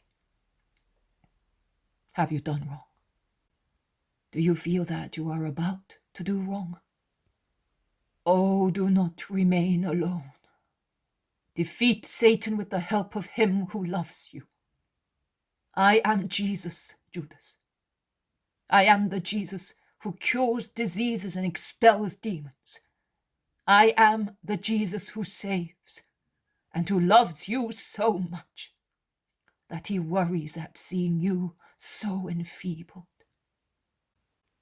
I am the Jesus who teaches to forgive 70 times 7.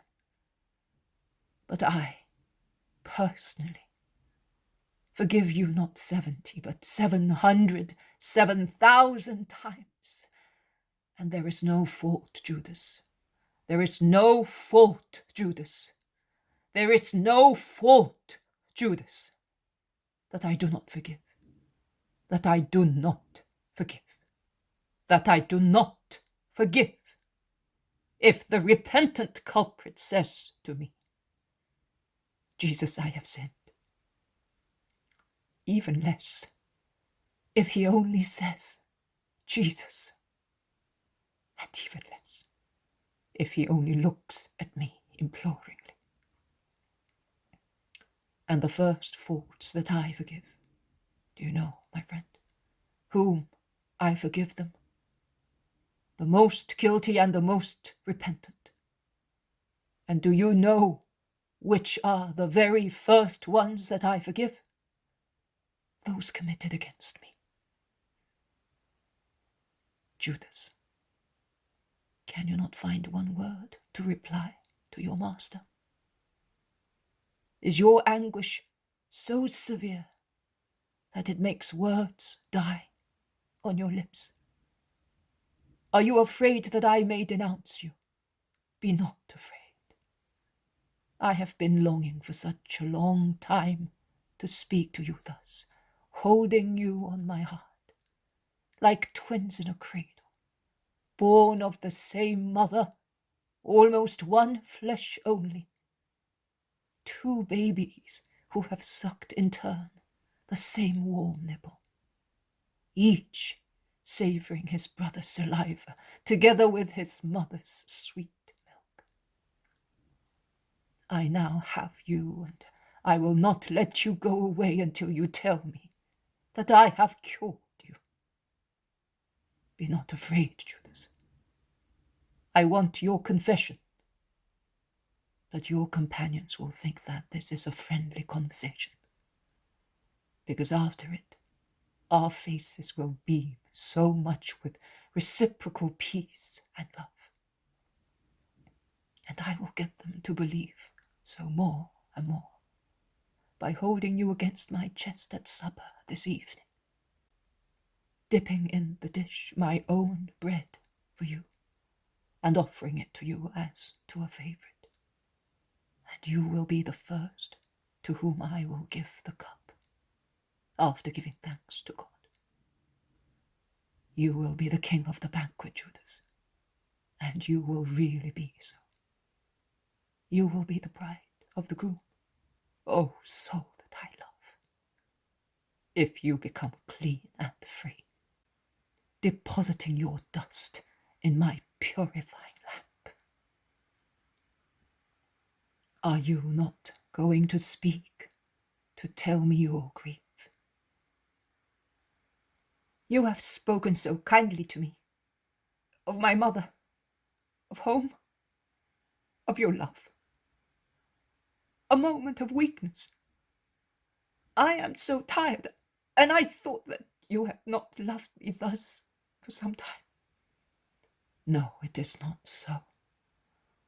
Only one thing of what you said is true, and that is that you are tired. But you are not tired of the road, of dust, of the sun, of mud, of crowds. You are tired of yourself. Your soul is tired of your body and of your mind, so tired that it will end extinguished by deadly tiredness. Poor soul, which I called to eternal brightness. Poor soul, which is aware of my love for you, and reproaches you for tearing it away from my love. Poor soul, which reproaches you in vain, as in vain I caress you, for acting underhandedly with your master. But it is not you who acts. It is he who hates you and me. That is why I said to you, do not remain alone. Now listen. You know that I spend most of the nights in prayer. If one day you should feel the courage of being a man, and you wanted to be mine, come to me when your companions are sleeping. Stars, flowers, birds are good, wise witnesses, and they are discreet and compassionate. They are struck with horror at the crime committed in their presence, but they do not utter any word to say to men, this man is the Cain of his brother. Have you understood, Judas? Yes, master, I have.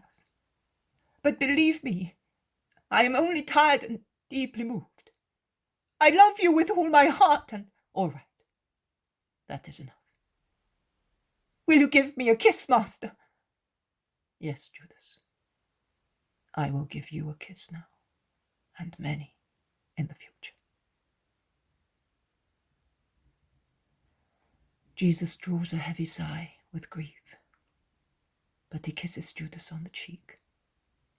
He then takes his head between the palms of his hands, and holding it tight in front of himself, only a few inches from his face, gazes at him, scrutinizes him, pierces him with his magnetic eyes. And Judas, a wretched, miserable man, does not turn a hair. He seemingly remains impassive while being examined. He only grows wan, closes his eyes for a moment. And Jesus kisses his closed eyelids, his lips, and then his heart, bending his head to look for the heart of his disciple. And he says, "There you are, to dispel haze, to make you feel Jesus' kindness and fortify your heart." He then lets him go and directs his steps towards the house, followed by Judas. You have come at the right moment, Master. Everything is ready. We were waiting only for you, says Peter. Well, I was speaking to Judas about many things. Is that right, Judas? We will also have to see to that poor old man whose son was killed. No!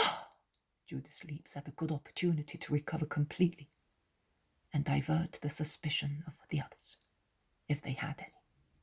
Oh, you know, Master, we were stopped today by a group of Gentiles, along with Jews of the Roman colonies in Greece.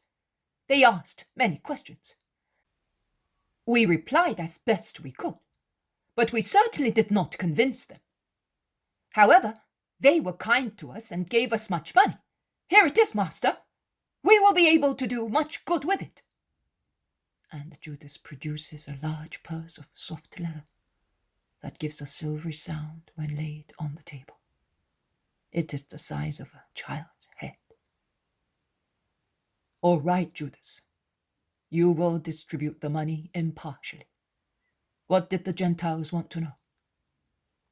Information on future life, whether man has a soul and whether it is immortal. They mentioned the names of their masters, but what could we say? You should have told them to come. We told them. Perhaps they will come. They continue to eat. Judas is near Jesus, who gives him some bread dipped into the sauce in the dish containing some roast meat. They are eating small black olives when they hear someone knock at the door, and shortly afterwards the landlady enters, saying, Master, you are wanted. Who are they? Strangers. But it is not possible. The master is tired. He has been walking and speaking all day. In any case, Gentiles in the house. Now then. The 12 are in a turmoil, like a beehive which has been disturbed.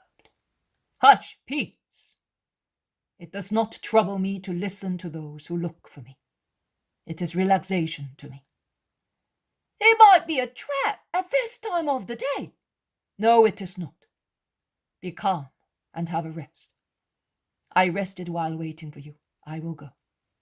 I will not ask you to come with me, although I tell you that it is to the Gentiles that you will have to take your Judaism, which will be nothing but Christianity. Wait for me here. Are you going alone? No, never, says Peter, standing up. Stay where you are. I am going alone.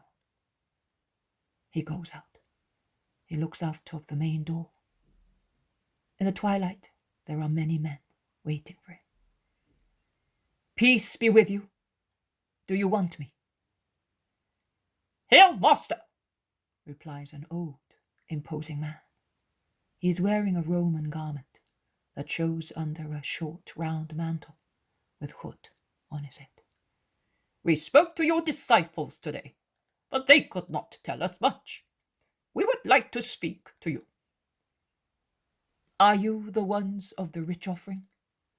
Thank you on behalf of the poor of God. Jesus turns round towards the landlady and says, Woman, I am going out with these people.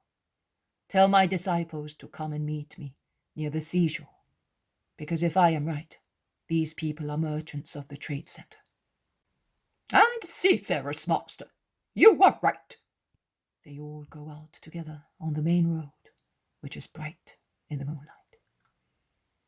Have you come from afar? Jesus is in the middle of the group, and beside him there is the old man who spoke previously. A handsome old man with a sharp Latin profile. On the other side there is another elderly man, whose features are clearly Jewish. Around them there are 2 or 3 thin people with olive complexion, lively and somewhat ironical eyes, and then some sturdier people of different ages, about a dozen people altogether. We come from the Roman colonies in Greece and Asia. Some of us are Jews, some Gentiles. That is why we dared not come. But we were assured that you do not despise Gentiles, as other people do. The observant Judeans, I mean, those of Israel, because elsewhere also Judeans are not so severe. In fact, I, a Roman, am married to a Judean from Lycaonia, whereas this gentleman, a Jew from Ephesus, is married to a Roman woman. I do not despise anybody, but we must be indulgent to those who cannot yet consider that. As there is one only Creator, all men are of one blood. We know that you are great among philosophers, and what you say confirms it. You are great and good. He is good who does good things, not who speaks well. You speak well and do good things, so you are good. What did you want to know from me? Today, forgive us, Master, if we annoy you with our inquisitiveness. But it is a good inquisitiveness, because it seeks the truth with love.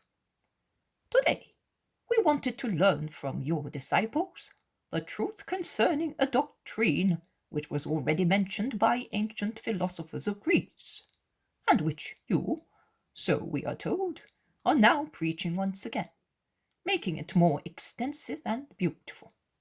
Eunice, my wife, spoke to some Judeans who had heard you, and she repeated your words to me. Eunice, you know, is Greek and learned, and she knows the words of the wise men of her country.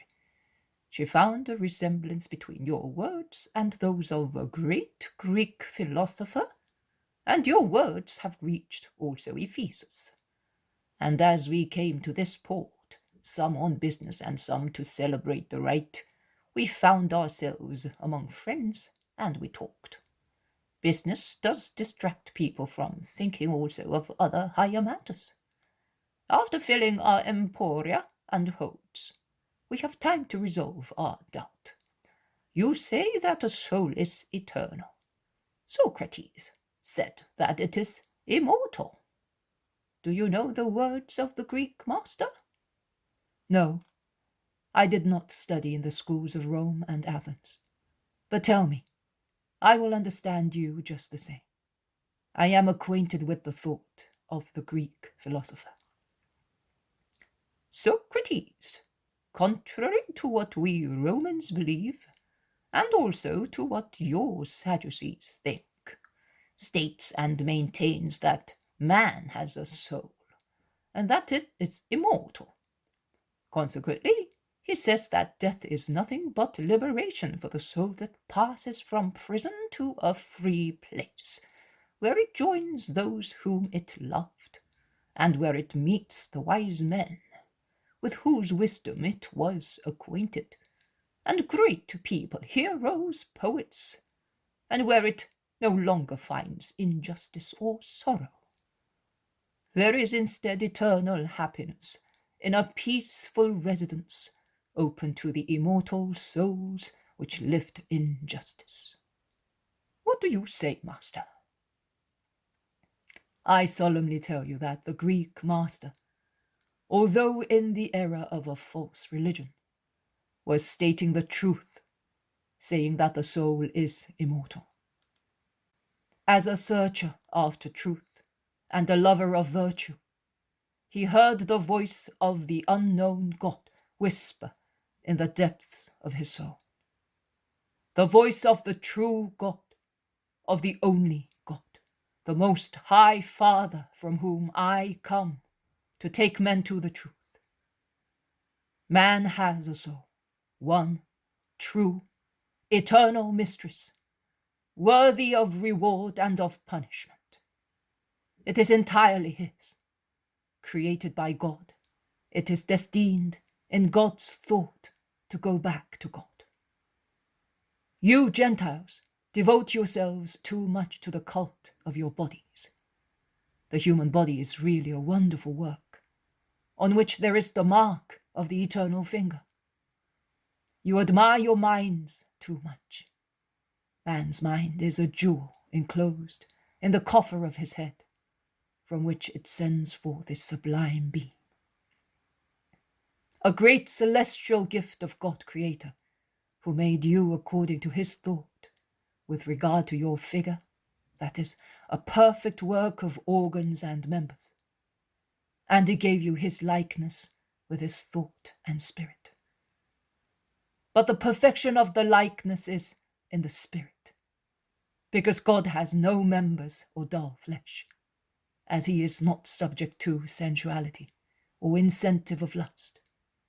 But he is a most pure spirit.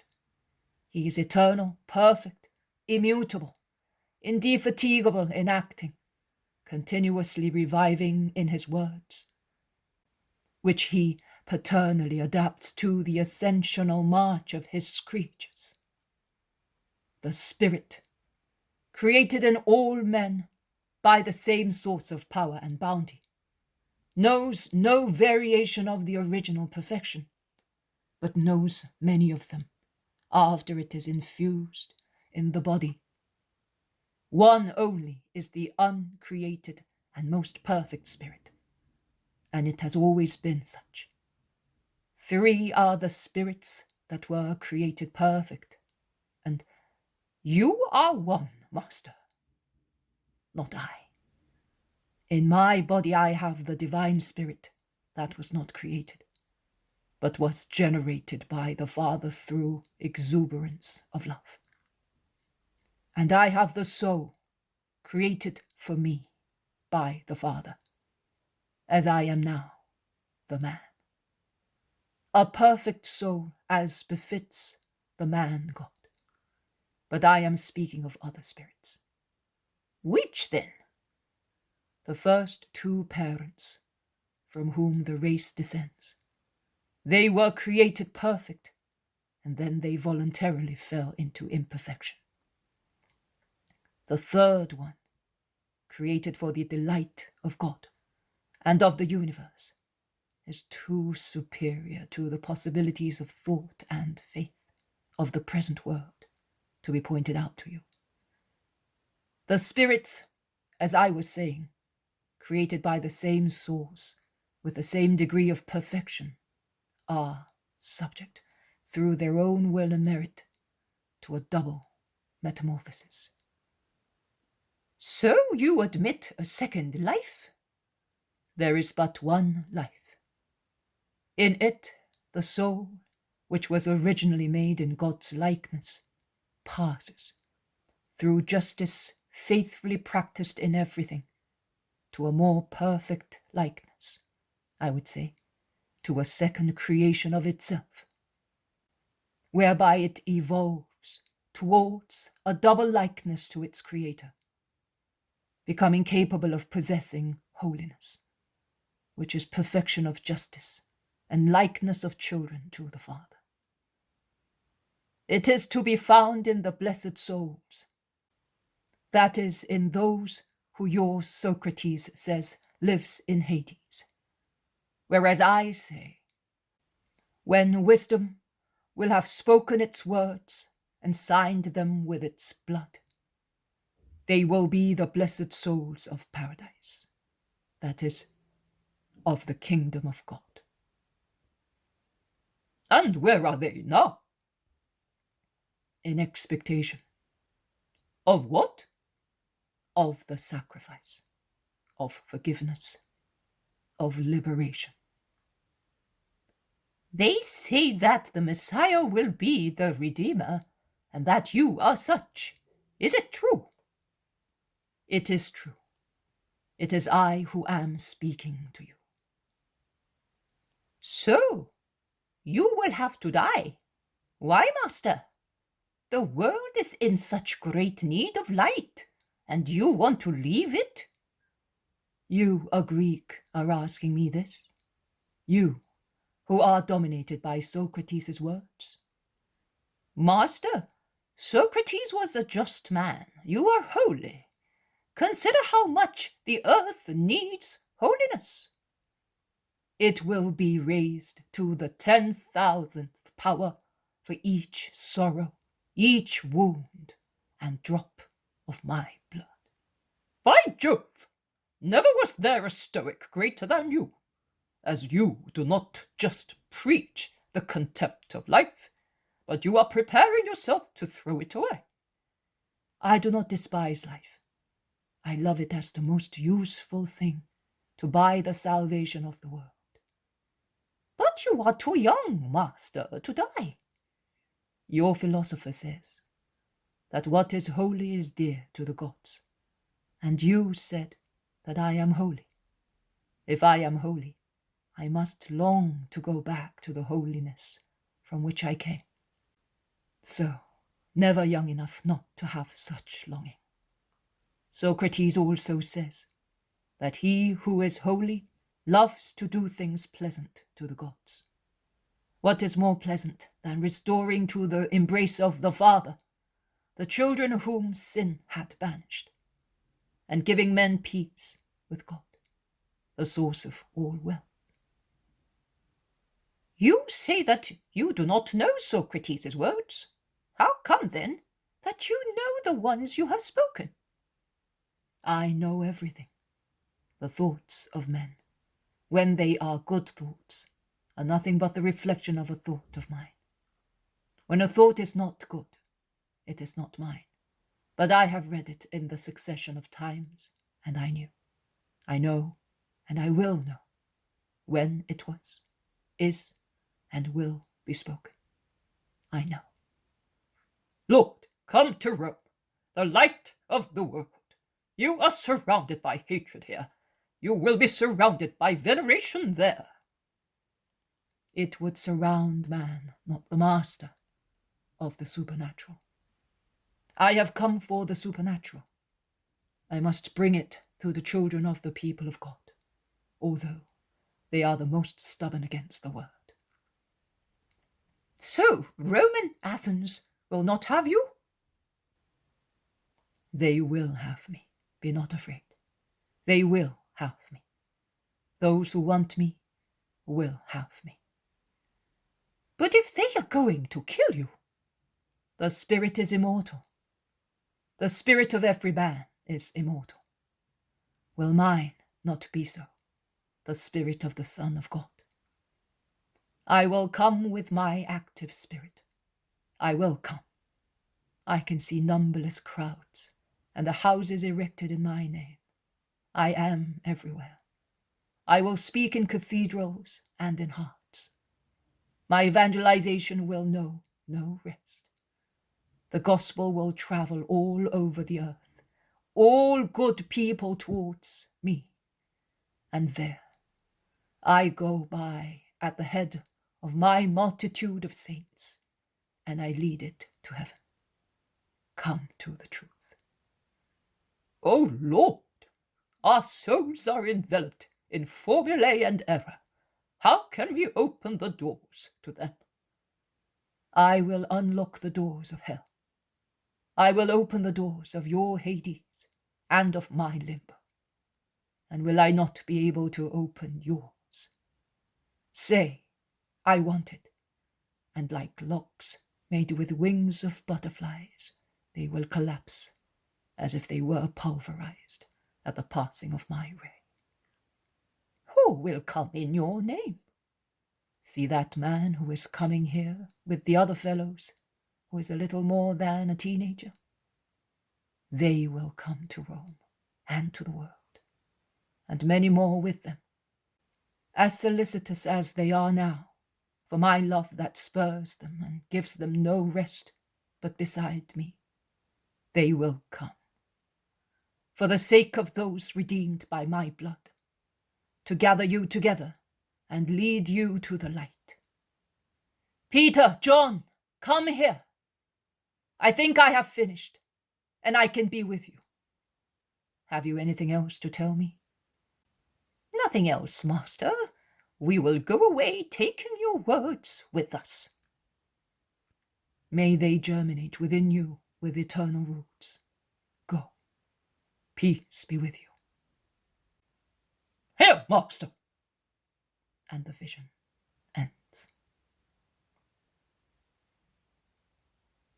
Jesus says also to me, are you exhausted? A laborious dictation. A dictation rather than a vision. But the subject is wanted by certain people who you will know on my day. Now you may go in peace as well.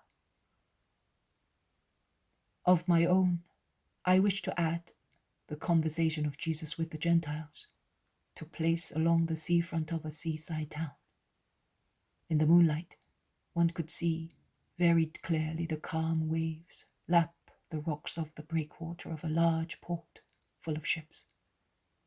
I could not mention this before, because the group spoke all the time, and if I had described the place, I would have lost the thread of the conversation. They spoke, walking up and down a long stretch of the seafront near the port. The place is solitary, as there are no passengers, and the seafarers have all gone back to the boats, the red lamps of which can be seen shining like rubies in the night. I do not know which town it is. It is certainly beautiful and important. Footnote number 1. It is the town of Joppa, as mentioned at the end of chapter 403. The poem of the man God. The third year of the public life. Chapter 405. In the estate of Nicodemus, the parable of the two sons. 29th of March, 1946. Jesus arrives there at dawn, when the air is fresh and cool, and the fertile fields of good Nicodemus are beautiful in the early sunshine. They are beautiful, notwithstanding that the corn has been cut in many of them, and they thus have the tired look of the fields after the death of the corn, which, in golden piles, or stretched on the ground like corpses, awaits being carried to the threshing floors.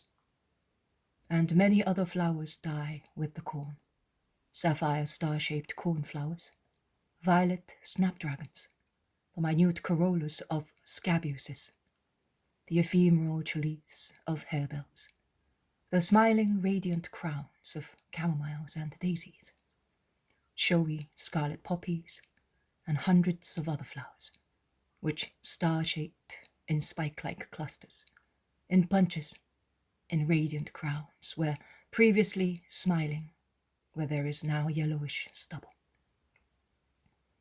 But the pain of the ground, despoiled of its corn, is comforted by the foliage of the fruit trees, which look more and more joyful because of the fruit growing on them with many different hues, and on which dewdrops, not yet dried by the sun, shine like diamond dust. Farmers are already busy at their work. They are happy because the hard work of harvest time is almost over, and they sing while cutting and laugh happily, competing with one another in cutting quicker with a sickle or tying sheaves. There are several groups of well-fed peasants who are happy to work for their good master.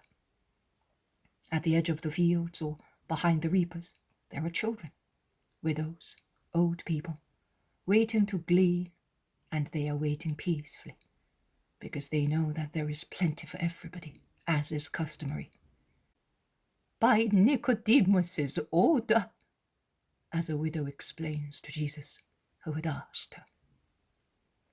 He watches to ensure that a large number of ears are deliberately not tied in the sheaves and left for us, she says.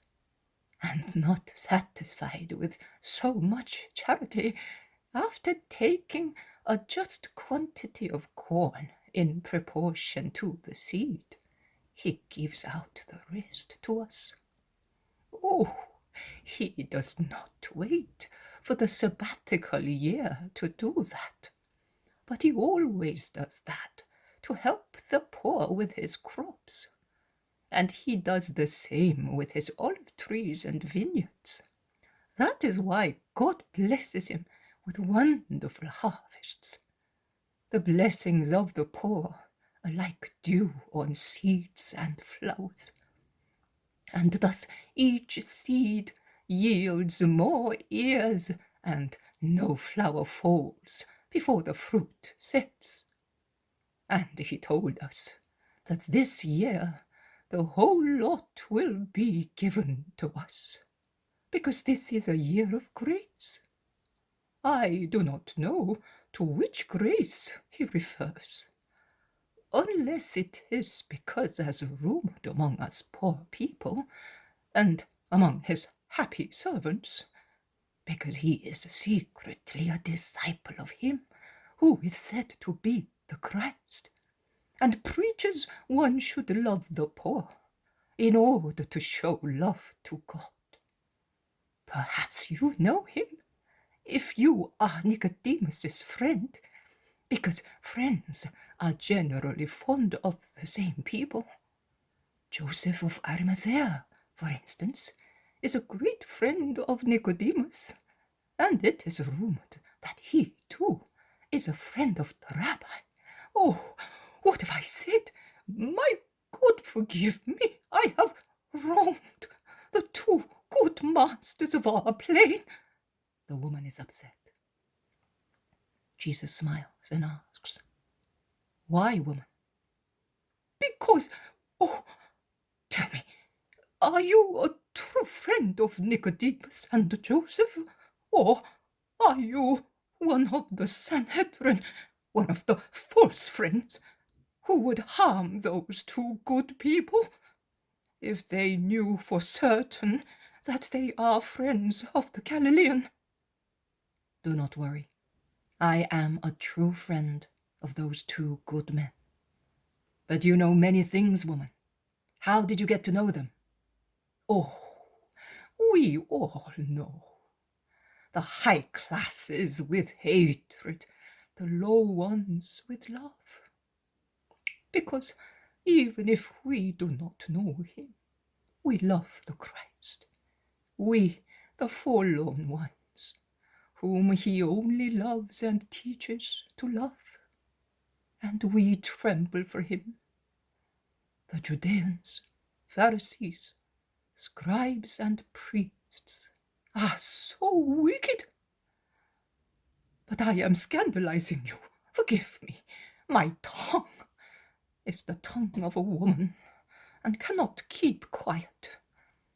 But it is because they are the cause of all our sorrows, the powerful ones who oppress us mercilessly and compel us to fast on days which are not prescribed by the law, but imposed by the necessity of finding money to pay all the tithes which they, the rich ones, have levied on poor people.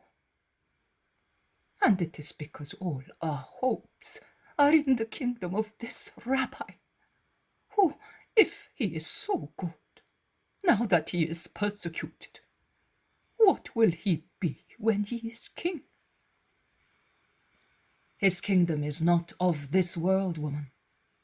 He will have neither palaces nor armies. He will not impose human laws. He will not make donations of money, but he will teach the better ones to do so.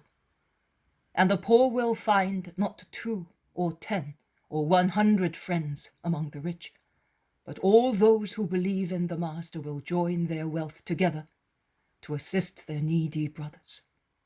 Because from now on, your fellow creature will no longer be called neighbor, but brother, in the name of the Lord." "Oh, The woman is astonished, dreaming of such an era of love. She caresses her children, smiles, then raises her head and says, "So you assure me that I have not wronged Nicodemus? Speaking to you, I did it so spontaneously. Your eyes are so kind, your countenance so serene. I don't know, I feel as safe as if I were near an angel of God. That's why I spoke." "You have done no harm, be sure of that. On the contrary, you have praised my friend so highly that I will commend him as well, and he will be dearer to me than ever. Do you live here?" "Oh, no, Lord. I come from a village between Lydda and Bethdagon. But when one needs relief, Lord, one runs even if the road is a long one. The winter months, the mouths of starvation are longer." "And eternity is longer than life. People ought to have for their souls the same care they have for their bodies, and run where there are words of life." "And that is what I do with the disciples of Rabbi Jesus, the good one. You know, the only good rabbi of the too many rabbis we have." "You do the right thing, woman," says Jesus, smiling, but making gestures to Andrew and James of Zebedee, who are with him, whereas the others have gone towards Nicodemus's house, to stop gesticulating, to make the woman understand that it is Rabbi Jesus who is speaking to her. "Of course I do the right thing. I do not want to be guilty of not loving and not believing him. They say that he is the Christ. I do not know him, but I want to believe, because I think that those who refuse to accept him as such will be in trouble." "And supposing his disciples are mistaken?" asks Jesus, tempting her. "That's not possible, Lord. They are too good, humble and poor, to think that they are following a man who is not holy. In any case, I have spoken to people who were cured by him. Do not commit the sin of not believing, Lord. You would damn your soul. After all, I think that if we were all mistaken, and he were not the promised king, he is certainly holy and a friend of God. If he speaks those words and cures souls and bodies. And it is always a good thing to esteem good people." "What you say is true. Persist in your faith. There is Nicodemus." "Yes, with the disciples of the rabbi. In fact, they go round the country evangelizing the reapers. Yesterday also we ate their bread." Nicodemus, with his tunic tucked up, is coming forward without noticing the master, and he tells the peasants not to pick up any of the ear that have been cut. "We have enough bread for ourselves. Let us give the gift of God to those who have none, and let us give it to them without any fear. A late frost might have destroyed our crops. Not one seed has been lost. Let us give God's bread back to him by giving it to his unhappy children. And I can assure you that next year's harvest will be even more plentiful, 10 times richer, because he said so. An overflowing measure will be given to those who give."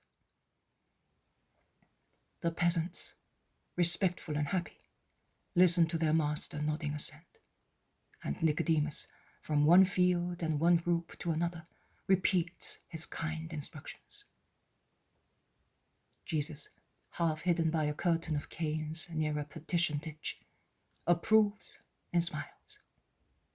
The more Nicodemus approaches him, the more he smiles, as their meeting and the disciples' surprise are now very close at hand.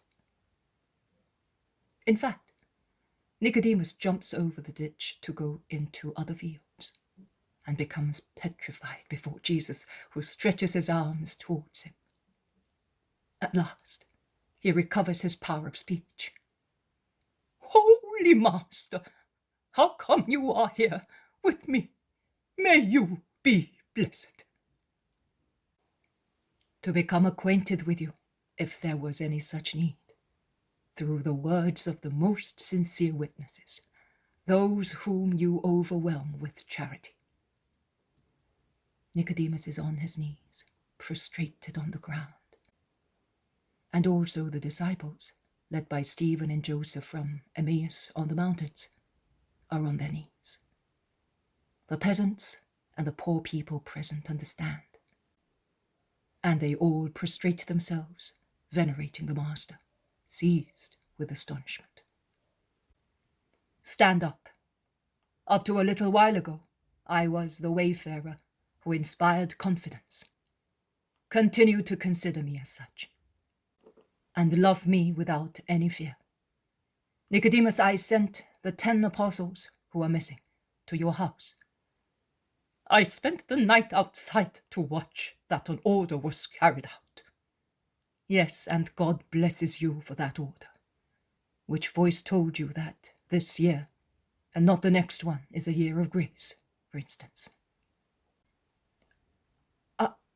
I do not know. And I know. I am not a prophet, but I am not a fool. And a light from heaven was added to my intelligence. My Master, I wanted the poor to enjoy the gifts of God, while God is still among the poor. And I dared not hope to have you, to give a sweet flavour and sanctifying power to these crops, to my olive groves, vineyards and orchards, which will be for the poor children of God, my brothers. But now that you are here, raise your blessed hand and bless them, so that, with the nourishment of the body, the holiness emanating from you may descend into those who will feed on them.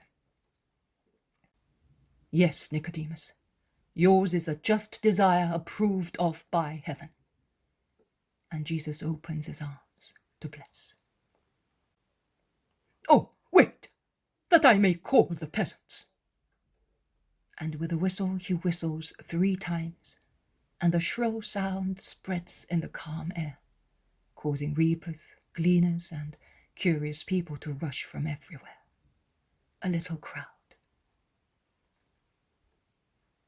Jesus opens his arms and says, Through the power of the Lord, for the desire of his servant, may the grace of health, both of soul and body, descend upon every grain, every grape, olive and fruit, and may it prosper and sanctify those who eat of them with good spirit, free from concupiscence and hatred, and willing to serve the Lord by obeying his divine, perfect will.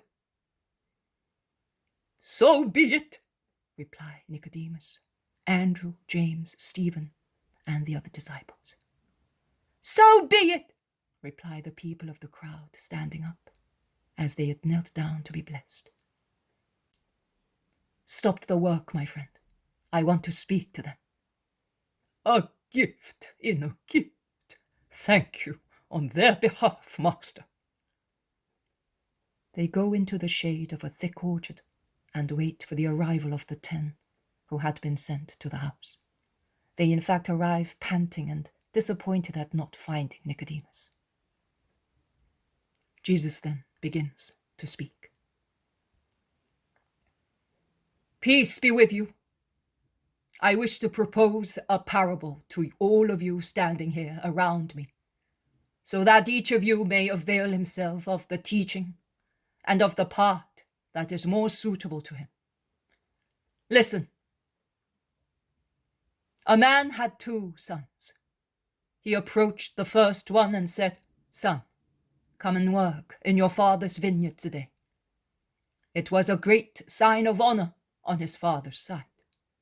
He in fact thought that his son was capable of working where up to then his father had worked. He obviously saw in his son goodwill, perseverance, capability, experience, and love for his parent. But the son, whose mind was somewhat distracted by worldly things, and who was afraid of being taken for a servant. Satan makes use of such mirages to avert people from good. Fearing mockery and perhaps also reprisal from his father's enemies, who dared not threaten him, but would not have so much respect for the son, replied, "I will not go. I do not feel like it." The father then went to the other son, saying to him what he had already said to the first one. And the second son replied, "Yes, father, I will go at once." But what happened? The first son, whose mind was honest, after a first moment of weakness in temptation, a moment of rebellion, repented, having disgusted his father, and without saying anything went to the vineyard, where he worked all day until late in the evening, and then went back home with peace in his heart, having fulfilled his duty. The second son, instead, untruthful and weak, went out, that is true, but he then wasted his time wandering about the town, making useless visits to influential people, from whom he hoped to get some benefit. And he said to himself in his heart, "Father is old and will not leave the house. I will tell him that I obeyed, and he will believe me." But when evening came, also for him, and he went back home, his tired look of an idle person, his creaseless clothes, and his uncertain way of greeting caused his father to watch him and compare him with his first son. The latter, in fact, had come back tired, dirty, untidy, but jovial and sincere. He looked humble and kind, as if he wished to say to his father, without boasting, that after all he had fulfilled his duty. "I love you truly, so much so, that to make you happy I resisted temptation." And the comparison spoke clearly to the intelligent father, who embraced his son, saying, "May you be blessed because you have understood love." In fact, what do you think? Which of the two had loved? You will certainly say, he who did the will of his father. And who did it? The first or the second son? "The first," replies the crowd by one consent. Yes, the first. Also in Israel, and you complained about it, in the eyes of God are not holy those who beat their chests saying, "Lord, Lord," without being really repentant of their sins in their hearts. In fact, their hearts become harder and harder. Neither are those holy who ostentatiously devote rites to be regarded as saints, whereas in private they lack charity and justice. Neither those are holy who rebel against the will of God who sends me, and they contest it as if it were the will of Satan, which will not be forgiven. Those are not the ones who are holy in the eyes of God, but those are holy who, acknowledging that everything that God does is well done, accept the messenger of God and listen to his word in order to be able to do what the Father wants in a better and better way. They are holy and dear to the Most High. I solemnly tell you, ignorant and poor people, publicans and prostitutes, will go before many who are called masters, powerful, holy. And they will enter the kingdom of God. And it will be just, because John came to Israel to lead her on the ways of justice. And too many in Israel did not believe him. Israel, who calls herself learned and holy. But publicans and prostitutes did believe him. And I came, and the learned and holy ones do not believe me. But poor and ignorant people and sinners do believe in me. And I have worked miracles, and they did not believe even then. Neither do they repent for not believing. On the contrary, they hate me and those who love me. Well, I say, blessed those who can believe in me and thus do the will of God, in whom there is eternal salvation. Increase your faith and persevere. You will possess heaven, because you knew how to love the truth. Go. May God be always with you. He blesses them and dismisses them, and then, walking beside Nicodemus, he goes towards the house of his disciple to rest during the hot hours of the day. The poem of the man God, the third year of the public life. Chapter 406. At the estate of Joseph of Arimathea. If you have as much faith as the size of a mustard seed. 31st of March, 1946. Here also the reapers are working hard. Nay, it would be better to say the reapers have worked hard. Sickles, in fact, are no longer needed, as not one ear has been left uncut, the fields being closer to the Mediterranean shores than Nicodemus's. Jesus, in fact, has not gone to Arimathea, but to Joseph's estate in the plain towards the sea, and the fields here before harvest time must have looked like another little sea of ears. They are so large. In the middle of the bare fields there is a low, wide, white house, a country house, but well kept. Its 4 threshing floors are being filled with sheaves arranged in groups, as soldiers do with baggage trains when they stop at camps. Numerous carts carry the precious goods from the fields to the threshing floors, where many men unload them and pile them up, while Joseph moves from one threshing floor to another, checking that everything is done properly. From the top of a heap on a cart, a peasant announces, Master, we have finished. All the corn is on your threshing floors. This is the last cart of the last field. Very well. Unload the cart. Unyoke the oxen and take them to the watering place and then to the stables. They have worked hard and deserve a rest.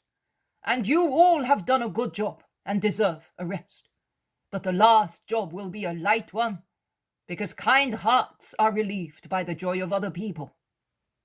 We shall now get the children of God to come here, and we will give them the gift of the Father. Abraham, go and call them, he then says, addressing a patriarchal peasant, who is perhaps the first of the peasant servants in Joseph's estate. I think he must be, because I see that the other servants have great respect for the old man, who does not work, but supervises and assists the master with his advice. And the old man goes. I can see him direct his steps to a very low, large building, which is more like a shed than a house, with 2 huge doors, which reach up to the eaves gutter. I think that it is a kind of storehouse, where carts and other agricultural implements are kept. He goes in and then comes out, followed by a miserable, heterogeneous crowd of people of every age, and of every degree of misery.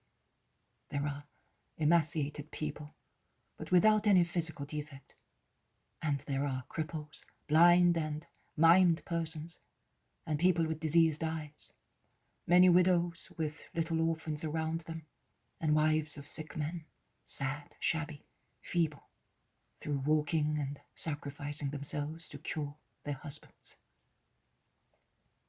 They come forward with the typical aspect of poor people going to a place where they will be assisted, with shy countenance, the bashfulness of the honest poor, but nevertheless with a smile, which just appears on their lips, shading the sadness impressed on their wan faces by days of sorrow, but nevertheless with a tiny spark of triumph, which is almost a reply to the ruthless obstinacy of destiny during continuous sad days, as if to say, "Today is a feast day also for us.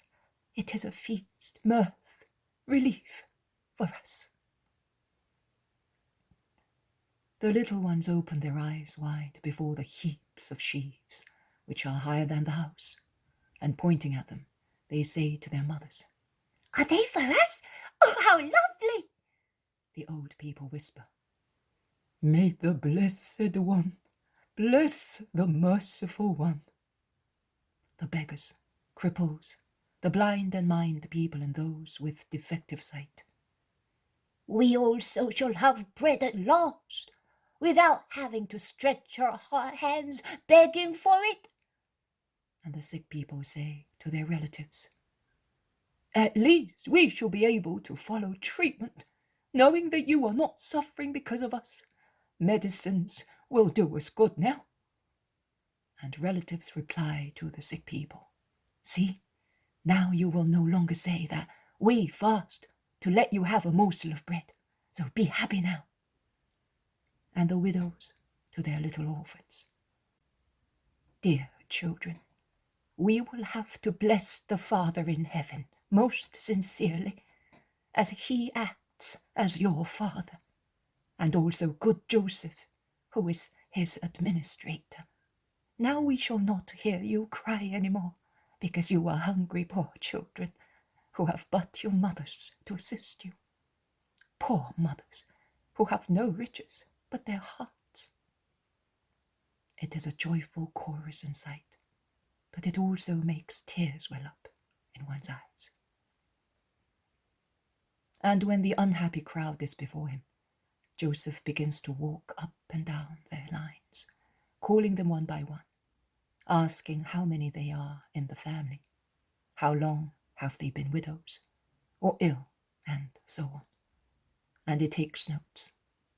And for each case, he gives instructions to the peasant servants.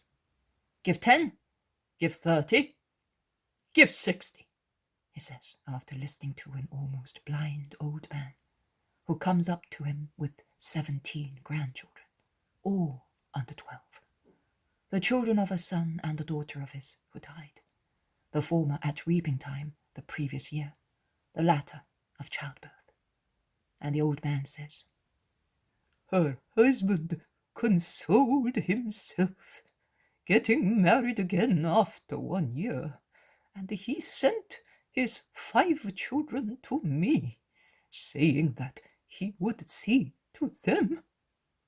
Instead, never 1 penny.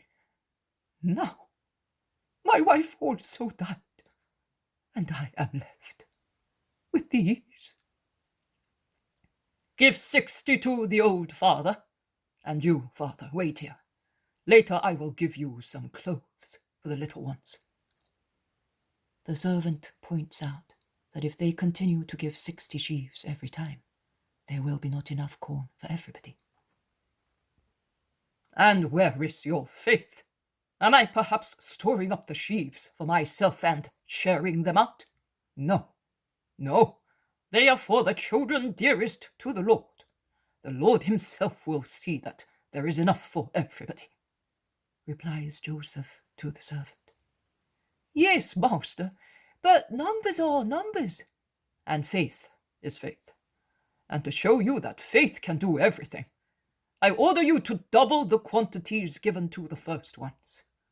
Let him who had 10 have 10 more, and who had 20, 20 more, and give the old man 120. Go, do that."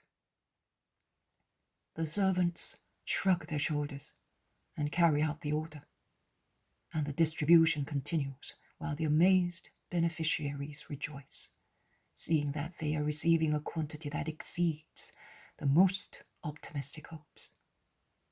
And Joseph smiles, caressing the little ones who are busy helping their mothers, or he helps the cripples who are arranging their little piles.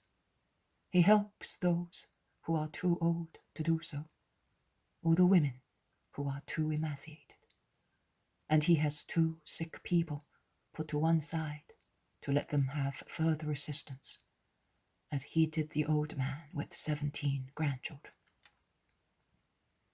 The piles which were higher than the house are now very low, almost on ground level, but everybody has had his share, and an abundant one. Joseph asks, "How many sheaves are there still left?" 112, master, replied the servant after counting the remainder.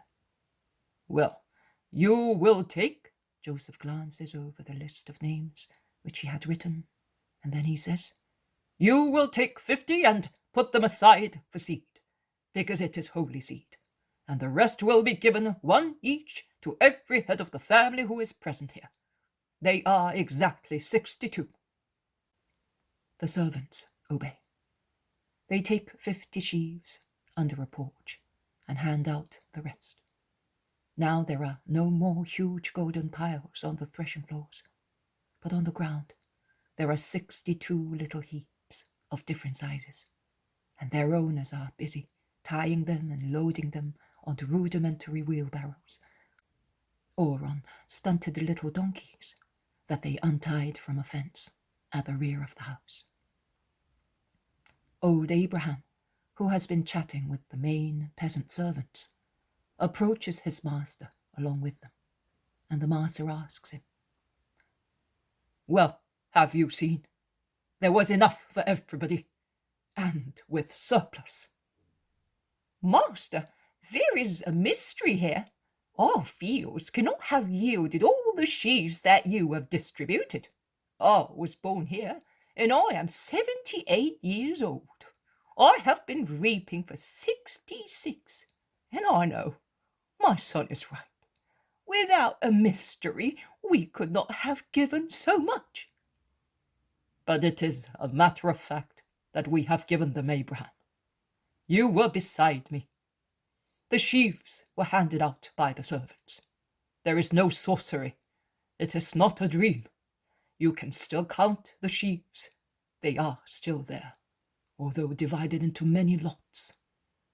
"Yes, master, but it is not possible that the fields have yielded so many." "And what about faith, my children? What about faith? What shall we do with our faith? Could the Lord belie his servant, who made a promise in his name and for a holy purpose?" "Then you have worked a miracle," exclaimed the servant, ready to sing hosannas. "I am not the type of man who works miracles. I am a poor man. The Lord worked it. He read my heart and saw 2 wishes in it. The first one was to lead you to my faith. The second was to give much, so much to these unhappy brothers of mine. God consented to my desires, and he worked. May he be blessed for that," says Joseph, bowing reverently, as if he were before an altar. "And his servant with him," says Jesus, who has been hiding hitherto behind the corner of a little house surrounded by a hedge. I do not know whether it is the bakehouse or the oil mill, and he now appears openly on the threshing floor where Joseph is standing. "My master and my Lord!" exclaims Joseph, falling on his knees to venerate Jesus. "Peace to you. I have come to bless you in the name of the Father, and to reward your charity and your faith." I shall be your guest this evening. Do you want me? Oh, master, are you asking me? Only, I will not be able to honor you here. I am with servants and peasants. In my country house, I have no fine tablecloths, no butler, no experienced servants. I have no refined food, no choice wines. I have no friends here. It will be a very poor hospitality indeed. But you will understand. Why, my lord, did you not inform me beforehand? I would have provided. Hermas was here the day before yesterday with his friends. In fact, I made use of them to inform these people, to whom I wanted to give what belongs to God. But Hermas did not say anything to me. If I had known, allow me, master, to give instructions, so that I may try to find a remedy. Why are you smiling thus? At last asks Joseph, who is in utter confusion with the sudden joy and because of the situation that he considers a disaster. I am smiling at your unnecessary pains, Joseph. What are you looking for? For what you have? What I have? I have nothing. Oh, what a material man you are now. Why are you no longer the spiritual Joseph of a little while ago, when you spoke as a wise man, when you were promising, full of confidence, for your faith and to give faith?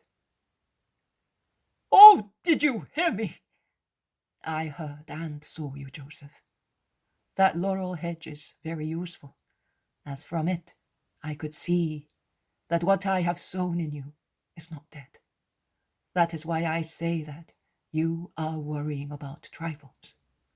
You have no butlers or experienced servants, but where charity is practiced, there is God, and where God is, there are his angels. So, which house stewards more experienced than they are do you want? You have no delicious food or choice wines? Which food do you want to give me? Which drink, more delicious than the love you had for these people, and you have for me? You have no friends to honor me. And what about these? Which friends are dearer to the Master, whose name is Jesus, than the poor and the unhappy? Come on, Joseph. Even if Herod should be converted, and he should open his halls to give me honor and hospitality, in a purified palace, and the heads of all the castes were there, I would not have a more select court than this one, to which I also wish to say a word and give a gift. Will you allow me? Oh, master, I want everything you want. Tell me. Tell them to gather together, and get the servants also to assemble here. There will always be some bread for us. It is better for them to listen to my word now, rather than run here and there, busying themselves with trifles. The astonished people crowd around quickly. Jesus says, You have realized here that faith can multiply corn when such desire is based on a desire of love. But do not confine your faith to material necessities. God created the first grain of wheat, and since then, wheat is for the bread of men. But God created also paradise, and it awaits its citizens. It was created for those who live according to the law and remain faithful, notwithstanding the sorrowful trials of life. Have faith, and you will be able to remain holy with the help of the Lord, just as Joseph was able to allot a double quantity of corn to make you happy twice and confirm his servants in the faith. I solemnly tell you that if man had faith in the Lord, And if it were for a just reason, not even mountains, the rocky bowels of which are rooted in the earth, could resist, and they would shift from one place to another at the order of anyone who has faith in the Lord. Have you faith in God? He asks, addressing everybody. Yes, Lord. Who is God according to you? The Most Holy Father, as the disciples of the Christ teach us. And what is Christ to you? the Saviour, the Master, the Holy One. Only that? The Son of God. But we must not say that, because if we do, the Pharisees will persecute us. But do you believe that he is the Son of God? Yes, Lord. Well, increase your faith.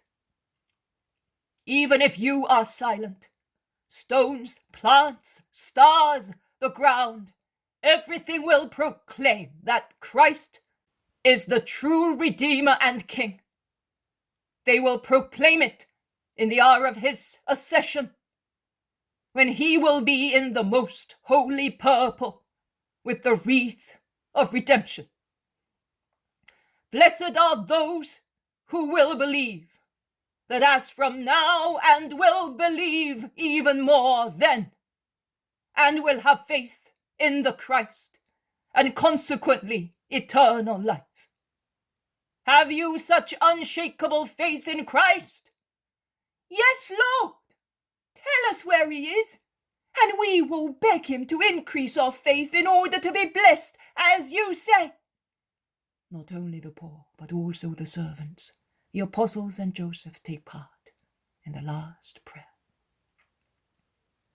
If you have as much faith as the size of a mustard seed, and you keep this precious pearl of your faith in your hearts, without allowing any human or superhuman or wicked thing to take it away from you, each of you will be able to say to that mighty mulberry tree which shades Joseph's well, uproot yourself and be transplanted in the waves of the sea.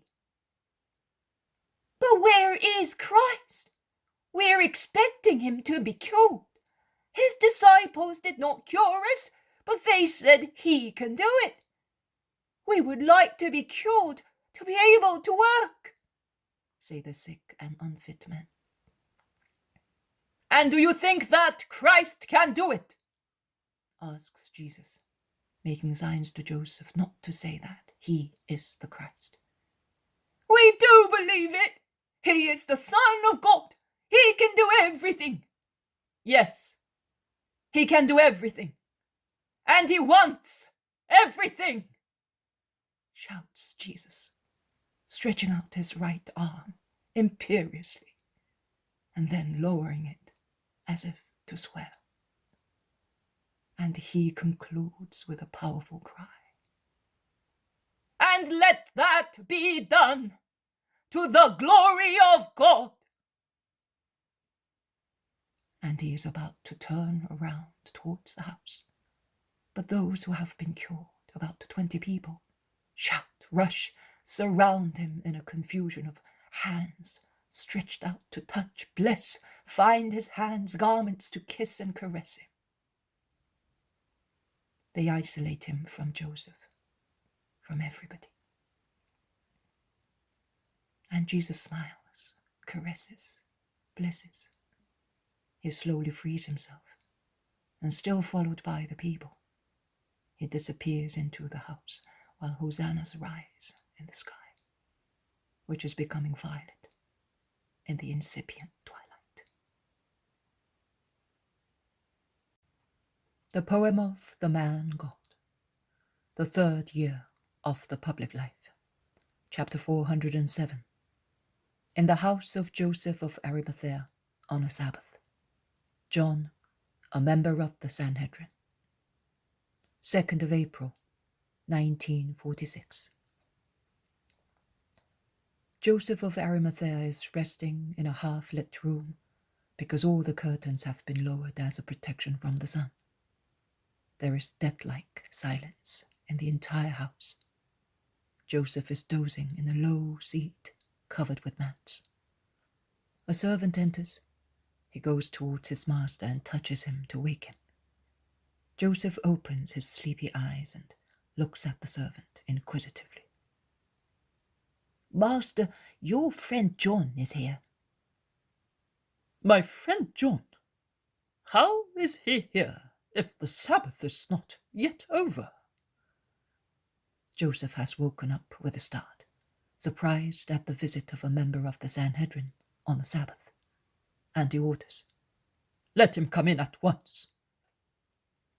The servant goes out, and while waiting, Joseph walks pensively up and down the semi-dark, cool room. "May God be with you, Joseph," says John, the member of the Sanhedrin we already saw at the first banquet offered to Jesus at Arimathea, and also in Lazarus' house at last Passover. Always a person not hostile to Jesus, although not a disciple. "And with you, John. But as I know that you are just, I am astonished at seeing you before sunset." "That's true. I have infringed the Sabbatic law, and I sinned knowing that I was sinning. So grave is my sin, and great will be the sacrifice that I will consume to be forgiven. And momentous is the reason that instigated my commission of this sin. Jehovah, who is just, will be indulgent to his guilty servant in view of the important motive that drove me to sin. Once you did not speak like that. The Most High was only rigid severity as far as you were concerned, and you were perfect because you feared him as an inexorable God." "Oh, perfect? Joseph, I have never confessed my secret faults to you, but it is true. I did judge God inexorable. Like many in Israel, we were taught to consider him thus, the God of vengeance. And you have continued to believe so, even after the rabbi came to let his people know the true face of God, his true heart, the face, the heart of a father. It's true. But I had never heard him speak for any length of time. But you will remember, since the first time I saw him at the banquet in your house, I assumed an attitude of respect, if not of love, for the rabbi. That is true, but for the love I have for you, I would like you to pass on to an attitude of love for him. Respect is too little. You love him, don't you, Joseph?" "Yes, I do. And I am telling you, although I know that the chief priests hate those who love the rabbi. But you are not capable of delation. No, I am not. And I would like to be like you. But shall I ever succeed? I will pray that you may succeed. It would be your eternal salvation, my dear friend." Silence follows, full of reflections. Then Joseph asks, "You told me that a grave motive drove you to infringe the Sabbath. Which? Can I ask you without being too indiscreet? I think that you have come to have help from your friend, and I must know in order to help you." John rubs his forehead with his hand. He presses his broad forehead, which is beginning to go bald, as is typical of men in full virility. He mechanically caresses his grizzly hair, his thick, square-cut beard. He then raises his head, stares at Joseph, saying, Yes, an important reason, and a painful one, and a great hope. Which, Joseph, can you believe that my house is like hell and will soon no longer be a home? As it will soon be devastated, dispersed, destroyed, crushed. What? What are you saying? Are you raving? No, I am not. My wife wants to leave me. Are you surprised? Yes, I am. Because I have always known her to be good. And because your family seemed to be a model one. You all kindness, she all virtue. John sits down, holding his head in his hands. Joseph goes on. Now, this decision. I cannot believe that Anne has done anything wrong, or that you have. But I believe even less with regard to her, entirely devoted to her home and children. No, there can be no fault in her. Are you sure? Really sure? Oh, my poor friend, I have not the eye of God, but as far as I can judge, that is what I think. Do you not think that Anne is unfaithful? Anne! But my friend, has the summer sun injured your brain? Unfaithful with whom?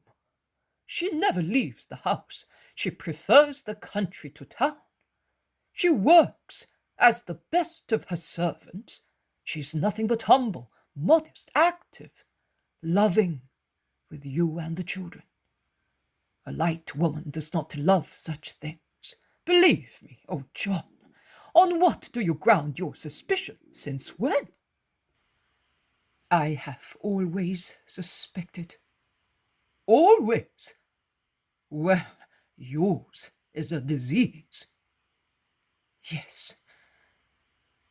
And, Joseph, I have many faults, but I do not want to confess them to you only.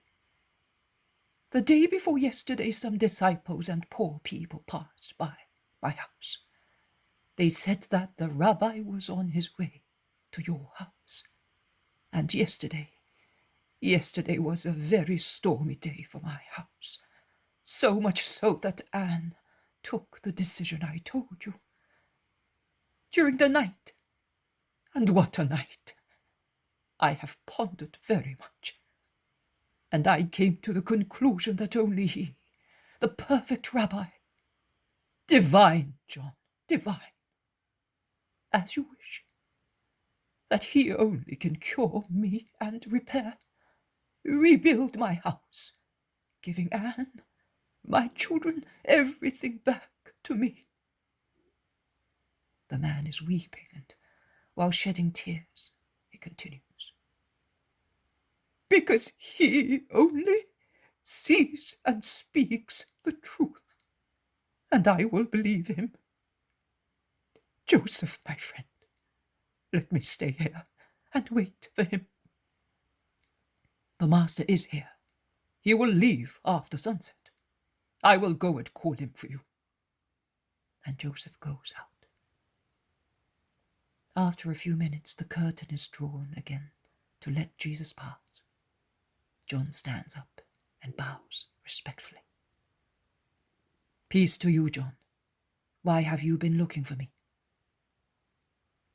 That you may help me to see, and you may save me. I am very unhappy.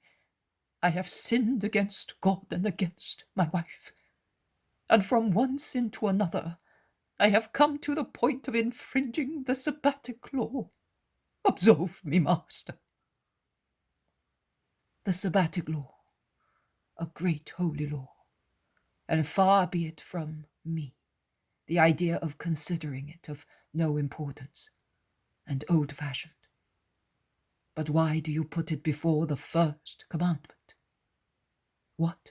You ask me to absolve you for infringing the Sabbath, and you do not ask absolution for lacking charity and torturing an innocent soul, driving to despair and to the threshold of sin the soul of your wife.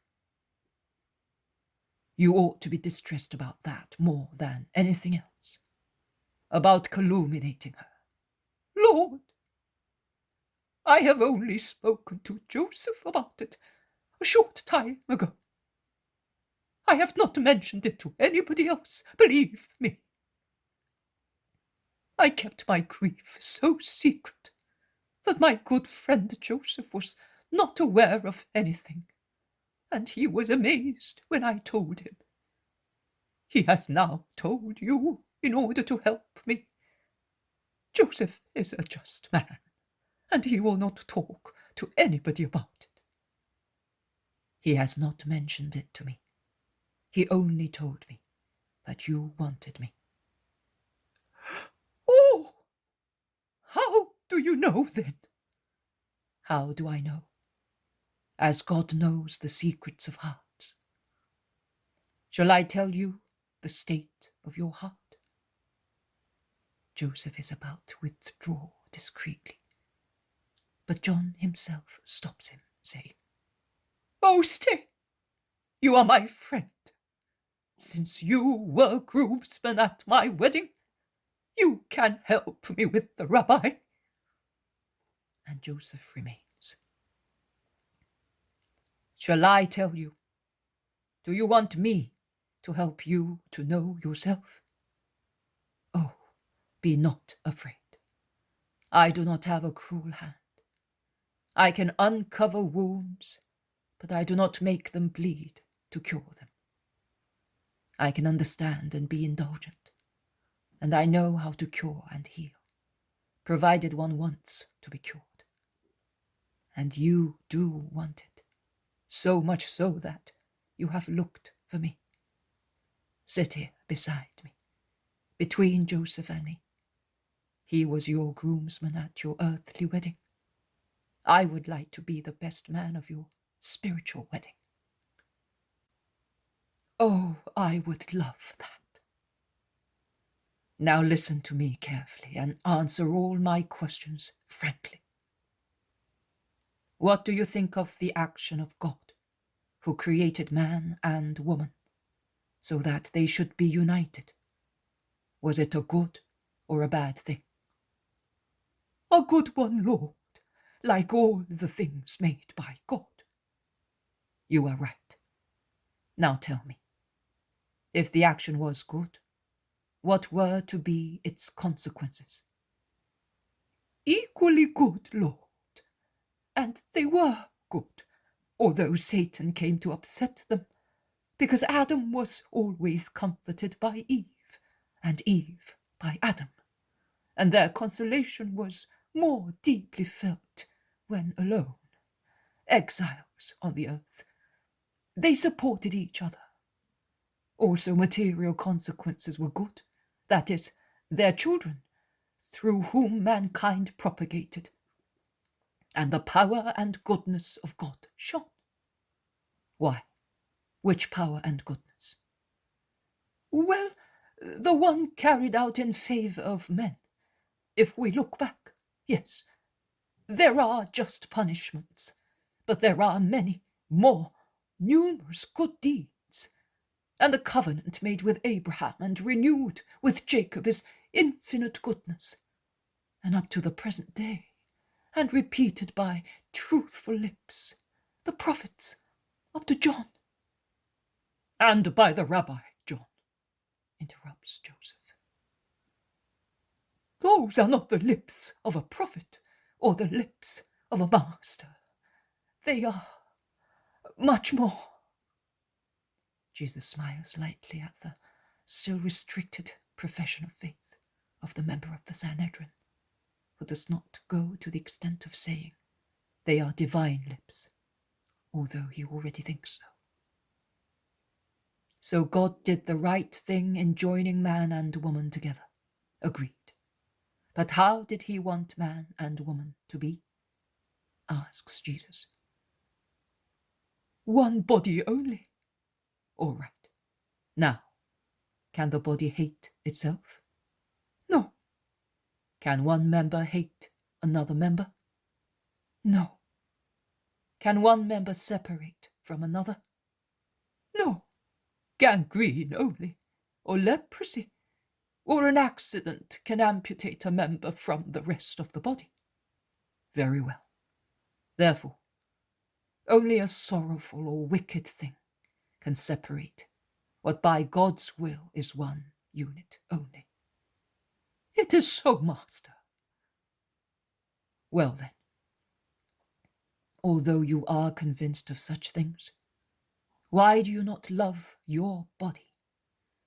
And you hate it so much that you'll get gangrene to grow between one member and another, whereby the weaker member, the mortified one, separates and leaves you all alone. John lowers his head, becomes silent while fretting the fringes of his garment. I will tell you why. Because Satan, the usual disturber, has come between you and your wife. Nay, he has come into you with a disorderly love for your wife. And when love is disorderly, it becomes hatred, John. Satan has worked on your virile sensuality to get you to commit sin, because that is where your sin began, from one disorder that has brought about new and much graver disorders. In your wife, you have not seen only a good companion and the mother of your children, but also an object of pleasure. And that has made your eyes like those of an ox, which sees everything altered. You saw things as you were seeing them. That is how you saw your wife, an object of pleasure for you. You considered her such also for other people, whence your feverish jealousy, your irrational fear, your sinful arrogance, which made of her a frightened, imprisoned, tortured, slandered woman. What does it matter if you do not beat her, if you do not revile her in public? Your suspicion is a stick, your doubt is slander. You calumniate her, thinking that she could go to the extent of being unfaithful to you. What does it matter if you treat her as your rank demands? In the privacy of your home, she is worse than a slave for you, because of your beast-like lust, which degrades her beyond endurance, and which she has suffered silently and submissively, hoping to convince you, to calm you, to make you good, and which has only served to irritate you more and more, to the extent of turning your house into a hell, in which the demons of lust and jealousy are roaring. Jealousy. What can you think of more slanderous for a wife than jealousy? And what is a clearer indication of the state of a heart than jealousy? You may rest assured that wherever it nestles, foolish, irrational, groundless, offensive, obstinate as it is, there can be no love for one's neighbour or for God, but there is selfishness. You ought to be grieved over all that, not at infringing the close of the Sabbath. And to be forgiven, you must repair the ruin caused by you. But Anne wants to go away by now. Come and convince her.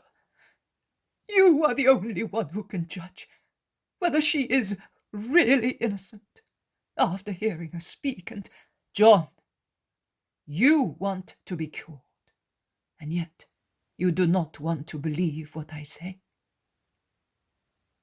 You are right, my lord. Change my heart. It is true, I have no well-grounded reason to suspect.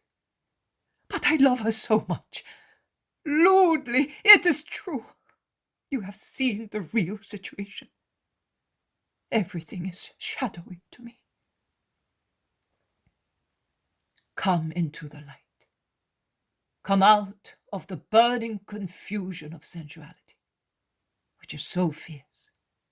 It will cost you at first, but it would cost you much more to lose a good wife and deserve hell, expiating your sins of lack of love, slander and adultery, and hers as well, because I remind you that who drives a woman to divorce places himself and her on the way to adultery.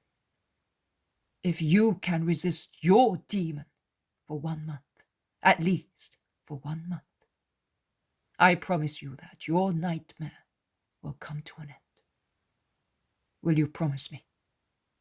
Oh, Lord, I would like to, but it is a fire. Put it out. You are powerful. John has fallen onto his knees before Jesus and is weeping with his head in his hands as he kneels on the floor. And I will appease it. I will limit it. I will check and restrain this demon. But you have sinned much, John, and you must work by yourself at your revival. Those who have been converted by me came to me willing to become new, free. They had already worked, with their own strength only, the beginning of their redemption, such as Matthew, Mary of Lazarus, and many more. You have come here only to find out whether she is guilty, and to be helped by me not to lose the fountain at which your pleasure drinks. I will limit the power of your demon for 3 months, not for 1. During that time, meditate and rise. Resolve to start a new life as a husband. The life of a man gifted with soul, not the life of a brute, as you have led so far. And fortified by prayer and by meditation, by the peace which I will give you as a gift for 3 months, learn to struggle and conquer eternal life, and win back the love and peace of your wife and of your home.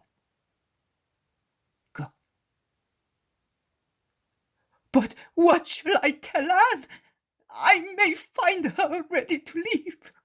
Which words shall I speak after so many years of insults, to persuade her that I love her and that I do not want to lose her? Please, come with me. I cannot. But it is so simple. Be humble. Call her to one side and confess your torment. Tell her that you came to me because you want to be forgiven by God. And tell her to forgive you because God's forgiveness will be given to you only if she invokes it for you. And she is the first to give you it. Oh, unhappy man, how much good, how much peace you have dissipated through your lust. How much evil is brought about by the unruliness of senses and by the disorder of affections. Rise and go away with a peaceful mind. Do you not understand that your wife, who is good and faithful to you, is more distressed than you are at the thought of having to leave you, and is waiting only for one word from you, so that she may say to you, you have been forgiven everything. You may go now, as the sun is already set, so you are not committing any sin in going back to your house, and the Saviour absolves you of the sin you committed in coming to him. Go in peace and sin no more. Master, Master, I do not deserve such words. Master, I want to love you from now on. Yes, of course. Go and do not delay, and remember this hour, when I will be the slandered innocent. What do you mean? Nothing. Go. Goodbye. And Jesus withdraws, leaving the two members of the Sanhedrin, moved and excited, in judging him really holy and wise, as only God can be.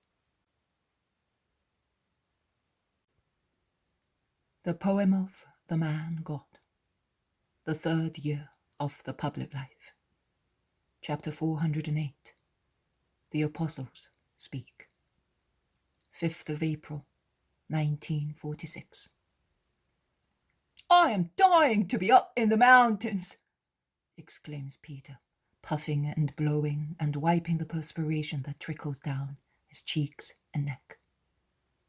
What? You hated mountains, and now you want them? Sarcastically asks Judas Iscariot, who has become overbearing and bold once again, now that he sees that his fear of being found out has come to nothing. Yes, now I really want them. At this time of the year, they are the right place, not just like my sea. That one, but I do not understand why fields are warmer after harvest time. The sun is still the same, and yet... It is not a question that they are warmer. The fact is that they are gloomier, and one feels more depressed looking at them thus, than when they are full of corn, sensibly replies Matthew. No, Simon is right. They are unbearably warm after they have been reaped. I never felt so warm, says James of Zebedee. Never? And what about the heat we suffered going to Nike? Retorts Judas of Kerioth. It was never as bad as this, replies Andrew. No wonder. Summer is now 40 days ahead, and consequently the sun is scorching hot, insists Judas. It is a fact that stubble gives off more heat than fields full of corn, and the reason is clear. The sunbeams, which previously stopped on the top of the ears, now blaze down directly on the bare burnt ground, and the latter reflects its heat upwards, in opposition to the sun that descends from above, and thus man finds himself between two fires. Sententiously, says Bartholomew. The Iscariot laughs ironically, and he gives a low bow to his companion, saying, Rabbi Nathaniel, I greet you and thank you for your learned lesson. He is as offensive as one can be. Bartholomew looks at him, but is silent. Philip, instead, defends him. There is no need to be ironical. What he said is correct. You are surely not going to deny a truth that millions of people with good common sense have judged to be true, logical, and verifiable. Of course. I know that you are all learned, experts, sensible, good, perfect people. You are everything. I only am the black sheep in the white herd. I only am the bastard lamb, the disgrace that is disclosed and puts on ram horns. I only am the sinner, the imperfect one, the cause of all the evil among us, in Israel, in the world, perhaps also in the stars. I cannot stand any longer, not so much because I see that I am the last, but because I see that non-entities, like those two fools who are speaking to the master, are admired, as if they were two holy oracles. I am tired of... Listen, boy, Peter begins to say, while red in the face, not so much from the heat as from his efforts in controlling himself. But Judas Thaddeus interrupts him. Are you judging other people by your own standard?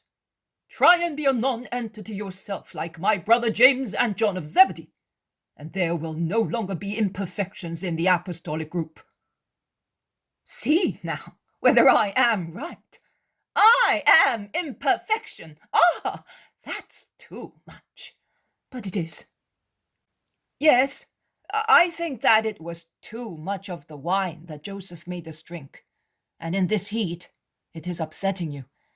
Just a reaction of the blood, says very calmly Thomas, to make a joke of the quarrel which is about to arise. But Peter has worn out his patience, and with set teeth and clenched fists, to continue to master himself, he says, Listen, boy. There is one thing only advisable for you. Part for a little while. I? Part? By your order? The master only can give me orders, and I will obey him only. Who are you? A poor, an ignorant, coarse, good-for-nothing fisherman? You are right. I am the first to say that. And before the omnipresent, all-seeing Jehovah, I testify that I would prefer to be the last instead of the first.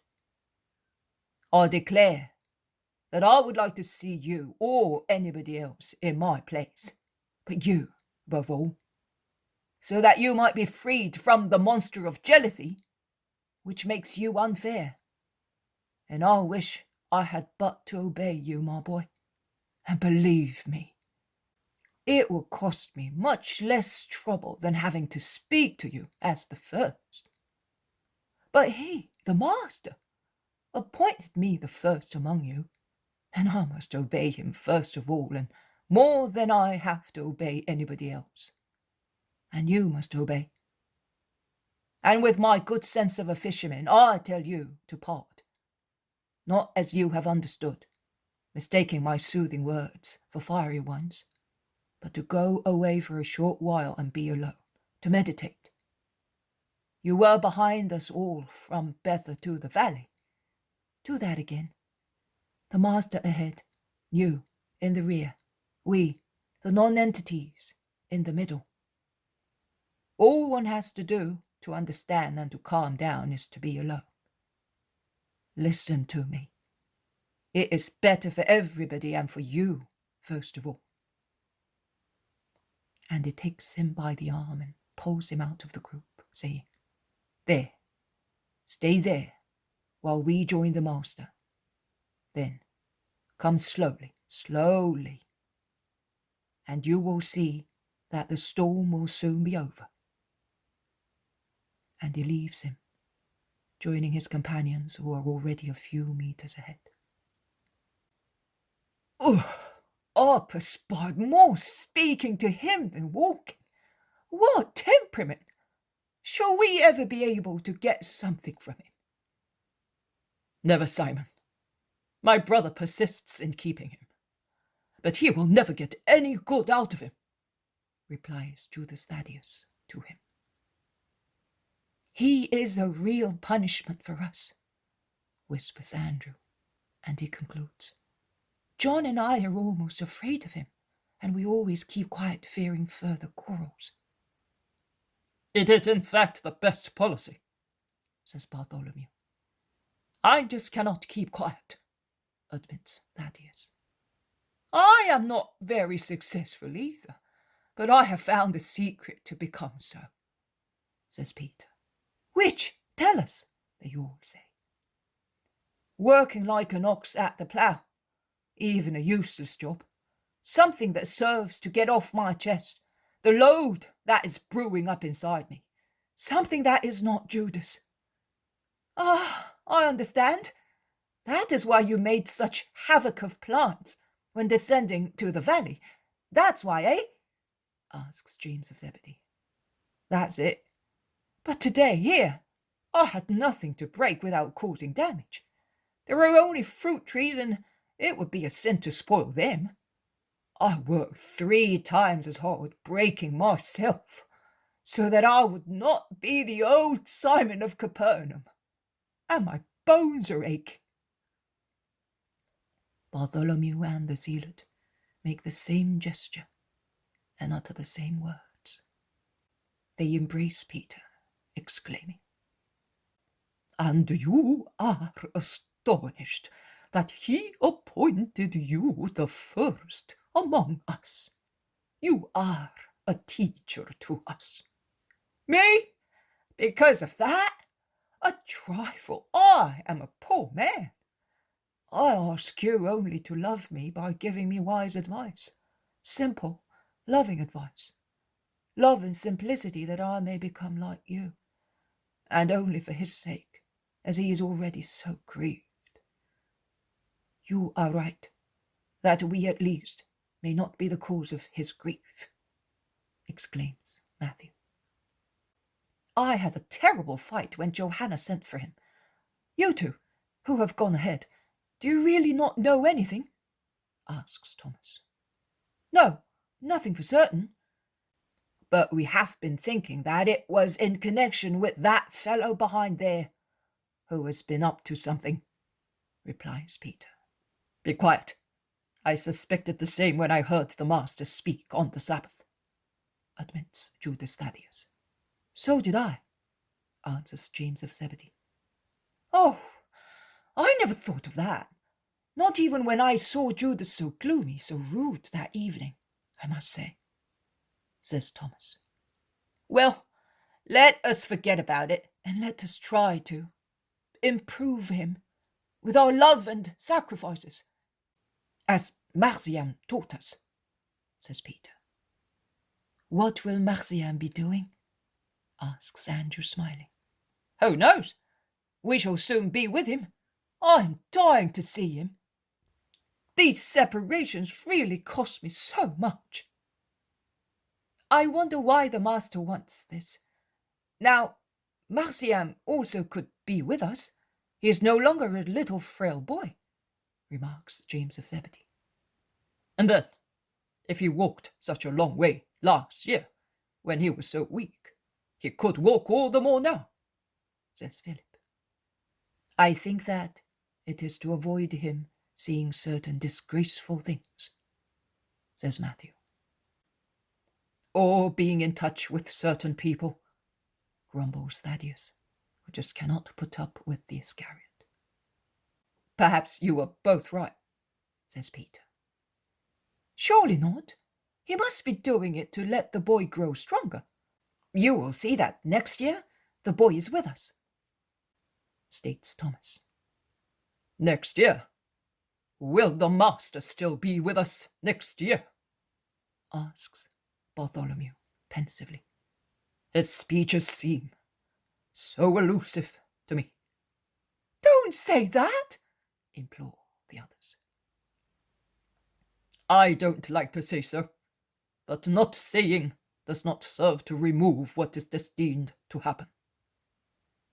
"Well, that is another reason why we should improve much during the next months, in order not to grieve him by not being ready.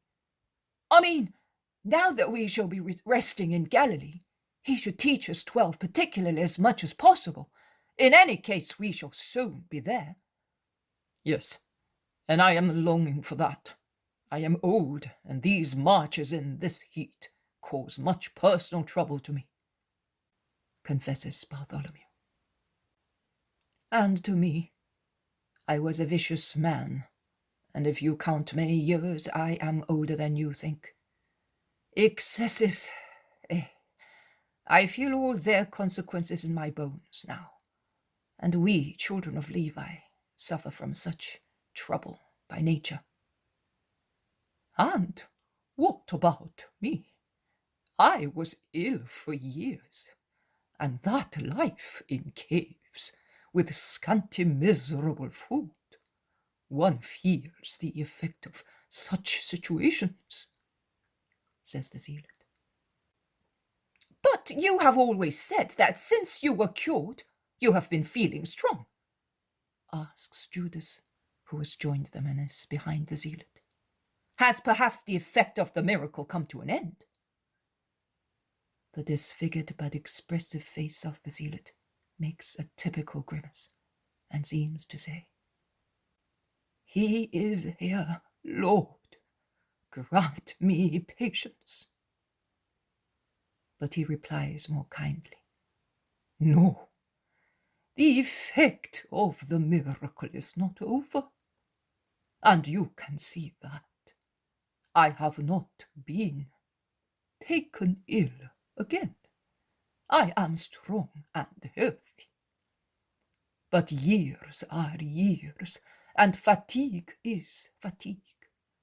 And this heat, which causes us to get as wet with perspiration as if we had fallen into a ditch, and the nights, which I would say are ice cold as compared with the heat of the day, and freeze perspiration on our bodies, while the dew adds more humidity to our garments already wet with sweat. All that certainty does me no good, and I am longing to have a rest so that I can take care of myself. In the morning, particularly, when we sleep under the open sky, I am stiff all over. If I become an invalid, of what use shall I be?" "You will be able to suffer. Jesus says that suffering is as good as work and prayer." Andrew replies to him, "That's all right, but I prefer to serve him apostolically And you are tired too. Admit it. You are tired of continuing this life without any prospect of pleasant hours. On the contrary, with the prospect of persecutions and defeat. You are beginning to consider that you are running the risk of becoming an outlaw once again," says Judas of Kerioth. "I am not considering anything.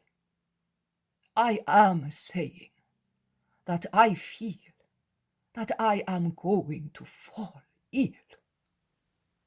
"Oh, as he cured you once!" And Judas laughs ironically. Bartholomew feels that another squabble is approaching, and to divert it, he calls Jesus. "Master, is there nothing for us? You are always ahead of us." "You are right, Bartholomew, but we are going to stop now. See that little house? We will go there because the sun is too strong. We will set out again in the evening. We must make haste in going back to Jerusalem because Pentecost is close at hand." "What were you speaking of?" Judas Thaddeus asks his brother. "Just imagine, we began to speak about Joseph of Arimathea, and we ended up by talking about the old property of Joachim at Nazareth, and about his habit, as long as he was able to do so, of taking half of the crops for himself, giving the rest to the poor, which the old people in Nazareth remember so well. How abstinent were those two just people, Anne and Joachim! No wonder they were granted the miracle of a daughter, of that daughter. And with Jesus I was recalling the past, when we were children." And they continue talking while going towards the house through sunny fields. Jesus says, "You will put here the vision of the miraculous gleaning on behalf of the little old woman, in the plain between Emmaus on the plain and the mountains towards Jerusalem, which you had on September 27th, 1944. The poem of the man God. The third year of the public life. Chapter 409. The miraculous gleaning in the plain. 27th of September, 1944. Jesus is passing with his apostles through a country completely golden with crops, although early morning is very warm. The reapers are mowing along furrows thick with ears, making empty spaces among the golden grain. The sickles shine for a moment in the sun. They disappear among the tall ears. They reappear for a moment on the other side, and the sheaf bends and lies down on the earth, warmed by the sun, as if it were tired of standing up for so many months. Some women follow the reapers, tying the sheaves. The whole country is busy at this work. The harvest has been very good, and the reapers are overjoyed. Many men, when they are near the road along which the apostolic group passes, stop working for a moment, leaning on their sides and wiping their perspiration, and they look. The women binding the sheaves do the same. In their light clothes, their heads covered with a white cloth, they look like flowers emerging from the earth, deprived of the corn. Poppies, cornflowers, daisies. The men, in short grey or yellowish tunics, are not so showy. The only light article they wear is a piece of cloth, tied to their heads with a cord and hanging over their necks and cheeks. Their tanned faces, framed by the white cloth, seem ever darker. When Jesus sees that they are looking at him, he passes, greeting. "The peace and blessing of God be with you." And the others reply, "May the blessing of God come back to you." or more simply, "Also with you." Some who are more talkative interest Jesus in the harvest, saying, "It is very good this year. Look at these well-shaped ears and see how thick they are in the furrows. It is hard work to cut them, but it's bread." Be grateful to the Lord. And you know that one must show one's gratitude not by words, but by deeds. Be merciful in your harvest, thinking of the Most High who mercifully granted dew and sunshine to your fields, so that you might have a plentiful crop. Remember the precept of Deuteronomy. When harvesting the wealth given to you by God, think of those who have none, and leave them some of yours. It is a holy prevarication, as it is charity for your neighbor, and God sees it. It is better to be willing to give than greedy in gathering. God blesses generous people. There is more happiness in giving than in receiving, because it compels God, who is just, to give a more abundant reward to him who was compassionate. Jesus passes repeating his advice of love. The sun becomes warmer. The reapers stop working, and those who are near their houses go back to them. Those who are far from them gather in the shade of trees, and they rest, eat, and doze there. Jesus also takes shelter in a thicket in the middle of the country, and sitting on the grass, after praying and offering their frugal food, consisting of bread, cheese, and olives, he hands out the portions and eats, talking to his apostles. There is shade, coolness, and perfect silence. The silence of sunny hours in summer. A silence inviting one to sleep. Most of them, in fact, are dozing after eating. Jesus is not dozing. He is resting, leaning with his back against a tree, and he takes an interest in insects working on flowers. At a certain moment he beckons to John, Judas Iscariot, and to one of the older apostles, whom he calls Bartholomew, and when they are close to him, he says, "Just watch the work this little insect is doing. Look, I have been watching it for some time. It wants to take from this chalice, which is so tiny, the honey that fills the bottom part of it. And as it cannot get into it, look, it stretches out the first one little leg, and then the other one. It dips them into the honey, and then feeds on it. It has almost emptied it.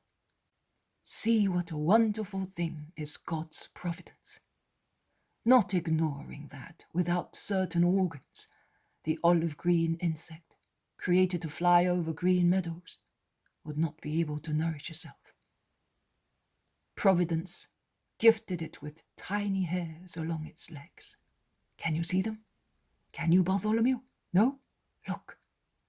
I will now catch it and show it to you against the light. And he delicately takes the scarab, which looks like burnished gold, and lays it upside down on the back of his hand. The scarab pretends to be dead, and the three examine its tiny legs. Then the insect begins to kick its legs about in order to run away. It does not succeed, of course, but Jesus helps it and stands it on his legs.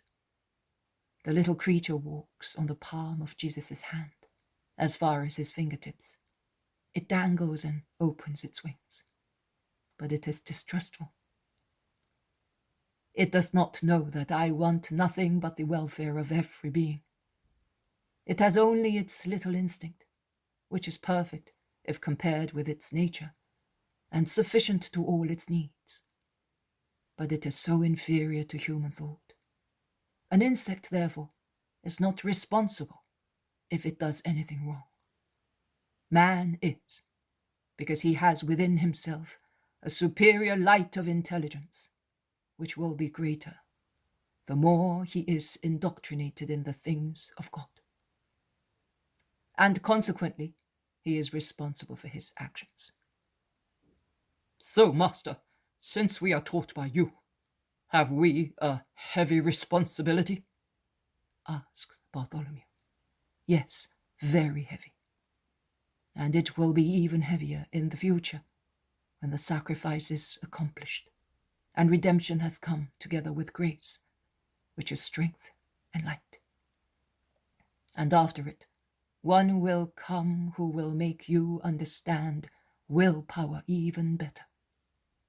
And he who does not want that will be held responsible.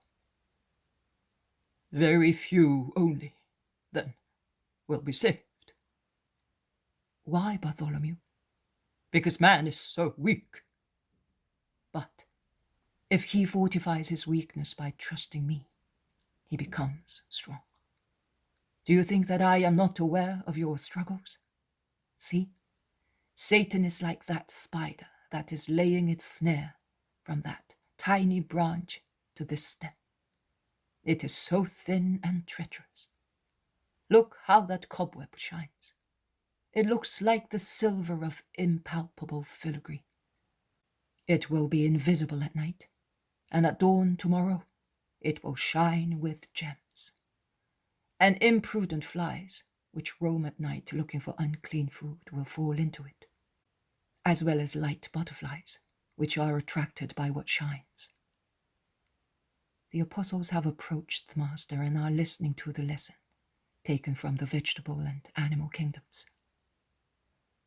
Well, my love does, with regard to Satan, what my hand is doing right now. It destroys the cobweb. Look how the spider runs away and hides. It is afraid of what is stronger.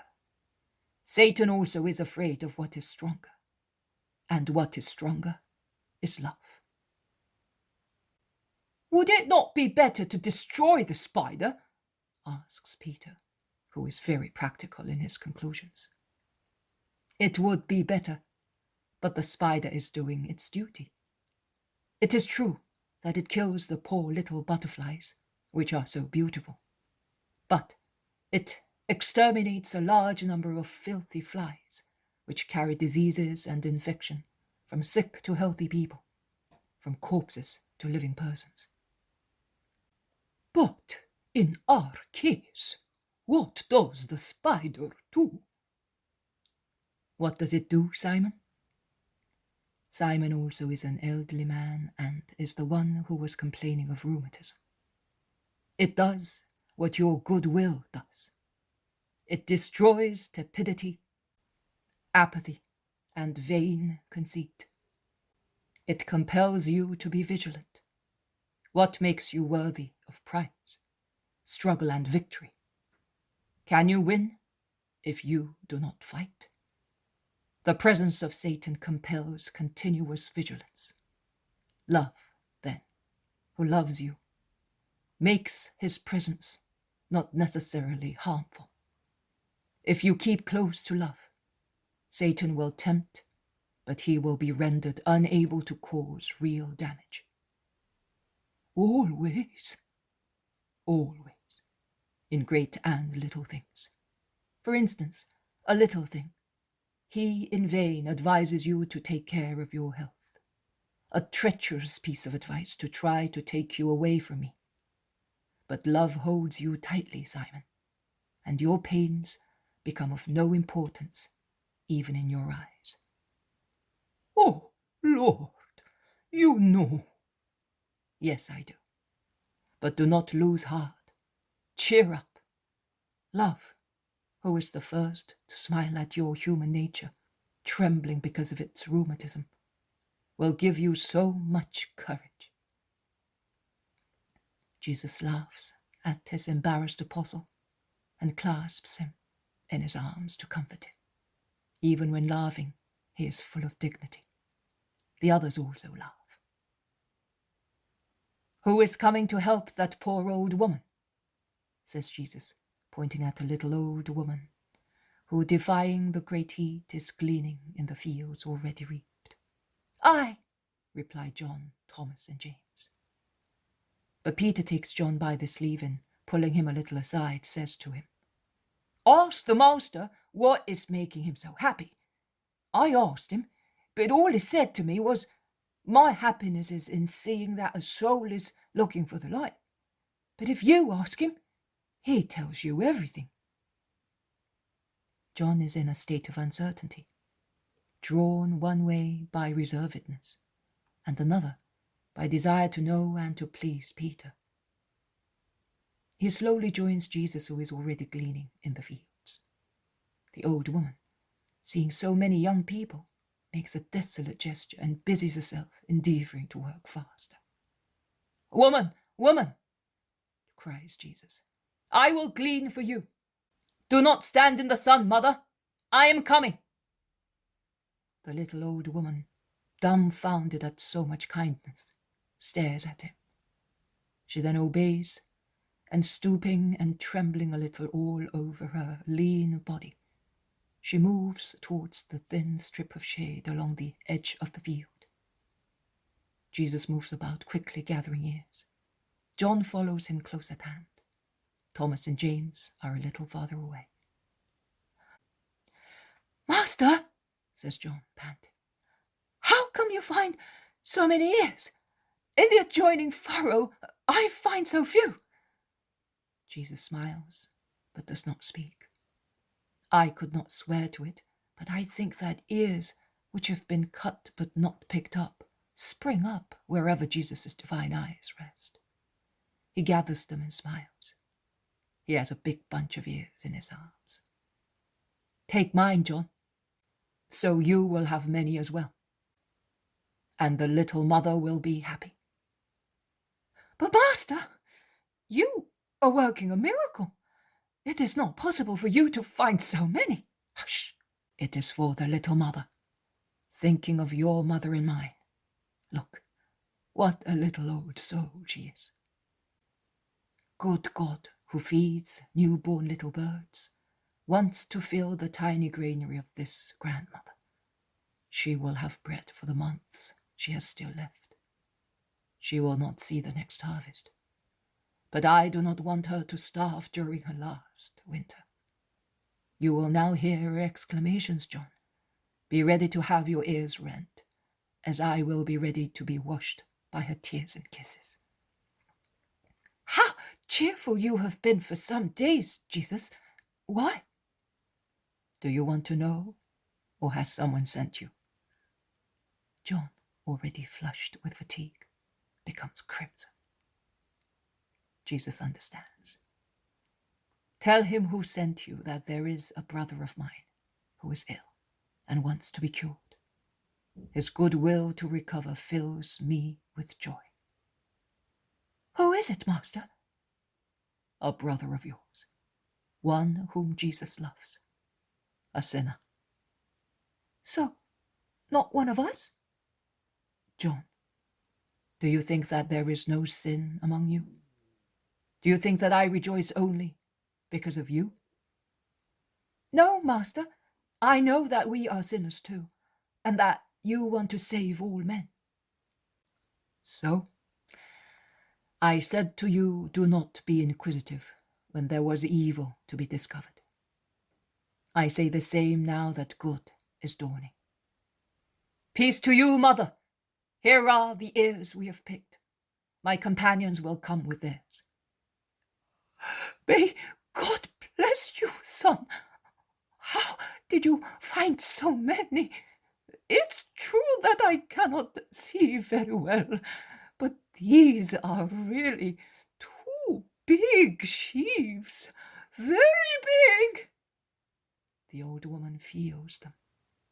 Her trembling hand caresses them. She wants to lift them, but she cannot. We will help you. Where is your house? That one. And she points at a little house beyond the fields. You are alone, are you not? Yes. How do you know? And who are you? I am one who has a mother. Is this your brother? He's my friend. From behind Jesus' back, his friend makes wide gestures to the old woman, but with her veiled eyes, she cannot see them. In any case, she is too intent on watching Jesus. Her old mother's heart is deeply moved. You are in a sweat, son. Come in there, in the shade of this tree. Sit down. Look how you are streaming with perspiration. Dry yourself with my veil. It is worn but clean. Here, take it, son. Thank you, mother. Blessed be your mother, the mother of so good a son. Tell me your name and hers, that I may mention them to God to bless you. Mary and Jesus. Mary and Jesus. Mary and Jesus. Wait. Once I shed bitter tears. The son of my son was killed for defending this baby boy, and my son died of grief. And at that time they said that the innocent was killed because they were looking for one whose name was Jesus. Now I am on the threshold of death, and that name is coming back to me. You wept then, mother, because of that name. May that name now bless you. You are that Jesus. Say so to a poor woman who is about to die and who has lived without cursing, because she was told that her grief served to save the Messiah for Israel. John doubles his gestures. Jesus is silent. Oh, tell me, is it you? You, blessing me at the end of my life?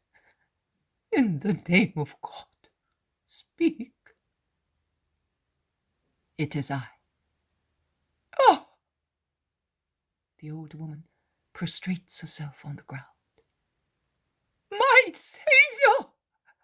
I have lived in expectation, and I no longer hoped to see you. Shall I see your triumph? No, mother. Like Moses, you will die without knowing that day. But I will give you the peace of God in advance. I am peace. I am the way. I am life. You, a mother and the grandmother of just children, will see me in another eternal triumph, and I will open the gates to you, to your son, to the son of your son, and to his baby boy. That baby who died for me is sacred to the Lord. Do not weep, mother. And I have touched you, and you gathered ears for me. Oh, how did I deserve such honor? Through your holy resignation. Come, mother, to your house, and may this wheat nourish your soul more than your body. I am the true bread that descended from heaven to satisfy the hunger of every heart. You, Thomas and James, have joined them with their sheaf. Take these sheaves and let us go. And the 3 apostles, laden with the sheaves, walk away, followed by Jesus and the grandmother who weeps and whispers prayers. They arrive at the little house, 2 small rooms, a tiny kitchen, a fig tree and a small vineyard, tidiness and poverty. Is that your home? Yes, it is. Blessed Lord. Call me son, and pray that my mother may find solace in her grief, since you know what the grief of a mother means. Goodbye, mother. I bless you in the name of the true God. And Jesus raises his hand and blesses the small house. He then bends and embraces the little old woman. He presses her to his heart and kisses her head, covered with thin white hair. And she weeps, rubbing her lips against Jesus' hands with veneration and love, and crushes me with grief, because I think of my mother, who was afraid of you, Jesus, when she saw you. Why be afraid of you, Jesus?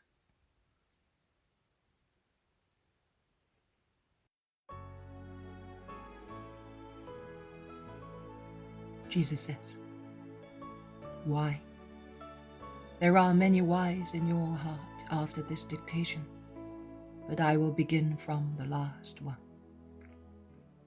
The other query you have in your heart is always whether I knew that Judas would not be saved, notwithstanding that effort to save him.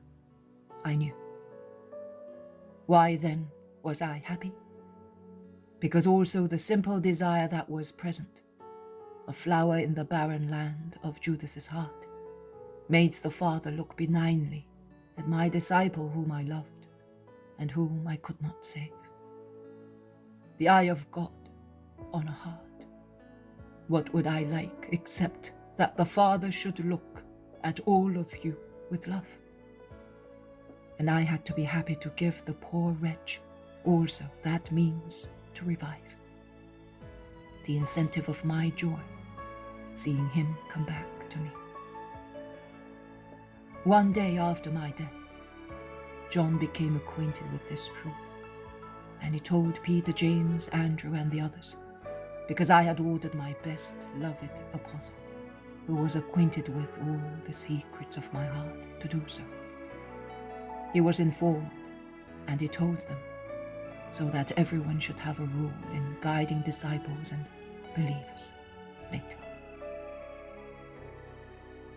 The soul that after falling comes to the minister of God and confesses its error, the friend, the son, the husband, or the brother, who after erring comes saying, "Keep me with you. I do not want to make mistakes anymore, so that I may not grieve God and you," are not to be deprived, among other things, of the satisfaction of seeing our happiness in realizing that they are anxious to make us happy. Infinite tact is required in curing hearts. I, the wisdom, had such tact to teach everybody the art of redeeming and of helping those who are redeeming themselves. Although I knew that in the case of Judas, it was useless. And now I say to you what I said to Simon of Cana, cheer up, and I clasp you in my arms to make you feel that there is someone who loves you. My hands give punishments, but they give caresses as well, and my lips speak severe words, and also words of satisfaction, and the latter are more numerous and uttered with so much more joy. Go in peace, Mary. You have not grieved your Jesus, and may that be your comfort.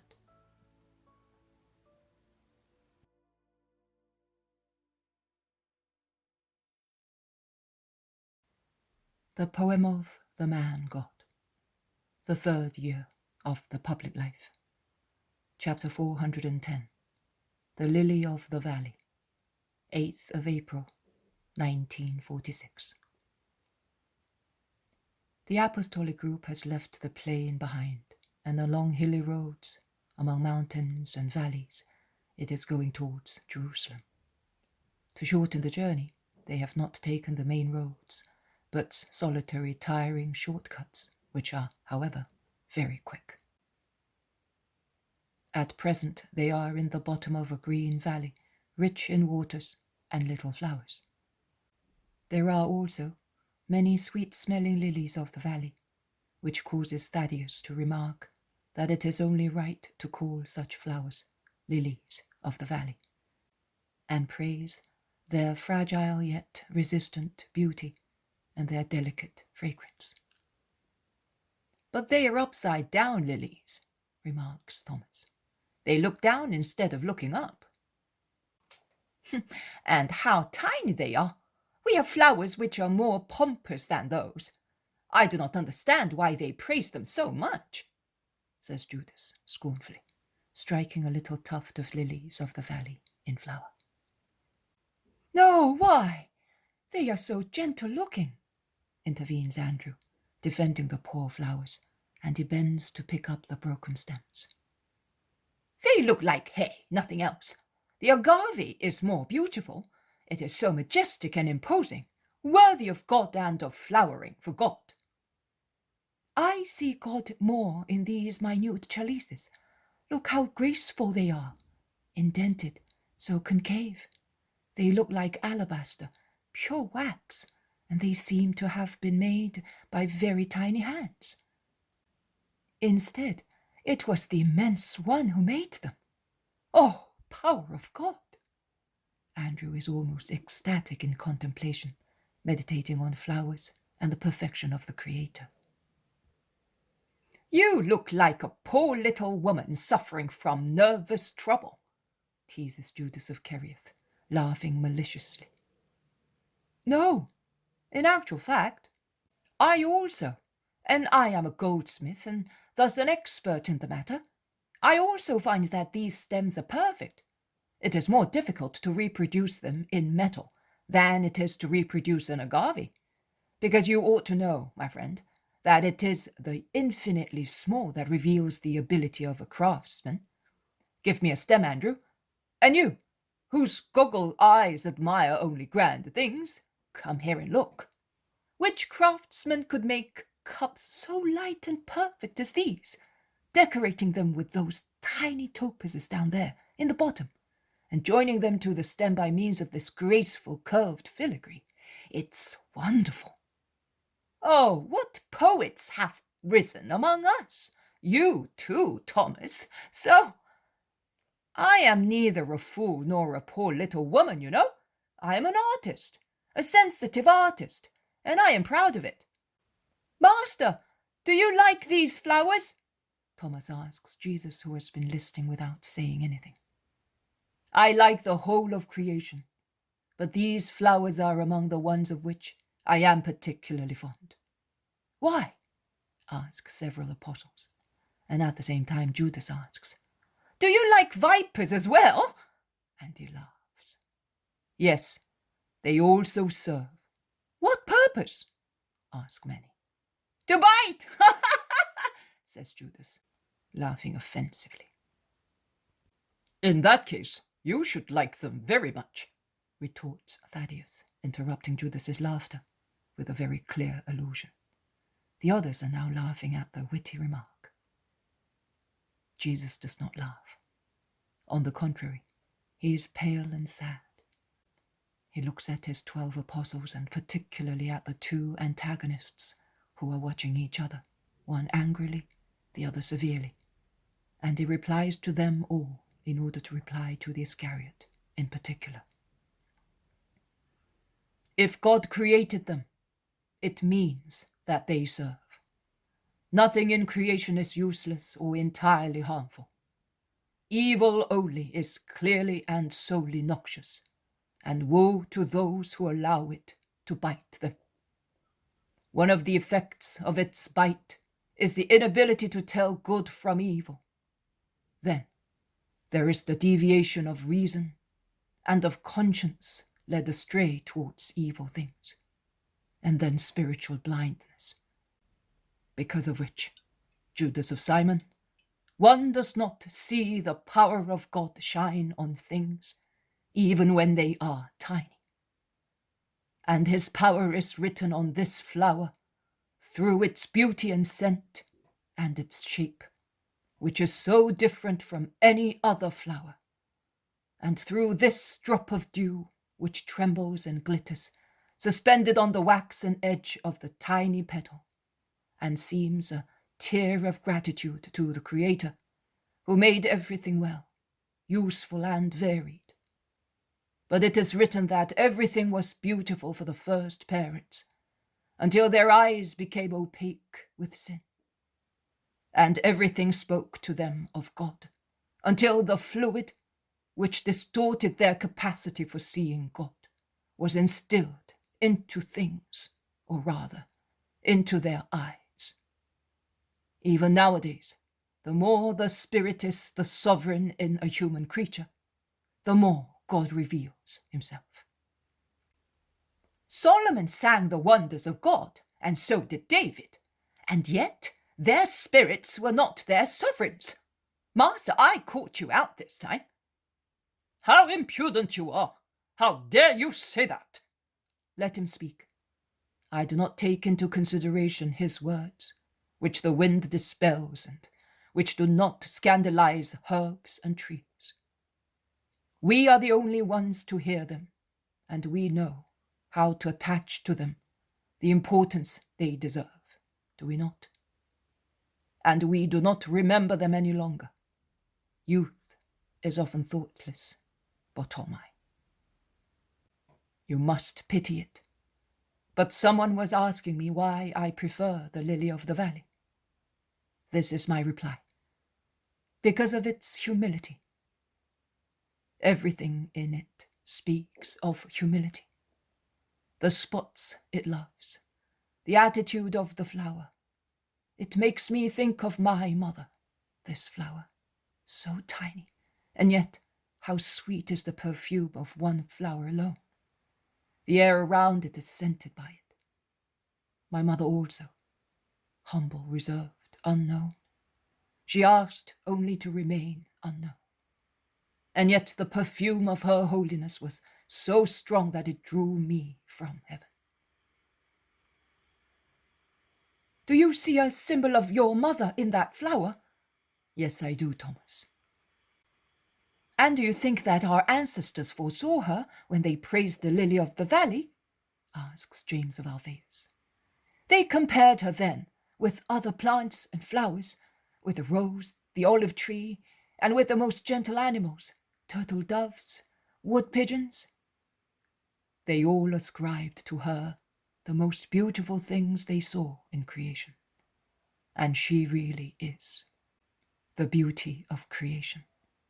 But I would call her lily of the valley and peaceful olive tree if I had to sing her praises.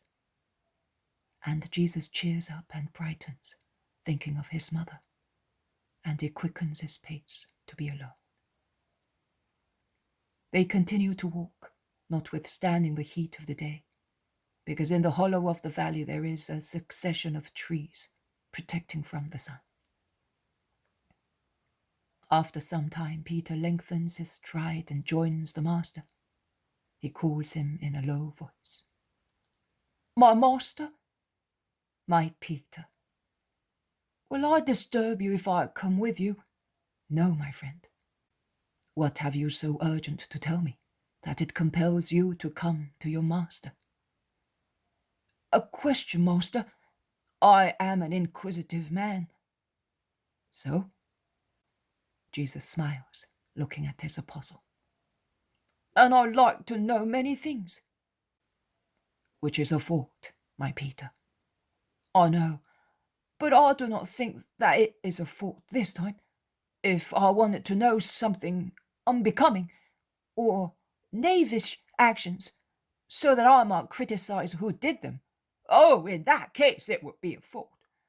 But you know that I did not ask you whether Judas was somehow connected with your being called to Bether, and because... But you were dying to know." "Yes, that's true. But it is a greater merit, isn't it?" "It is a greater merit, as it is a great merit to control oneself. It proves in him who behaves thus real good progress in spiritual life, real active understanding and assimilation of the lessons of the master." "Is that so? And are you glad?" "Oh, Peter, why ask me? I am more than happy." "Are you really? Oh, my master! Then is it your poor Simon who makes you so happy?" "Yes, it is. Did you not know?" "I dared not believe it, but seeing you so happy, I got John to ask you yesterday, because I thought that it might be Judas also who was improving, although I have no proof of that. But I may be a bad judge.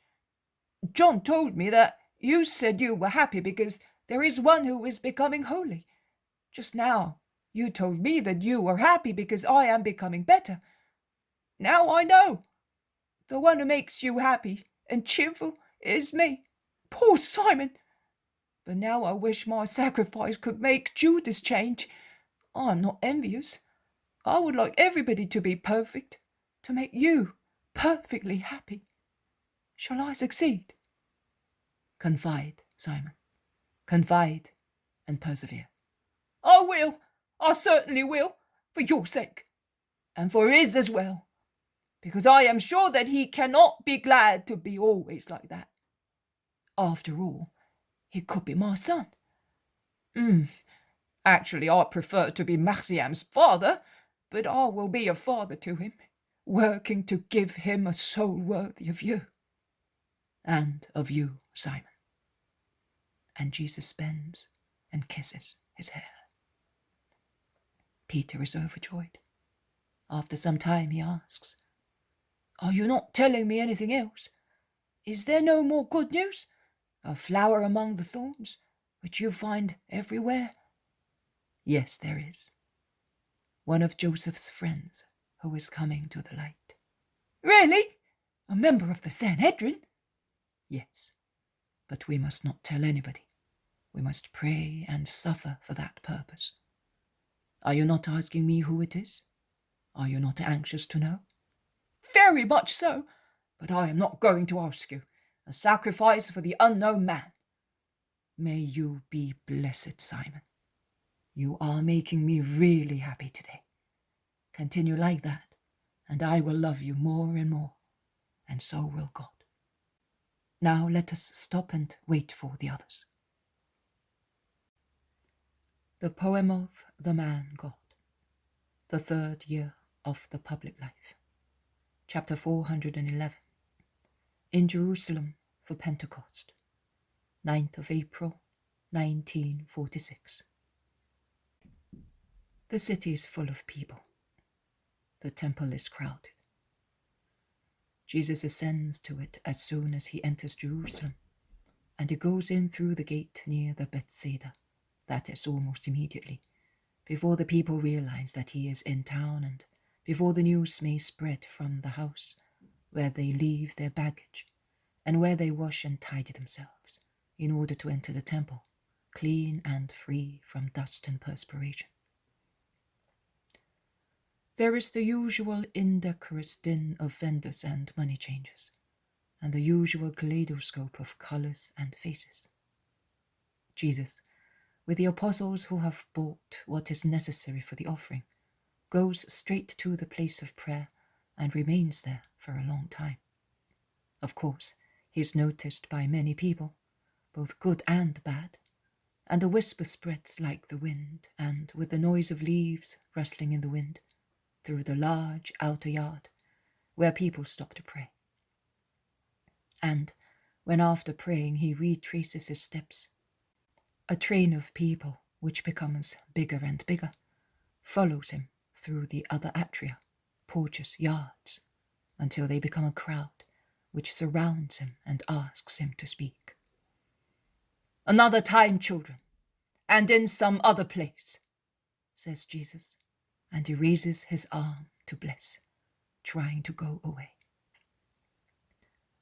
Scribes, Pharisees, doctors, and their disciples, scattered among the people, sneer, saying to one another sharp phrases, which are real mockery, such as, "Prudence is advising," or "somewhat afraid," or "he has reached the age of reason," or also, "not such a fool as we thought."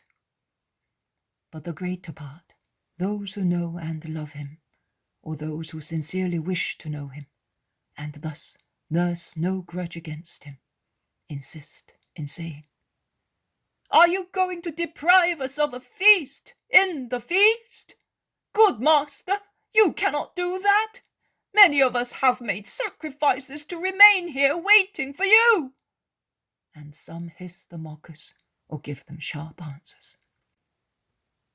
It is very obvious that the mass would be ready to overwhelm the wicked minority, who, shrewd and crafty as they are, take the hint, and they not only become quiet, but endeavor to go away.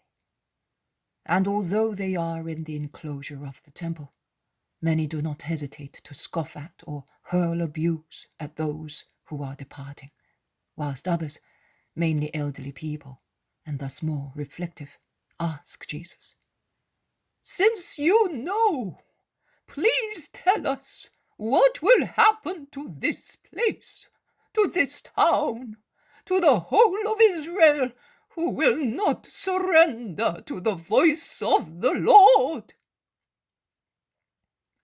Jesus looks at those grey or white-haired heads pitifully and replies, "Jeremiah told you what will happen to those who reply to the flash of divine wrath by increasing their sins, and consider divine mercy as a proof of weakness on God's side.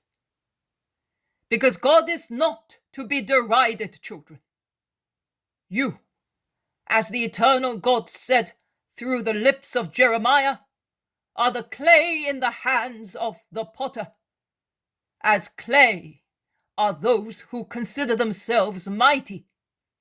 As clay are the inhabitants of this place and those of the royal palace. There is no human power that could resist God.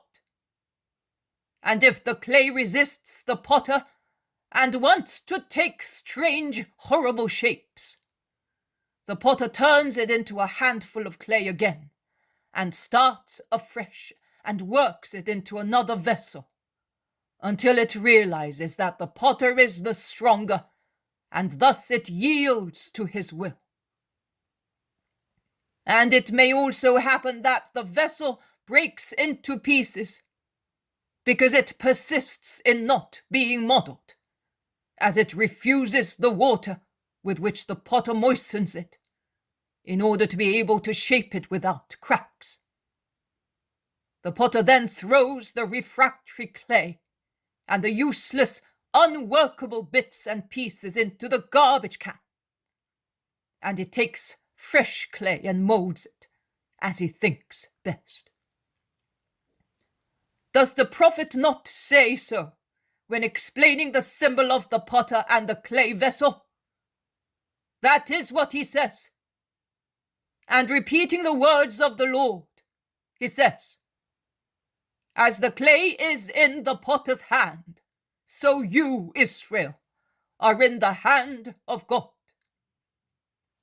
And the Lord adds, as a warning to those who are refractory, that only penance and repentance, when God reproaches man, can change the decree of God to punish a rebellious people. Israel did not repent. Thus the threats of God have struck Israel many times. Israel is not repenting even now that not a prophet, but one who is more than a prophet speaks to her. And God, who has had supreme mercy on Israel and has sent me, now says to you, as you do not listen to my own voice, I will regret the good I have done to you, and I will prepare a disaster for you. And I, who am mercy, although I know that I am speaking in vain, I shout to Israel, each one of you, turn back from your evil ways. Amend your conduct and your inclinations, so that when the plan of God will be carried out against the guilty nation, at least the better ones may preserve their spirits free from sin in the general loss of goods, of freedom, of union, and united to God, they may not lose the eternal goods as they lost the earthly ones. The visions of prophets have always one aim: to warn men of what may happen. And it is stated by the symbol of the earthenware vessel, broken in the presence of the people, what is in store for towns and kingdoms that do not surrender to the Lord. And the elders, scribes, doctors and Pharisees, who had gone away previously, must have gone to inform the temple guards and the magistrates in charge of order. And one of them, followed by a handful of comical cardboard soldiers, whose faces only seem belligerent, as they are a mixture of stupidity with a little malice and much harshness, not to say criminality, comes towards Jesus. The Master is speaking leaning against a column of the porch of pagans, and as the magistrate cannot get through the crowds, which have formed an impenetrable circle round Jesus, he shouts, "Go away, or I will get my soldiers to throw you out of the enclosure." "Ah, the big green flies, heroes against lambs. Can you not go in and put in prison those who have turned Jerusalem into a brothel and the temple into a market? Go away, you chicken-hearted man. Go away and stay with beech martens. Oh, oh!" The people turn against the grotesque soldiers and make it clear that they will not let the Master be insulted. "I am carrying out on the instructions I received," says apologetically the leader of those policemen. "You are carrying out Satan's instructions, and you do not realize that. Go away now and implore God's mercy, as you dared insult and threaten the Master. You dare not touch the Master. Is that clear to you? You are our oppressors. He is the friend of the poor. You are our corruptors. He is our holy Master. You are our ruin. He is our salvation. You are perfidious. He is good. Go away, or we shall do to you what Mattathias did at Modane. We will hurl you down the slope of Moriah like idolatric altars, and we will cleanse the place you have desecrated, washing it with your blood. And the feet of the only holy man in Israel will tread upon that blood to go to the Holy of Holies and reign there, as he deserves. Away from here, you and your masters! Away, you hired ruffians serving hired assassins! It is a frightful uproar. Roman guards rush from the Antonia, led by an elderly, severe, hasty, non-commissioned officer. Make room, you stinkers! What's happening? Are you tearing one another to pieces over some of your scabby lambs? They are rebelling against the soldiers, the magistrate endeavours to explain. By invincible Mars! These soldiers? Ha ha! Go and fight cockroaches, you wine-cellar warriors. He then addresses the people, saying, Tell me. They did not want to let the Galilean rabbi speak. They wanted to drive him away. Perhaps they wanted to capture him. The Galilean rabbi? Non licet. I say to you with the language of Rome, the word of John Decollete. Aha! March to your kennel, you and your curs, and tell the mastiffs to lie down as well. The she-wolf knows how to tear to pieces those two. Is that clear? Rome only has the right to judge. And you, Galilean, you may go on telling your stories.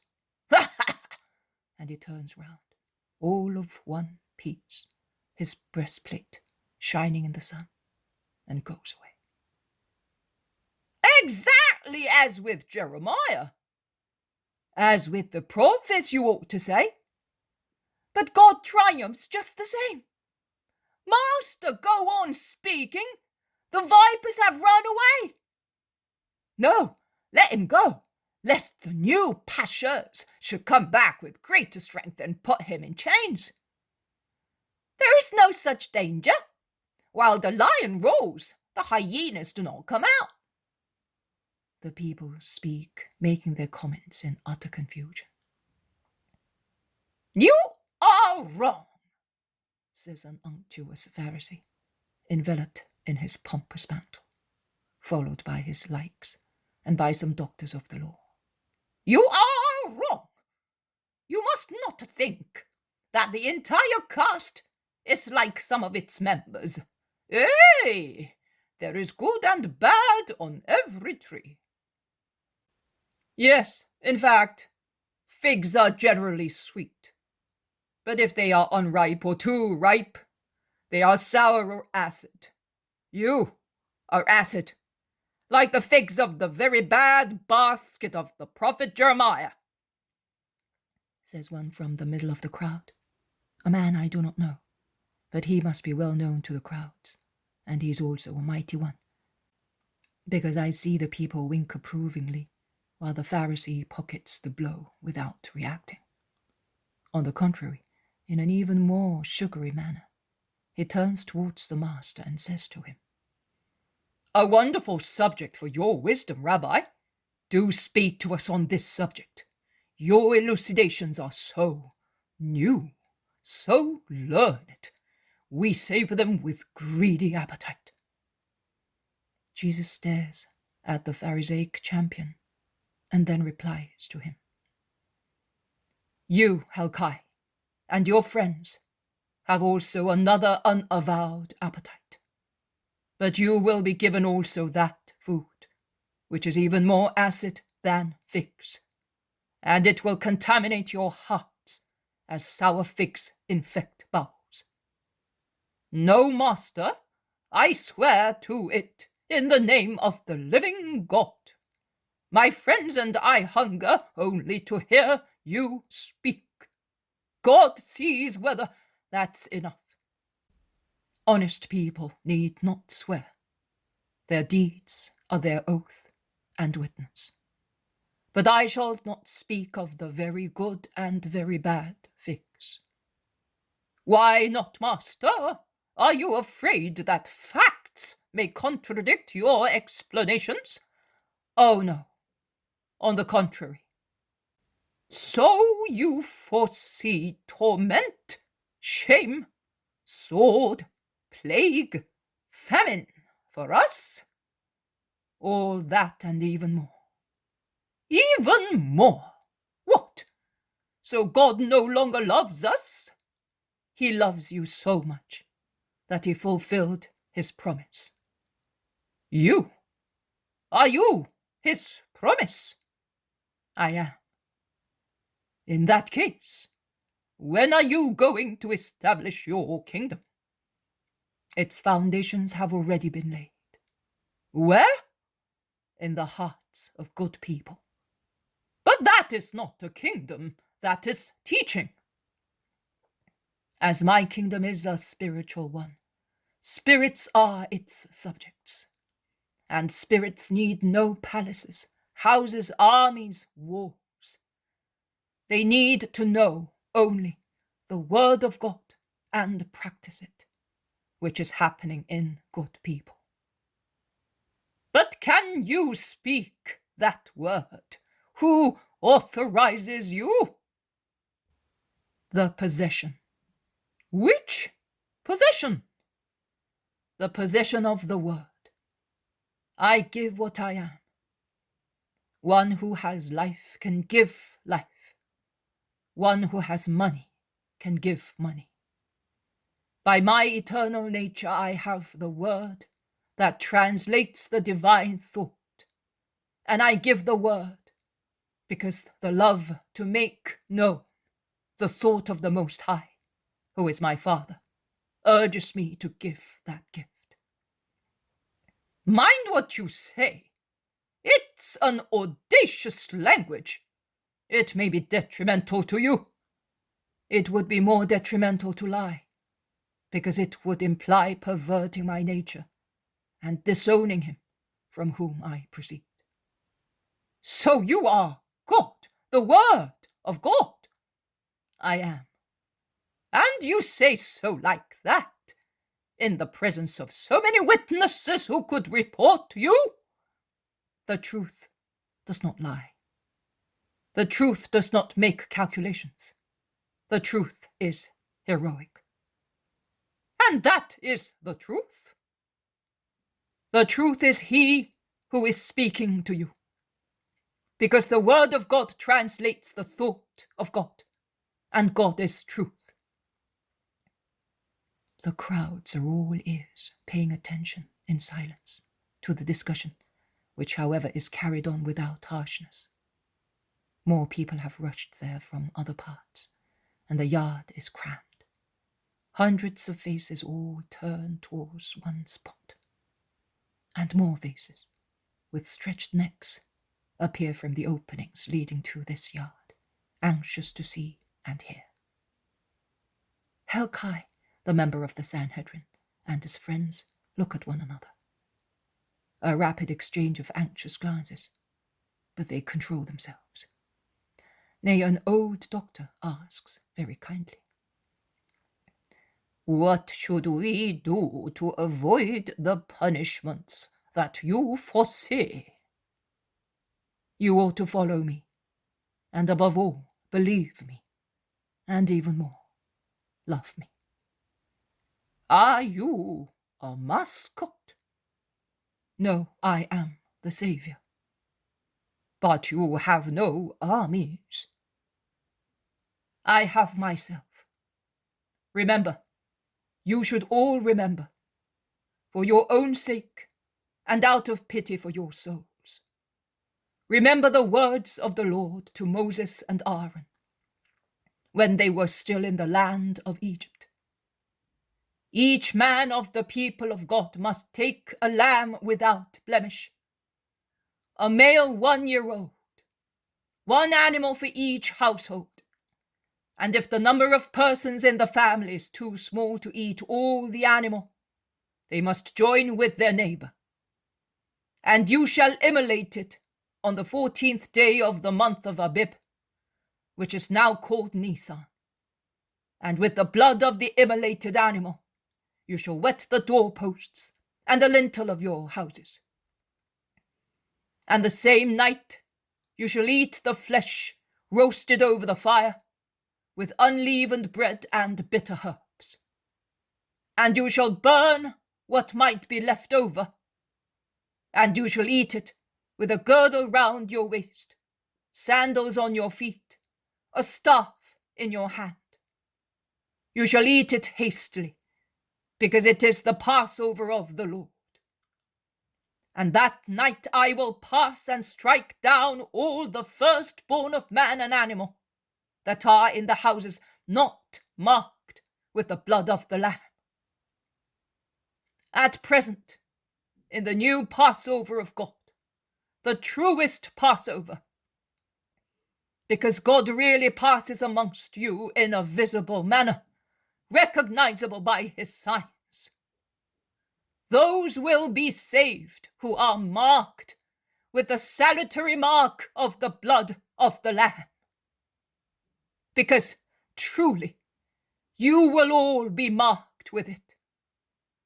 But only those who love the Lamb and will love his sign will receive salvation from that blood. With regard to the others, it will be the mark of Cain. And you know that Cain no longer deserved to see the face of the Lord and had no more peace. And chased by remorse, by punishment, by Satan, his cruel king, he became a fugitive and wanderer over the earth as long as he lived. He is a really great figure of the people who will strike the new Abel. Ezekiel also speaks of the Tau. Do you think that your sign is Ezekiel's Tau? It is. So you accuse us, because there is abomination in Jerusalem. I wish I could not do so, but it is so. And are there no sinners amongst those marked with the Tau? Can you swear to that? I do not swear anything, but I say that if there are sinners among those who are marked, their punishment will be even more dreadful. Because adulterers of the Spirit, abjurers, the killers of God, who become so after being his followers, will be the greatest in hell. But those who cannot believe that you are God will not commit sin. They will be justified. No, if you had not known me, if you had not been able to verify my deeds, if you had not had the opportunity to examine my words, you would not be guilty. If you were not doctors in Israel, you would not be in the wrong. But you know the scriptures, and you see my works. You can make a comparison, and if you do so honestly, you will see me in the words of the scripture, and you will see the words of the scripture in me, translated into my actions. Thus, you will not be justified for failing to recognize me and for hating me. There are too many idols, too many abomination, too much fornication, where God only should be. And the same applies to every place where you are. Salvation consists in disowning all that, and in accepting the truth that speaks to you. Consequently, where you kill, or you try to kill, you will be killed. And that is why you will be judged at the border of Israel, where all human power lapses, and the eternal Father only is the judge of his creatures. Why do you speak so, Lord? You are severe. I am truthful. I am the light. The light was sent to illuminate darkness, but the light must shine freely. The Most High would have sent his light in vain if he had hidden that light under a bushel. Not even men do so when they light a lamp. Otherwise, there would be no sense in lighting it. If they light it, they do so that it may give light, and those in the house may see. I have come to give that light to the darkened earthly house of my Father, so that those who are in it may see. And the light shines, and bless it if its most pure beams disclose reptiles, scorpions, traps, cobwebs, cracks in the walls. It does so for your sake, to give you the opportunity to know yourselves, to cleanse yourselves, driving away harmful animals, that is, passions and sins, so that you may rebuild yourselves before it is too late, and you may see where you set your foot on Satan's trap before you fall into it. But in order to see, in addition to a clear light, one needs a clear eye. No light can illuminate an eye that a disease has covered with pus. Cleanse your eyes and your spirits, so that the light may descend into you. Why perish in darkness when the most good God sends you light and medicine to cure you? It is not too late yet. In the time still left to you, come to the light, the truth, the life. Come to your Savior, who stretches his arms to you and opens his heart to you, imploring you to receive him for your own eternal good. Jesus is really imploring, yearning, lovingly, and nothing but love emanates from him. Even the most stubborn beasts, even those who are most intoxicated with hatred, perceive so, and their weapons avow defeat, and their poison fails to spit out its acid bitterness. They look at one another. Then Helkai speaks on behalf of everybody. You have spoken the truth, Master.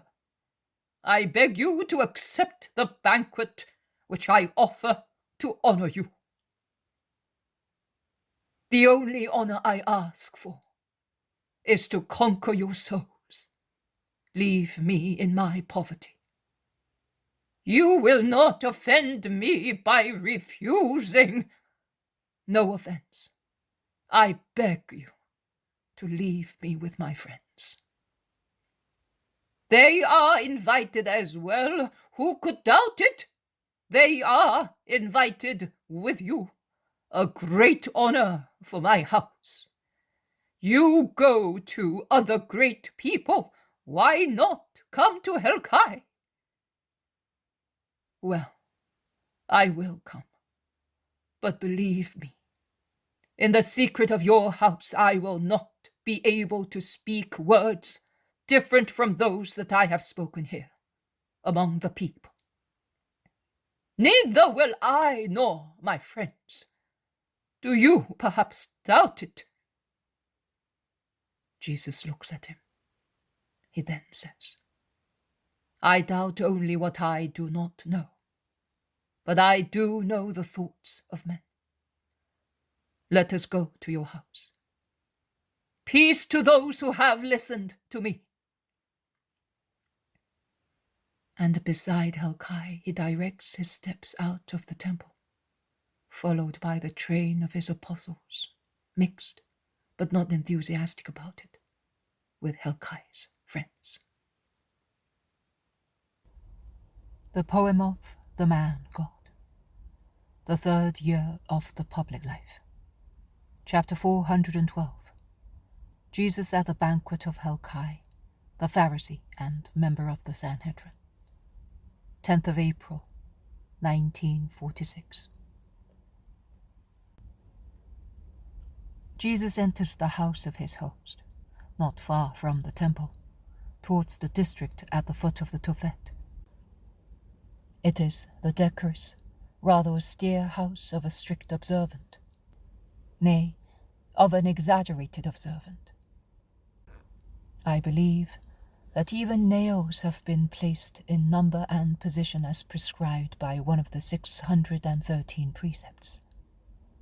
There is no design on the cloths, not one ornament on the walls, not a knick-knack, not one of the little things which, in the houses of Joseph and Nicodemus and of the very Pharisees in Capernaum, are present to decorate them.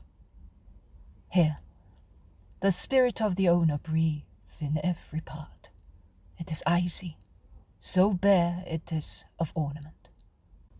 The dark, heavy furniture, shaped like sarcophagi, makes it dull. It is repellent, a house which does not welcome, but is hostile to those entering it.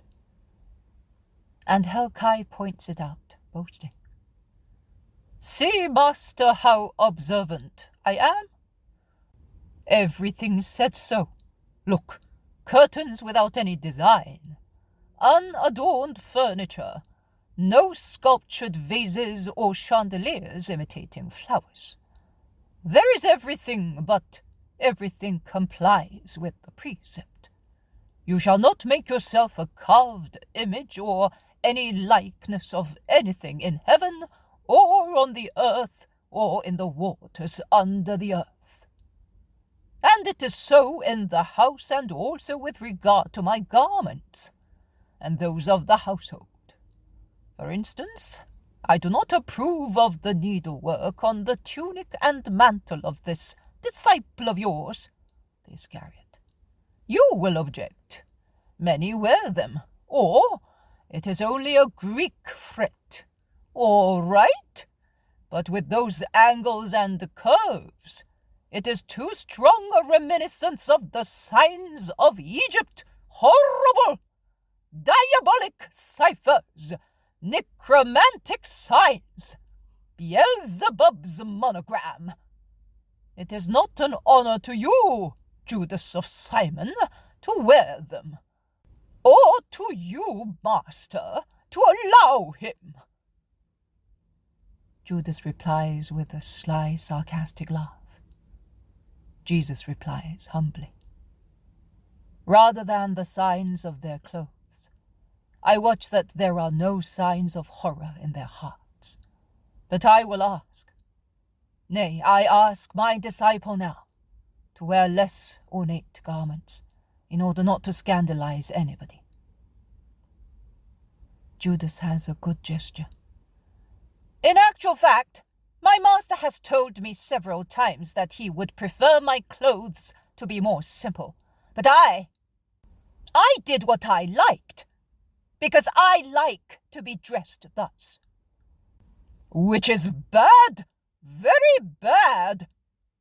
It's very bad that a Galilean should teach a Judean, particularly with regard to you, as you were one of the temple. Oh!" Helkai appears to be utterly scandalized, and his friends join in with him. Judas is already tired of being kind. He retorts, "Oh, in that case, there are many pompous things that you members of the Sanhedrin should forego. If you had to remove all the drawings with which you have covered the faces of your souls, you would really look ugly." "How can you say that?" "As one who knows you." "Master, do you hear him? I do. And I say that humility is necessary on both sides, as well as truth. And you ought to be indulgent to one another. God only is perfect. Well said, Rabbi, says one of the friends, a feeble, solitary voice in the group of Pharisees and doctors. It's wrong instead, replies Helkai. Deuteronomy is clear in its curses. It says, a curse on the man who carves or casts an idol, a detestable thing, the work of a craftsman's hand, and... But these are clothes. They are not sculptures, replies Judas. Be silent. Your master will speak. Helkai, be fair, and make the necessary distinction. Cursed be he who makes idols, not he who makes patterns, copying the beautiful things which the Creator put in creation. We pick flowers to adorn. I don't pick any, and I do not want to see any room adorned with them. Woe to my women if they commit such a sin in their rooms. God only is to be admired. Quite right, God only. But we can admire God also in a flower, confessing that he is the craftsman of the flower. No! Heathenism! Heathenism! Judith adorned herself. So did Esther for a holy purpose. Females! And a female is always a despicable thing. But I beg you, master, go into the dining room while I withdraw for a moment, as I have to speak to my friends. Jesus agrees without discussion. Master, I am breathing with difficulty, exclaims Peter. Why, are you not feeling well? Asks some apostles. No, but I feel uncomfortable, like one who has fallen into a trap. Do not get excited, and be very prudent, all of you, advises Jesus. They remain standing in a group until the Pharisees come in, followed by the servants. Let us sit down at once. We have a meeting and we cannot be late, orders Helkai, and he assigns the seats while the servants serve the food. Jesus is beside Helkai and Peter is at his side. Helkai offers the food and the meal begins in death-like silence.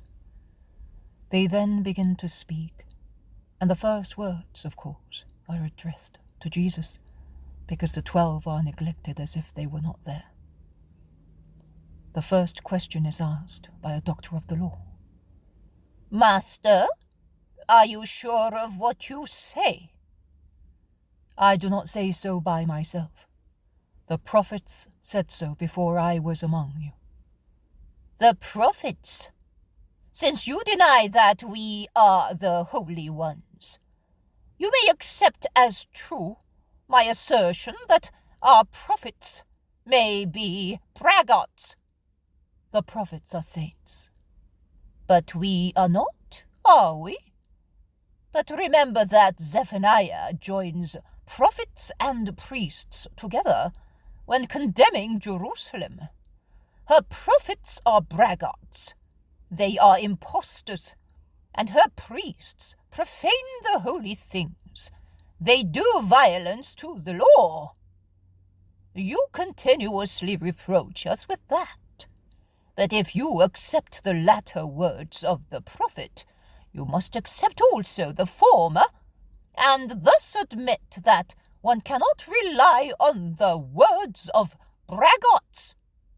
Rabbi of Israel, reply to my question. When a few lines later, Zephaniah says, Shout for joy, daughter of Zion. The Lord has repealed your sentence. The King of Israel is in your midst. Does your heart accept those words? It is my glory to repeat them to myself, dreaming of that day. But they are the words of a prophet, of a braggart. So the doctor of the law remains dumbfounded for a moment. One of his friends assists him. No one can doubt that Israel will reign, not one, but all the prophets and the patriarchs before the prophets have mentioned that promise of God. And not one of the patriarchs and prophets has failed to point out who I am. Oh, well, but we have no proof. You may be a braggart as well. What proof can you give us that you are the Messiah, the Son of God? Give me a time limit that I may judge. I do not refer you to my death described by David and Isaiah, but to my resurrection. You rise again? And who will make you rise again? Not certainly you, neither the pontiff, nor the monarch, nor the castes, nor the people. I will rise again by myself. Do not blaspheme, Galilean, and do not lie! I am doing nothing but paying honor to God and speaking the truth. And with Zephaniah I say to you, wait for me at my resurrection. Up to that time you may doubt. You all may doubt and work to make the people dubious. But it will no longer be so for you to feel dubious when the eternal living one, after redeeming mankind, will rise by himself from the dead to die no longer. Intangible judge, perfect king, with his scepter and justice, he will rule and judge until the end of the world, and will continue to reign forever in heaven. Do you not realize that you are speaking to doctors and members of the Sanhedrin? Asks Helkai. And so what? You ask me questions, and I reply to them. You show desire to learn, and I explain the truth to you. After calling to my mind the curse of Deuteronomy, because of a drawing on a garment, you are not going to remind me of another curse of the same book. A curse on him who strikes down his neighbor in secret. I am not striking you down, I am giving you food. No, but your insidious questions are blows in the back. Be careful, Helkai, because God's maledictions follow one another, and the one I just quoted is followed by another one. A curse on him who accepts a bribe to take an innocent life. In this case, you are accepting the gift, since you are my guest. I do not even condemn culprits, if they are repentant. Then you are not just. Yes, it is just, because he considers that repentance deserves forgiveness, and therefore he does not condemn, says the man who already consented to Jesus in the hall of the house. Will you be quiet, Daniel? Do you think you know better than we do? Or are you seduced by one upon whom much is still to be decided, and who does nothing to help us decide in his favor? Says one of the doctors. I know that you are the wise ones, and I am a simple Judean, and I do not even know why you often want me to be with you. Because you are a relative. That is easily understood, and I want those who become my relatives to be holy and wise. I cannot allow ignorance in the scriptures, in the law, in halakha, midrash, and haggadah, and I cannot suffer that. Everything is to be known and complied with. And I am grateful to you for so much attention. But I, a simple tiller, once I undeservedly became your relative. I have been anxious about nothing but to know the scriptures and the prophets, to have comfort in my life. And with the simplicity of an unlearned person, I confess that in the rabbi I recognize the Messiah, preceded by his precursor, who pointed him out to us. And you cannot deny that John was possessed by the Spirit of God. There is silence. They do not want to deny that the Baptist was infallible. Neither do they wish to admit that he was. Then another one says, "Well, let us say that the precursor is the precursor of that angel that God sends to prepare the way to Christ. And let us admit that in the Galilean there is enough holiness to consider him such an angel. After him there will come the times of the Messiah. Do you not think that this idea of mine is conciliative for everybody? Will you agree to it, Helkai? And what about you, my friends? And you, Nazarene?" "No, no, no!" 3 definite no's. Why do you not approve of it?" Helkai is silent. His friends also say nothing. Jesus only replies frankly, "Because I cannot approve of an error. I am more than an angel. The Baptist was the angel, the precursor of the Christ, and I am the Christ." There is a long, death-like silence. Helkai, his elbow resting on his couch, and his cheek leaning on his hand, is pensive, severe, as uncommunicative as his whole house. Jesus turns round, looks at him, then says, "Helkai, do not confuse the law and the prophets with trifles. I see that you have read my thought, but you cannot deny that you have sinned, infringing the precept, as you, and by craft, and thus, with a bigger sin, have infringed the duty of a host. And you did so deliberately. You distracted my attention and you sent me here, while you were purifying yourselves with your friends. And when you came back, you begged us to make haste, because you had a meeting, and you did all that in order to be able to say to me, 'You have sinned.' You could have reminded me of my duty to let you have what was necessary for your purification. I could remind you of many things, but it would only serve to make you more intolerant and hostile. No, tell me. We want to listen to you and inform the chief priests accusing me. That is why I reminded you of the last 2 curses. I am aware of it, and I know you. I am here defenseless among you.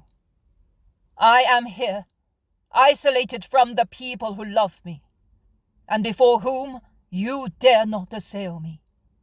But I am not afraid. I do not resort to compromises, neither do I act in a cowardly way. And I tell you your sin, yours, and of your entire caste, O Pharisees, the false pure ones of the law, O doctors, the false wise ones, who intentionally confuse and mix the true and the false good, who impose on other people and exact from them perfection, even in exterior things, while you exact nothing from yourselves. You blame me, together with your host and mine, for not washing myself before dining. You know that I have just come from the temple, which one enters after being purified of dust and the dirt of the road. Do you want perhaps to confess that the holy place is contamination? We purified ourselves before the meal, and we were ordered, go there and wait, and later let us sit down without any delay. So on your walls, free from designs, there was a design, your plan to deceive me. Which hand wrote on your walls the reason for a possible accusation? Your spirit, or another power which controls your spirit and to which you listen? Now listen, all of you. Jesus stands up, and with his hands resting on the edge of the table, he begins his speech. You Pharisees wash the outside of the cup and of the plate, and you wash your hands and feet, as if plate and cup, hands and feet, were to enter your spirits, that you love to proclaim pure and perfect. But it is not for you, but for God to proclaim that. Well, listen to what God thinks of your spirits. He thinks that they are full of falsehood, of filth and robbery. They are full of iniquity, and nothing from the outside can corrupt what is already corrupted. He lifts his right hand from the table and begins unintentionally to gesticulate with it while he continues. Who made your spirits, as he made your bodies? Can he not exact at least the same respect for your inside as you have for your outside? O stupid people, who confuse the two values and invert their importance! Will the Most High not want a greater care for the spirit, which was made in his likeness, and loses eternal life through corruption, than he exacts for a hand or a foot, the dirt of which can be cleansed easily, and which, even if they remained dirty, would not affect your interior cleanliness? And can God worry about the neatness of a cup or a tray, which are things without a soul, and cannot influence your souls? I read your thoughts, Simon Beotus. No, it does not stand. You do not carry out those purifications thinking of your health, as a protection for your bodies, your lives. Carnal sins, nay, the sins of gluttony, of intemperance, of lust, are certainly more harmful to the body than a little dust on your hands or on a plate. And yet, you commit them without worrying about protecting your lives or the safety of your relatives. And you commit sins of various kinds, because besides polluting your souls and bodies, squandering your wealth, lacking respect to your relatives, you offend the Lord by desecrating your bodies, the temples of your souls. And in that temple, there ought to be the throne of the Holy Spirit. And you offend the Lord also, because you think that you have to protect by yourselves your bodies from diseases caused by a little dust, as if God could not intervene to protect you from physical trouble, if you had recourse to him with pure spirits. But he who created the inside did not perhaps create the outside also, and vice versa? And is the inside not nobler and more marked by divine likeness? Do, then, good works worthy of God, not mean actions that do not rise from the dust for which and of which they are made, of the poor dust which is man considered as an animal creature, mud formed into shape, and which will become dust again, dust which the wind of time disperses. Do lasting works, that is holy, regal works, crowned with divine blessing. Be charitable, give alms, be honest and pure in your deeds, and in your intentions, and without resorting to ablutionary waters, everything will be pure in you. What do you think? That you are in order because you pay tithes on spices? Woe to you, Pharisees, who pay the tithes of mint and rue, of mustard and cumin, of fennel and every other kind of herbs, and then you neglect the justice and love of God. It is your duty to pay the tithes, and it is to be done. But there are higher duties, and they are to be done as well. Woe to those who respect exterior things and neglect the interior ones, based on the love of God and of our neighbor. Woe to you, Pharisees, who love the first seats in synagogues and meetings, and like to be greeted obsequiously in the market squares. And you do not worry about doing deeds that can give you a seat in heaven and make you deserve to be revered by the angels. You are like hidden sepulchres, which do not disgust him who passes near them without noticing them, but would give him a shiver of horror if he saw what is closed in them. But God sees the most secret things also, and cannot be deceived when he judges. Jesus is interrupted by a doctor of the law, who also stands up to contradict him. Master, you are offending us as well by speaking so, and that is not advantageous to you, because we have to judge you. No, not you. You cannot judge me. You will be judged. You are not the judges, and it is God who will judge you. You can speak and utter sounds with your lips, but even the most powerful voice cannot reach up to heaven or resound all over the world. After a short space it is silence, and after a short time it is oblivion. But the judgment of God is a lasting voice that is not subject to oblivion. Ages have gone by since God judged Lucifer and Adam, but the voice of the judgment has not gone out, and its consequences still last. And if I have come to bring back grace to men through the perfect sacrifice, the sentence on Adam's action remains what it is, and it will always be called original sin. Men will be redeemed.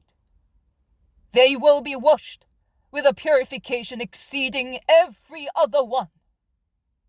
But they will be born with that stain, because God has decided that that stain is to be in every man born of woman, with the exception of him who was made not by deed of man, but by the Holy Spirit, and with the exception of the preserved woman and the pre-sanctified man, virgins forever. The former, that she might be the virgin mother of God. The latter, that he might be the precursor of the innocent, being born already pure through a pre-fruition of the infinite merits of the Saviour Redeemer. And I tell you that God judges you, And he judges you, saying, Woe to you, doctors of the law, because you load people with unbearable weights, turning into a punishment the fatherly decalogue of the Most High to his people. He had given it out of love and for love, so that man might be supported by a fair guide. Man, the eternal, imprudent, ignorant child.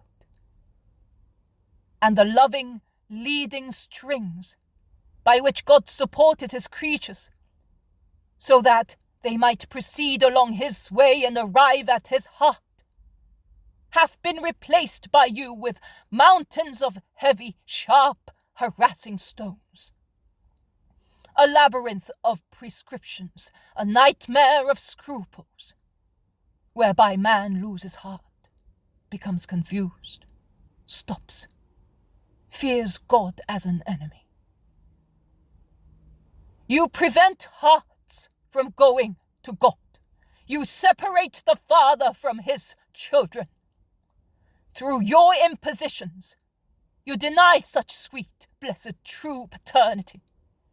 You, however, do not even touch with your fingers those weights which you load on other people.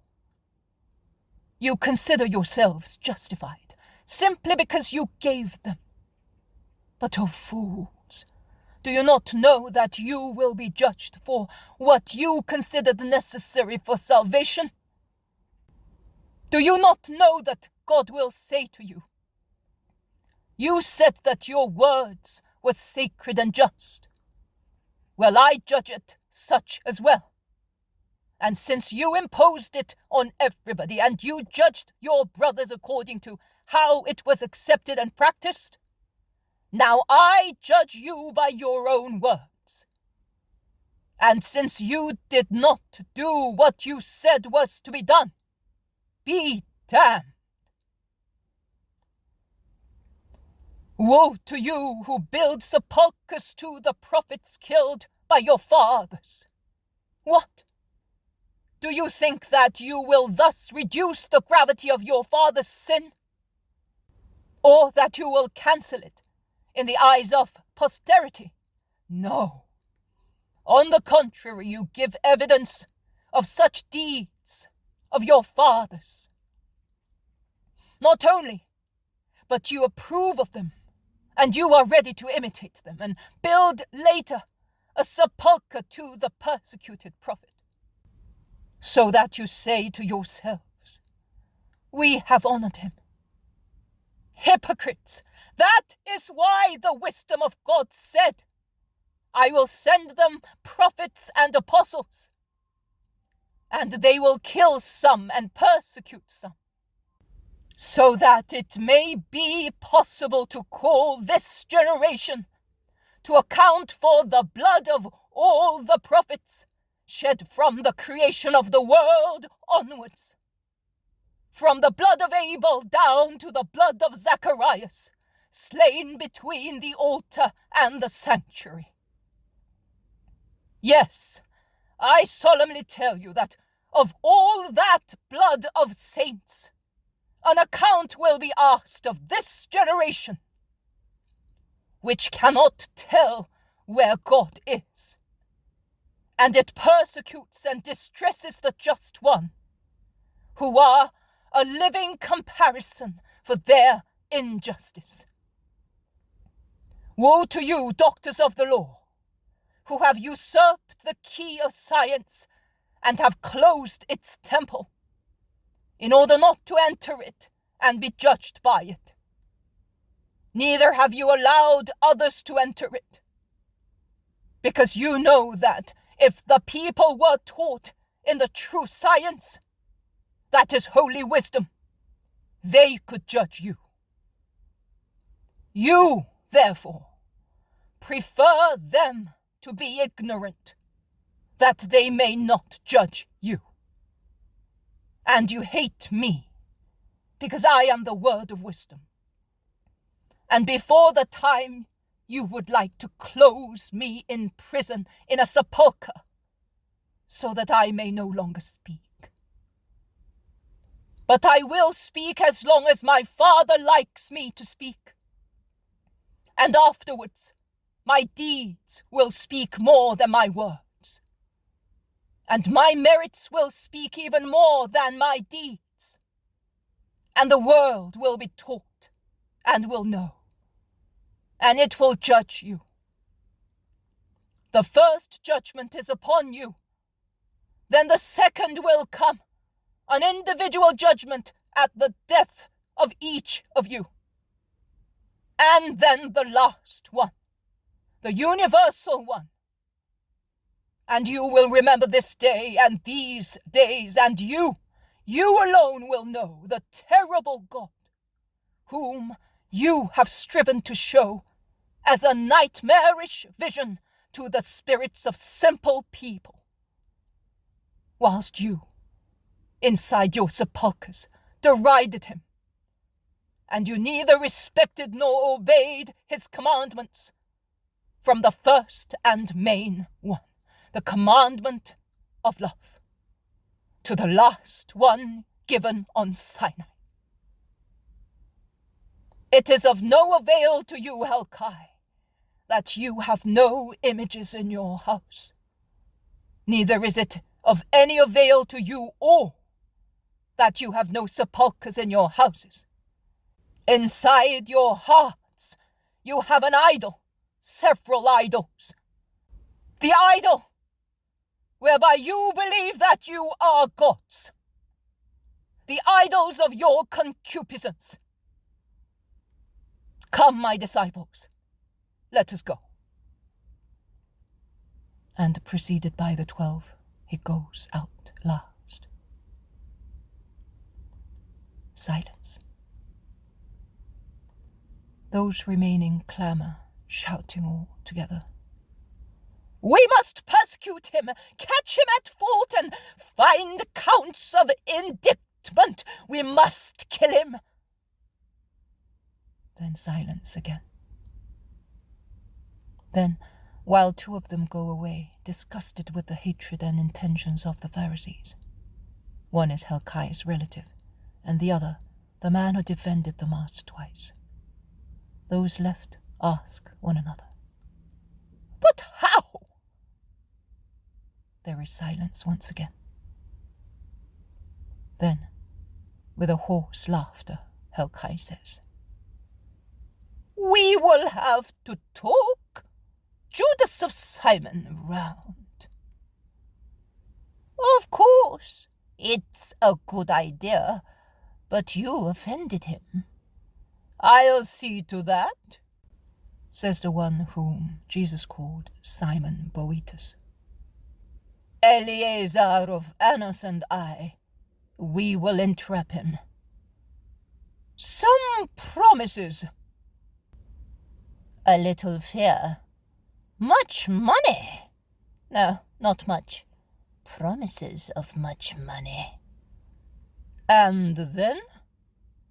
"What do you mean, and then?" Then, when it is all done, what shall we give him?" "Nothing. Death." "So, he will not speak any more?" Slowly and cruelly, says Helkai. "Oh, death! Are you horrified? Go away.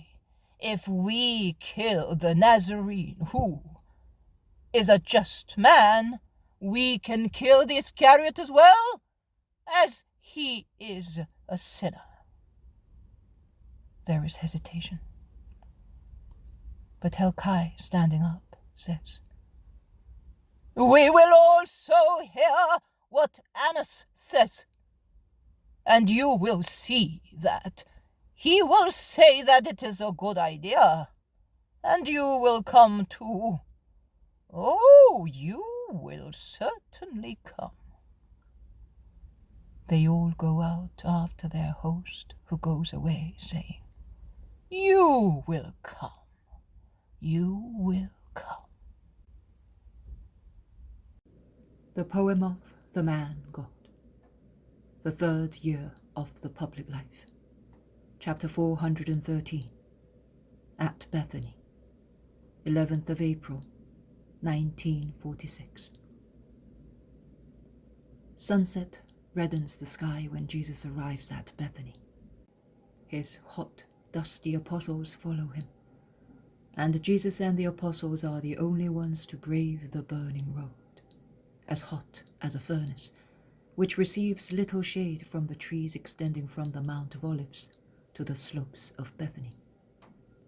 Summer burns, but hatred rages even more. The fields are bare and scorched.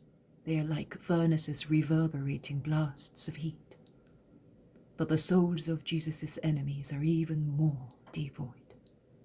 I do not mean of love, but of honesty, of human morals, raging with hatred.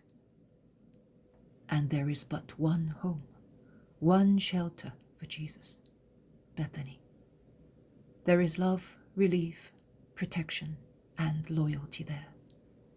The persecuted pilgrim directs his steps there, in his white garment, sad of countenance, with the tired step of one who cannot stop, being urged on by enemies close behind, with the resigned look of one who already contemplates death approaching every hour, at every step, and which one accepts out of obedience to God. The house in the middle of its large garden is closed and silent, awaiting cooler hours. The garden is empty and deserted, and the sun only reigns despotically there. Thomas calls in his loud baritone voice. A curtain is drawn, a face looks out, then a cry. "The Master!" And the servants rush out, followed by the surprised mistresses, who were certainly not expecting Jesus at that hot hour of the day. Rabboni, my Lord! Martha and Mary greet from afar, already stooping, ready to prostrate themselves as they do, as soon as the gate is opened and Jesus is no longer separated from them. Martha, Mary, peace to you and to your house. Peace to you, Master and Lord, but why at this hour? Ask the sisters, dismissing the servants, so that Jesus may speak freely. To rest my body and soul where I am not hated. Sadly, says Jesus, stretching out his hands as if to say, "Do you want me?" And he strives to smile, but his very sad smile is belied by his sorrowful eyes. Have they hurt you? Asks Mary, flushing. What happened to you? Asks Martha, and she adds maternally, Come, I will give you some refreshment. How long have you been walking since you are so tired? Since dawn, and I can say without stopping, because the short rest in the house of Helkai, the member of the Sanhedrin, was worse than a long journey. Was it there that they grieved you? Yes, and previously at the temple. But why did you go to that snake? Asks Mary. Because if I had refused to go, it would have served to justify his hatred, which would have accused me of despising the member of the Sanhedrin. But now, whether I go or not, the measure of Pharisaic hatred is full, and there will be no truce. Have we got to that? Stay with us, Master. They will not hurt you here. I would fail in my mission. Many souls are waiting for their Saviour. I must go. But they will prevent you from going. No. They will persecute me by letting me go, so that they may watch every step of mine, allowing me to speak, to study every word, watching over me as bloodhounds track a quarry, so that they may have something which may look like fault, and everything will serve. Martha, who is always so respectful, is so moved to pity, that she lifts a hand to caress his emaciated cheek, but she stops, blushing, and says, "Forgive me, I felt sorry for you as I do for our Lazarus. Forgive me, Lord, for loving you as a suffering brother." "I am the suffering brother. Love me with pure sisterly love. But what is Lazarus doing?" "He is languishing, Lord," replies Mary, and this avowal, together with the grief of seeing her master so distressed, makes her shed the tears already welling in her eyes. "Do not weep, Mary, neither for him nor for me. We are doing the divine will. One should weep over those who do not know how to do that will." Mary bends to take Jesus' hand and kisses the tip of his fingers. They have meanwhile arrived at the house, and as they enter, they go to Lazarus at once, while the apostles rest, refreshing themselves with what the servants offer them. Jesus bends over Lazarus, who is becoming more and more emaciated, and kisses him to relieve the sadness of his dear friend. "Master, how much you love me! You did not even wait until evening to come to me, in this heat." "My dear friend, I enjoy your company and you enjoy mine. The rest does not matter." "That is true. It is nothing. Even my suffering no longer matters to me. Now I know why I suffer, and what I can achieve by suffering." And Lazarus smiles an intimate, spiritual smile. "Yes, it is so, Master. One could almost say that our Lazarus rejoices at being ill," and a sob breaks Martha's voice, and she becomes silent. "Come on, you may as well say it. At death. Master, tell them that they must help me, as the Levites help the priests." "To do what, my friend?" "To consume the sacrifice." "And yet, up till recently, you trembled at the idea of death. So you no longer love us?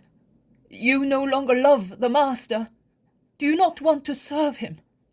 asks Mary, who is stronger but pale with grief, and she caresses the yellowish hand of her brother. "And you were asking me, just you, ardent and generous soul. Am I not your brother? Have I not the same blood as you have, and the same holy loves? Jesus, souls, and you, my beloved sisters. But since Passover, my soul has received a great word, and I love death. My Lord, I offer it to you for your own intentions." "So you are not going to ask me to cure you any longer?" "No, Rabboni.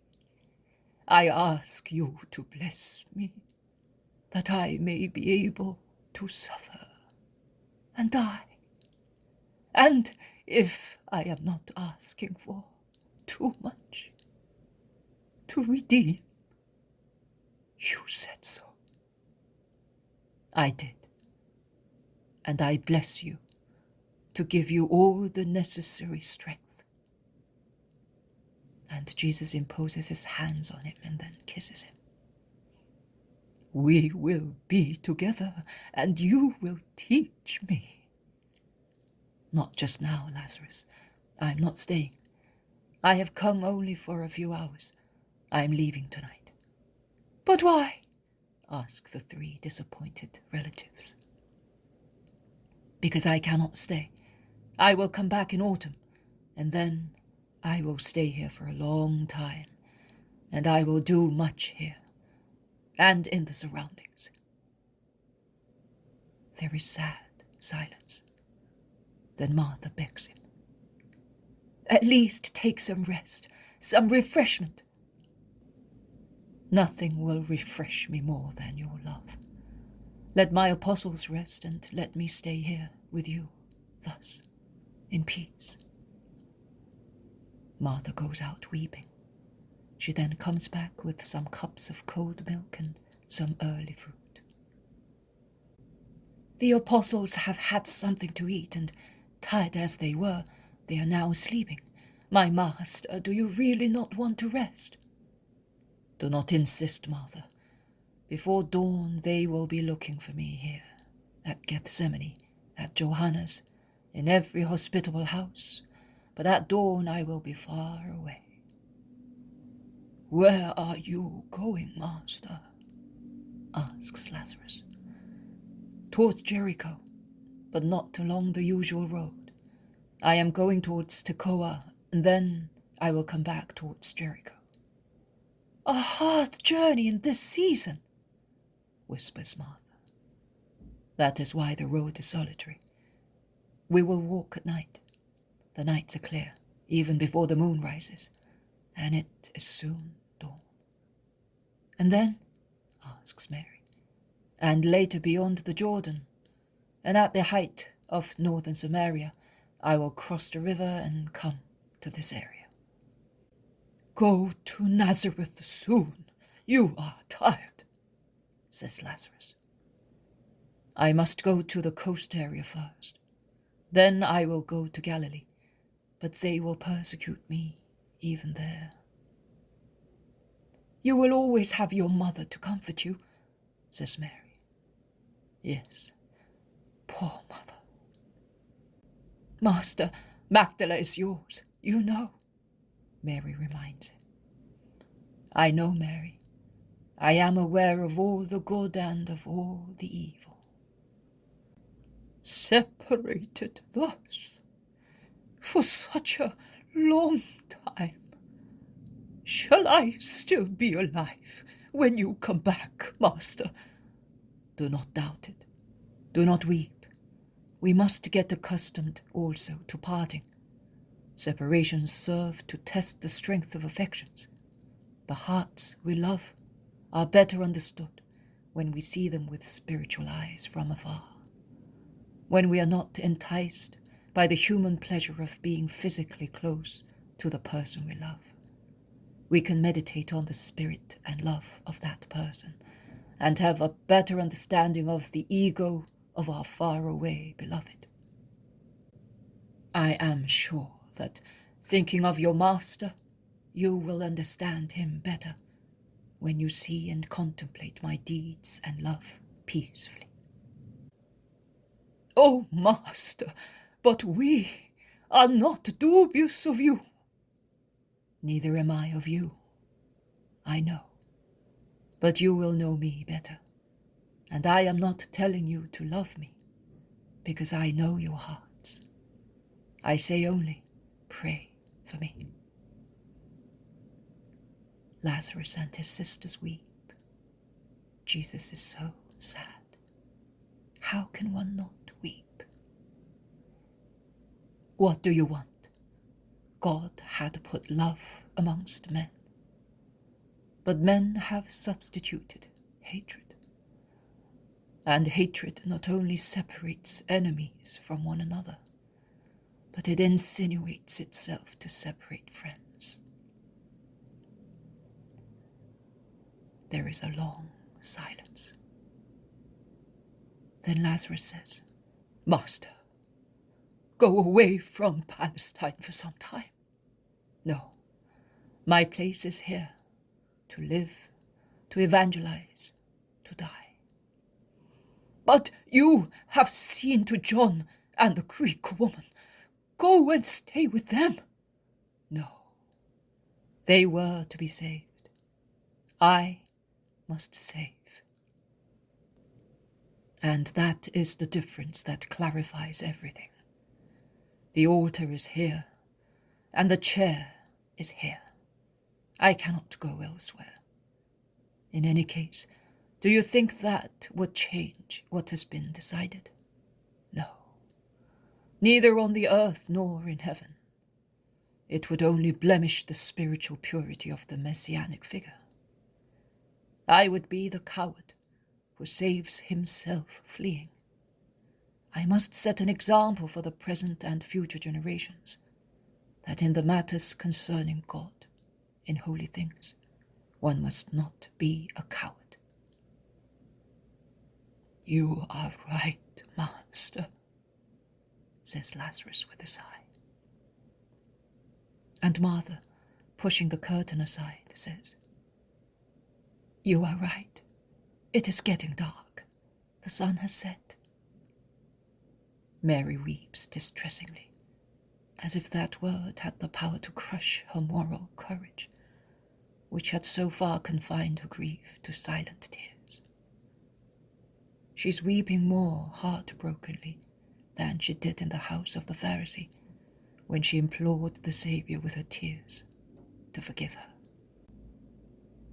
Why are you weeping thus? Asks Martha.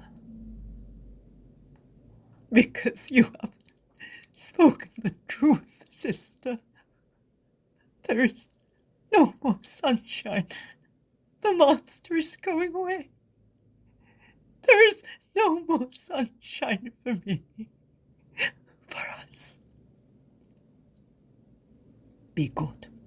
I bless you, and may my blessing remain with you. And now leave me with Lazarus, who is tired and needs calmness. Watching my friend, I will rest. Provide for the apostles and ensure that they are ready for the hour of shadows. The women disciples withdraw, and Jesus remains silent, engrossed in thought, sitting near his languishing friend, who, happy for such closeness, falls asleep with a light smile on his face. Footnote number 1.